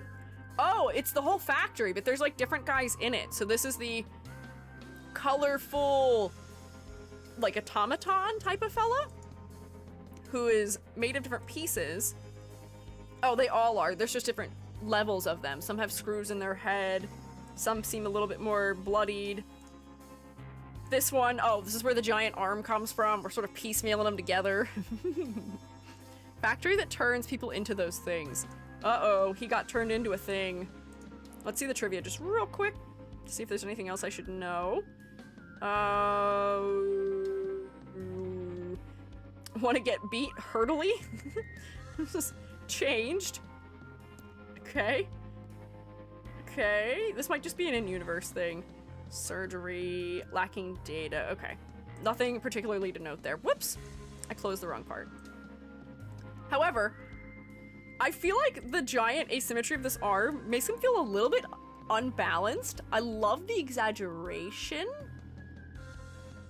but it feels a little bit imbalanced. I feel like we need a large aspect on the other side of the body to balance it out. But I guess he is meant to feel off balance because he is just sort of piecemealed together from different things. He's got a whole screw or like a clamp going through his ear too, which is interesting for his silhouette. And he's got a big wind-up gear behind him. Those are fun. Oh, and he just gets the helmet. Yeah, you always advocate for giant limbs. What I'm doing is not advocating against the giant limb. I'm advocating for another giant limb. I think we should make another one bigger because it'll provide some balance. The head, I think, is helping though. The head adds more weight on the other side of the body, which I think he needs. But otherwise, I'm not too bothered. The color palette is interesting. I feel like this is one of the egos where they're elevating the base suit in an interesting way. I don't have any problems with this. I'll give it a thumbs up. It's cool. There's a big screw in the ear to balance it out, but it's not balanced still. If they made the screw bigger, it might balance it out. Or like the fellas that we saw in here. This guy has all of these like screws off the top of his head. You can't see them. Screws on the top of his head. If they gave him like a bigger, chunkier screw coming out the side of his head, I think that would also solve what I'm looking for. But like, mostly he works. I feel like that's the only trouble and struggle at the same time. The only one of those I'm having. Good God. My English is failing me. That's how I can tell it's approaching 6 p.m. It passes. There's not really that much of a complaint to be had. Silhouette's decent, color's interesting, asymmetry is mostly functional. Just balance it out a little bit more. Good portmanteau? I don't know. Sounds a little strange as a portmanteau. Enemies based on has a small arm. It does. You know, honestly, if they shrunk his other arm, I feel like that may also sell it more for me. Go hard or go home. Give me exaggeration. Give me things that go beyond, like, what would be human, you know? Right? Maybe? I don't know. Anyways, I have to manually put the music on now because it doesn't work. It stops after every song. I don't know what happened. Av knows about workers turning into robots. No! No, no, no, no, no, no, no, no, no. Wrong random pick. Help! Go away! Mersault's implied to be a robot. Does that relate to the fact that in The Stranger he's seen as, like, cold and unfeeling? I can't remember if they refer to him as a robot in that, because it's been a long time. That singing's not copyrighted? Oh. I see. Well, if it comes back on, we'll put it back. Regret. Regert. Mersault. I imagine Mersault has a lot of regrets. Ah, another straitjacket one. Straitjacket surrounded by iron drums? They almost look like roly-poly bugs. His hair's green also. Interesting. From a color palette standpoint. Oh, this is a hand? think it's a hand. Mersalt with the old ball and chain. Mersalt if married, I say jokingly. What is going on here? He's got a giant flail, I guess? It feels like he's almost in something that's meant to be a straitjacket, but he's not actually bound. He just has belts. This feels a little bit Kingdom Hearts-y. And why are you green? What is this? What is going on? What am I looking at? Let me look at the ego so I can try and understand. Look at the abno. Forsaken murderer. Non-fightable abnormality. Oh, and there's something else. Forsaken employee is related? Oh, there's not really much imagery. This is just a guy who's chained up with a tank on his head of some sort. Forsaken murderer is basically an abno that looks like a man in a straitjacket whose head turned into a big metal cudgel? Huh. Turns into a big steel thing. I feel like there could be something clearer to turn his head into, because to me this just looks like it's a strange worm. But you know what? We don't have a lot of worm silhouettes. And you know, Mersalt, would the fans of Limbus Company still love you if you were a worm? It seems like they might. They might still like that. Real pathetic thing is people like out of dying to what? Oh, you're quoting him, I see. Hard to explain it. Okay. Check the Elcor/Runia. That's not always the easiest thing to do here. It doesn't always point me in that direction. And if we spend all that time on each of them, we'll never get through all of them. You can see his eye. Oh, you're right, you can. I very much may have missed that because it's similar in shape to some of the buckles, and maybe that's intentional. But I'm missing it just a bit. Might want to look at the attack animation? He's just a worm! He's still a worm! Oh, he got hit. There's blood inside of it. They're not giving me attack animation. I imagine he's probably like slamming his head into stuff, right? E.g., would you still like us if we were stick bugs? I still like you even though you're a little mushroom and you're a little tormentor, so yes. Answer is yes, unequivocally. Yes, just bashing his head. Okay. Didn't know you could see the eye. There you have it. Eyeball visible. I feel like this isn't one of the more exciting ones for me, unfortunately. It's a little one note. I guess he's a prisoner. He's got chains and he's bound. I can see that much. But Worm is maybe not the most exciting in silhouette or other things. Meh. Notice how we've placed none of these egos into the suit or bread tier, pretty much. Like, were there any that went in here? No thumbs down. No suits. No bread. Okay, I think we're safe. I think the egos have saved me. I think the Limbus fans will be much kinder to me now. I do definitely think that the egos have a little bit more interest going on in them. 2 thumbs down. Were there 2 thumbs down? Oh, there are 2 thumbs down. That's it. That's all. So we've mostly been expanding the upper part of the tier list, which is about what I expected, which is nice. So, electric screaming. This is the, yeah, dreaming electric sheep again. I imagine it's probably very similar to, yeah, it is, okay. It's exactly the same as Don Quixote's, although he just turns straight up into the sheep, whereas Don Quixote just kind of gets sheared. So he's distinct in the corroded form, but unfortunately his other form is kind of just 1-to-1, the same as Don Quixote's. I think Don Quixote's is actually even more exaggerated. Again, I don't know if that's a reason to not pass this design. I feel like I could still give this a thumbs up because it's still working just fine conceptually, and because this sets him apart. But I would like to see them modify it a little bit more between him and Don Quixote. Is this another early one? Doesn't have a stick, I guess. Sheep with slick back hair is funny. Side-by-side mirror is more sheared and the arms are bigger and such. Okay. So there's subtle differences maybe. I would have liked a clearer, maybe larger difference between them other than the weapon, but maybe that's just me. Still getting a thumbs up nevertheless though. Not much to complain about. Pursuance. Oh, so this is another one that is the rabbit. No, it's not. We looked at this one. We looked at this one. I've seen this one before. We looked at this on stream. There we go. We looked at this one before. I thought this was related to the rabbit and duck thing before because I thought pursuance was one of the words that was associated with it, but not so. He is doing it to him though. That is definitely his pose. So the parsing that I did from this before when I did a whole cold read and did a solid, probably like half an hour critique on this design was that it feels a little biblical, maybe a little Greco-Roman.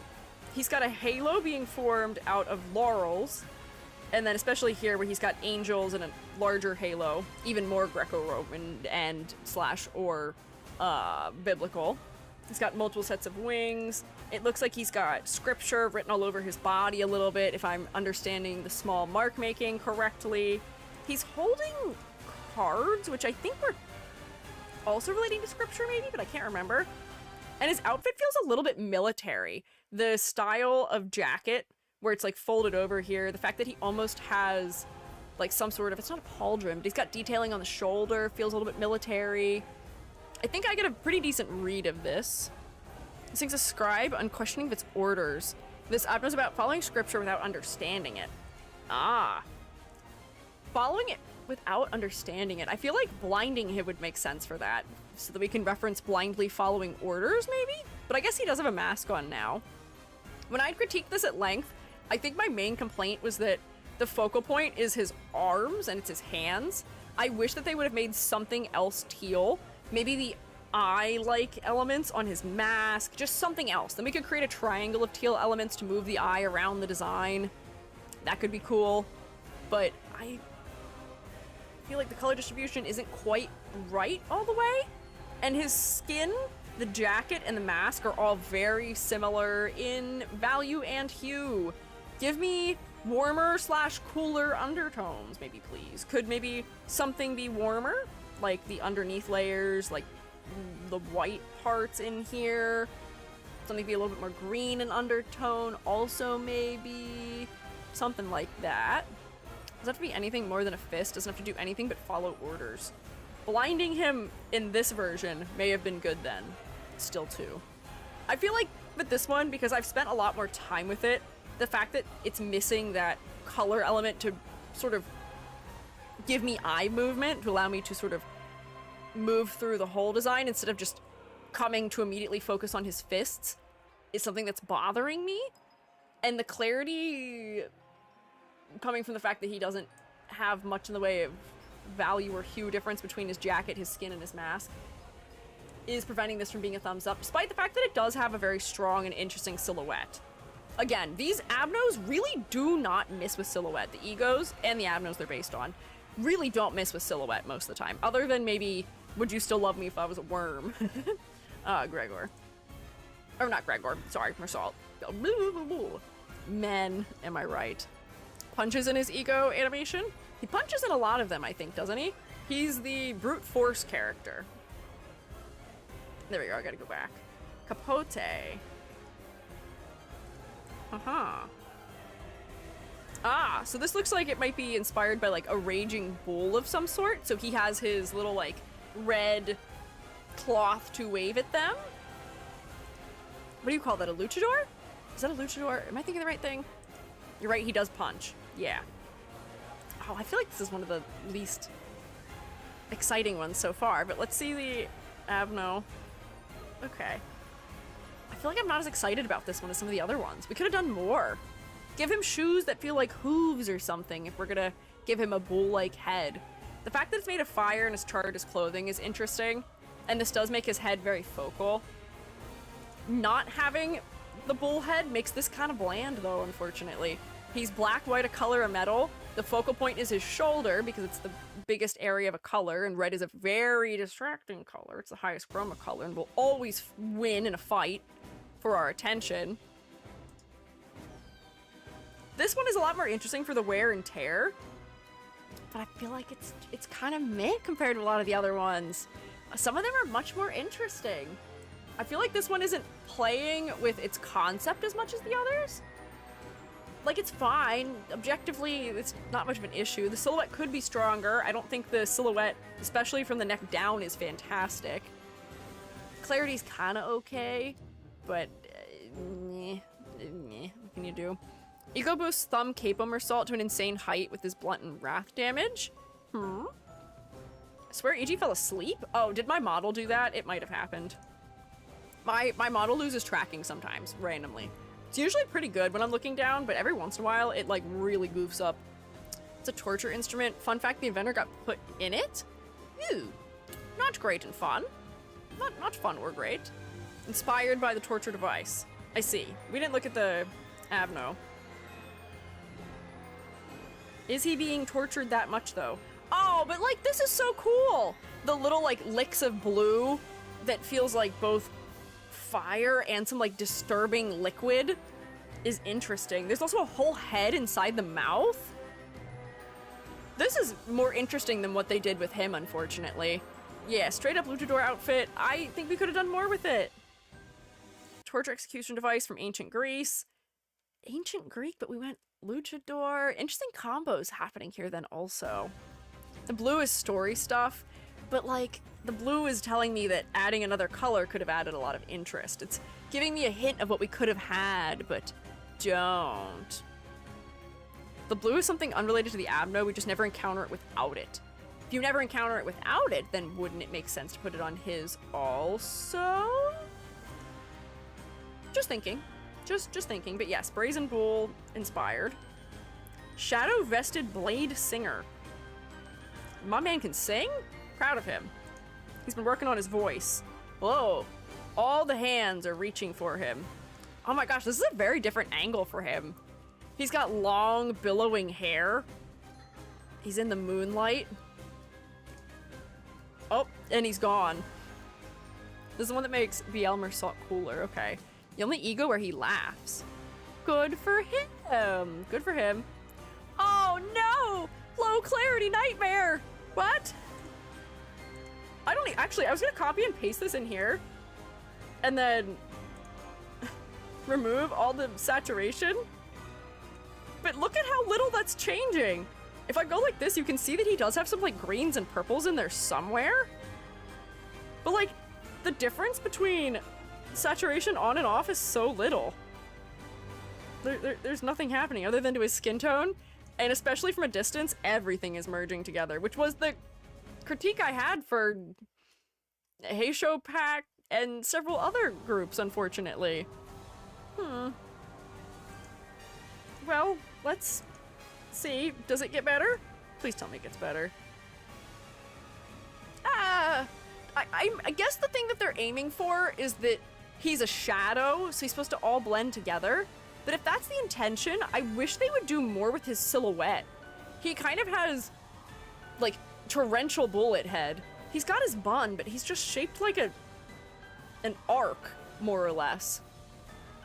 If he's meant to be a shadow creature, do more with the silhouette to make it interesting, because that's what makes shadows interesting, is their silhouettes. So, like, the blade is kind of getting there. And the exaggeration with the hands, I think, helps. The blue provides me something to land on as a focal point. But I don't know if I'm really sold on this one right now.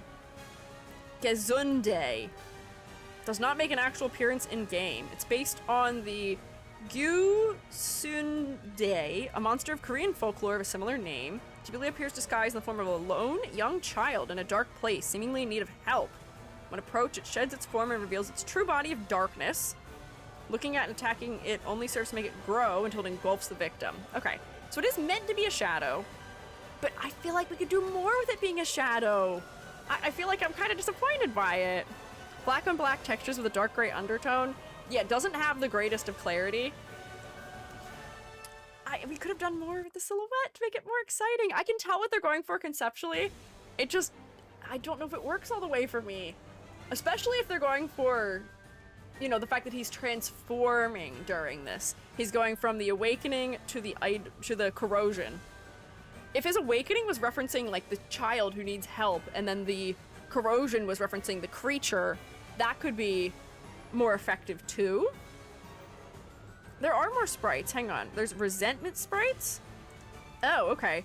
These are a little bit more interesting, but this just looks like his blade lineage with some of the effects applied over it, right? Is that what it is? Potentially. Also, hi! Unfortunate clarity, but makes Kim Salt look cooler. Second set of sprites. Synchronization with the ID, the second form. Okay, that is what it is. Okay. It does make the ID cooler. We're adding a pop of color that I think this needed otherwise. The shadows add something nice to silhouette. I like the way it's mixing, and I'm sure, yeah, for lore reasons, people probably really like it. I just think in the base form, it's a little bit lackluster for me. But I guess if they did design it to merge particularly, that's fine. This was massive for us. I guess mechanically combining them would be pretty massive. So the fact that they're combined together is cool. And they do benefit each other, I think, by being combined. I think the color and clarity coming from the BL sprite, Blade Lineage sprite, plus the added color and focal point coming from the ego does make both of them stronger. But on their own, I just don't know if they're strong enough, you know? Yeah. The urge to not say BL. I'm saying it because people keep saying it in the chat. You have to understand me, it's Blade Lineage. You have to believe me, you have to listen, you have to trust me. I wouldn't say those words, probably otherwise. I would not say it unless it was for this purpose. I promise, I swear. Recently watched your YouTube videos about how to make good VTuber models and color schemes. It was so educational. I'm glad it could help. I'm glad you enjoyed it. As I said earlier today, I don't always like making videos, making edited videos, but every time I hear that somebody enjoyed it and they found it helpful, it does tell me that I need to get back into it and that I should do it and that it's worth doing. You know? So thank you. Thank you for telling me also. Also, I hope you enjoy observing the stream. Yearning Mirkala. We're going to the vampire zone again. Oh, you get wings. She did not get wings. He gets to not be as tall, but he has big wings. He's got a giant vampire collar. I feel like the vampire aesthetic fits his hair very well, too. Got something against it? No, I don't have something against it. I'm just safe for work in my language, usually. And that references something that can be not safe for work. Ooh. Hang on, I don't know how I can make this so you can see it. There we go. Look at him. He's like down on all fours. He's hunched over. It's kind of just got his head on it, but I love the big giant wings. They create a lot of movement for my eye around this area, and then I do manage to come to his head later because it's got this really bright pop of a light value for his skin tone.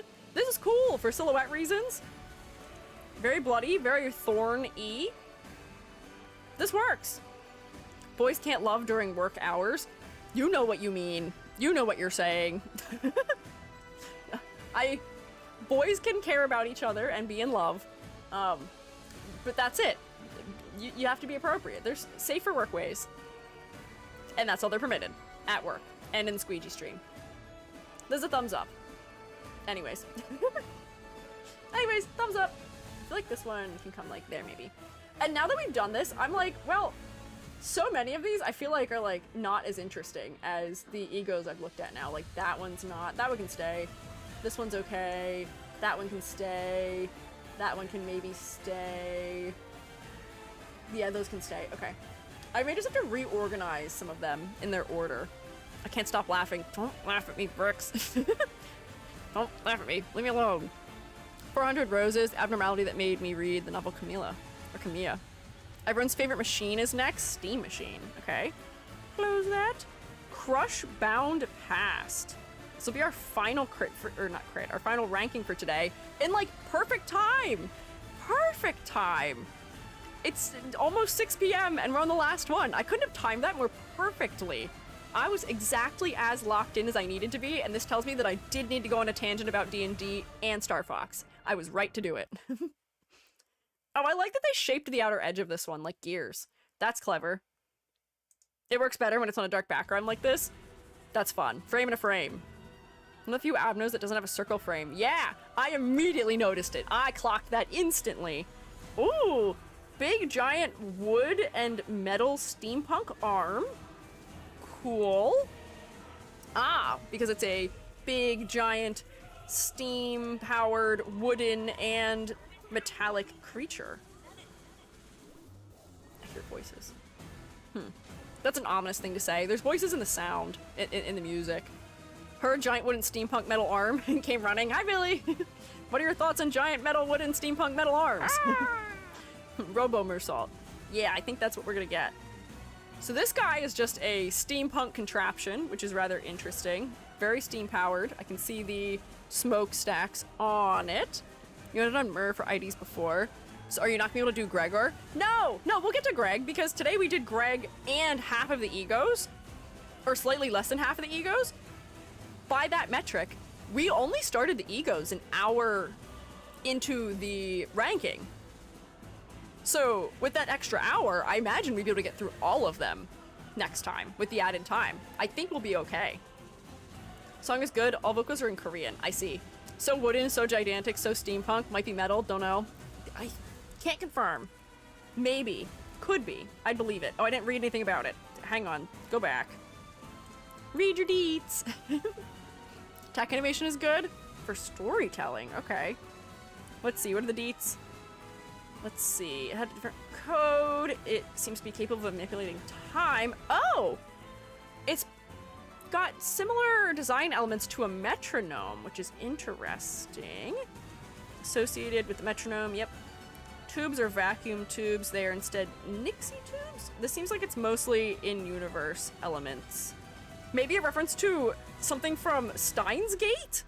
As a time measuring device that displays numbers in Nixie tubes. Interesting. What are those old cars with wood panel exteriors? Okay, fun. Let's see.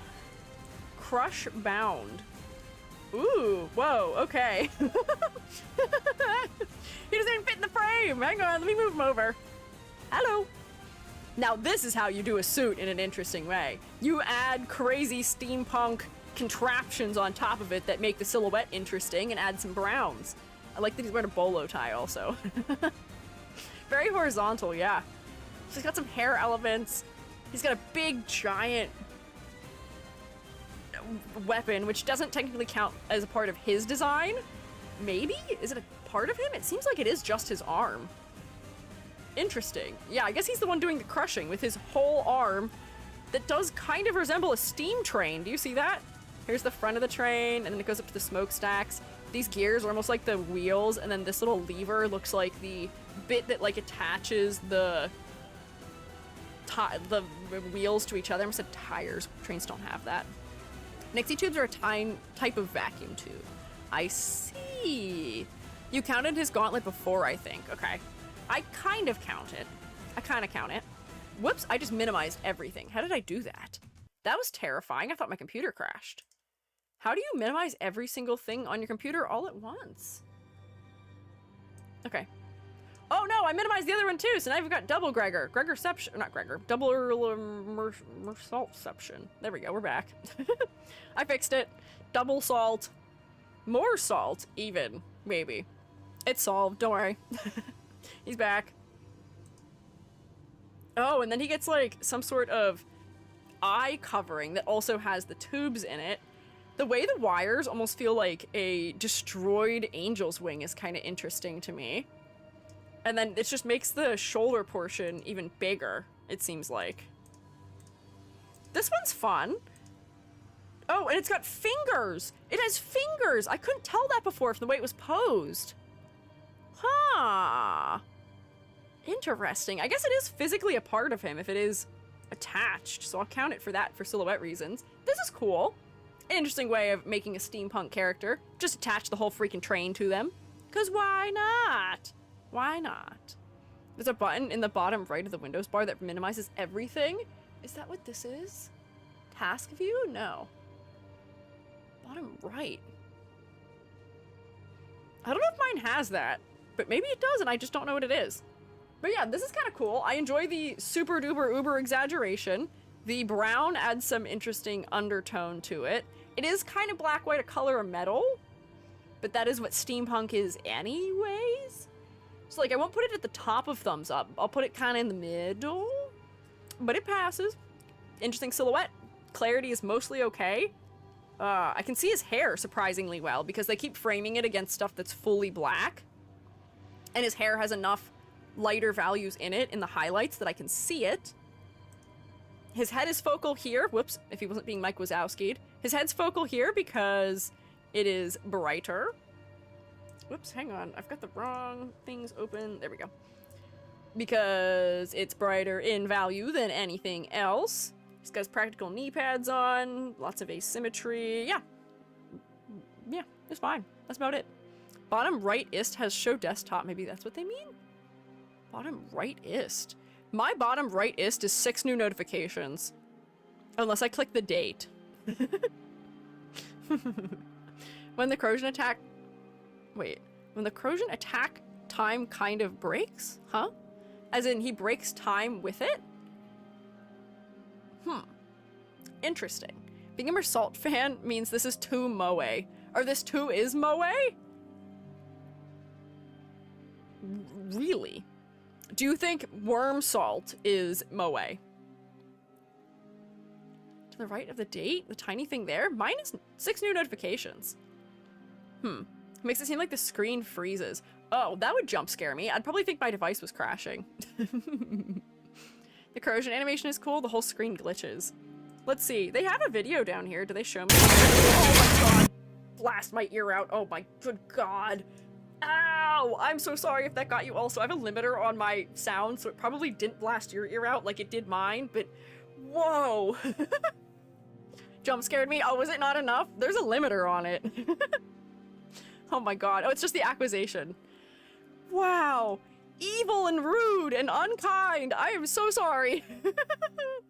Just search it on YouTube. Okay. Let's see. Get to watch the YouTube things that I'm watching, I guess.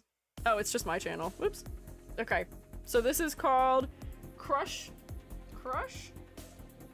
Bound Past Attack Animation. Hold back to it. Ow! Hey!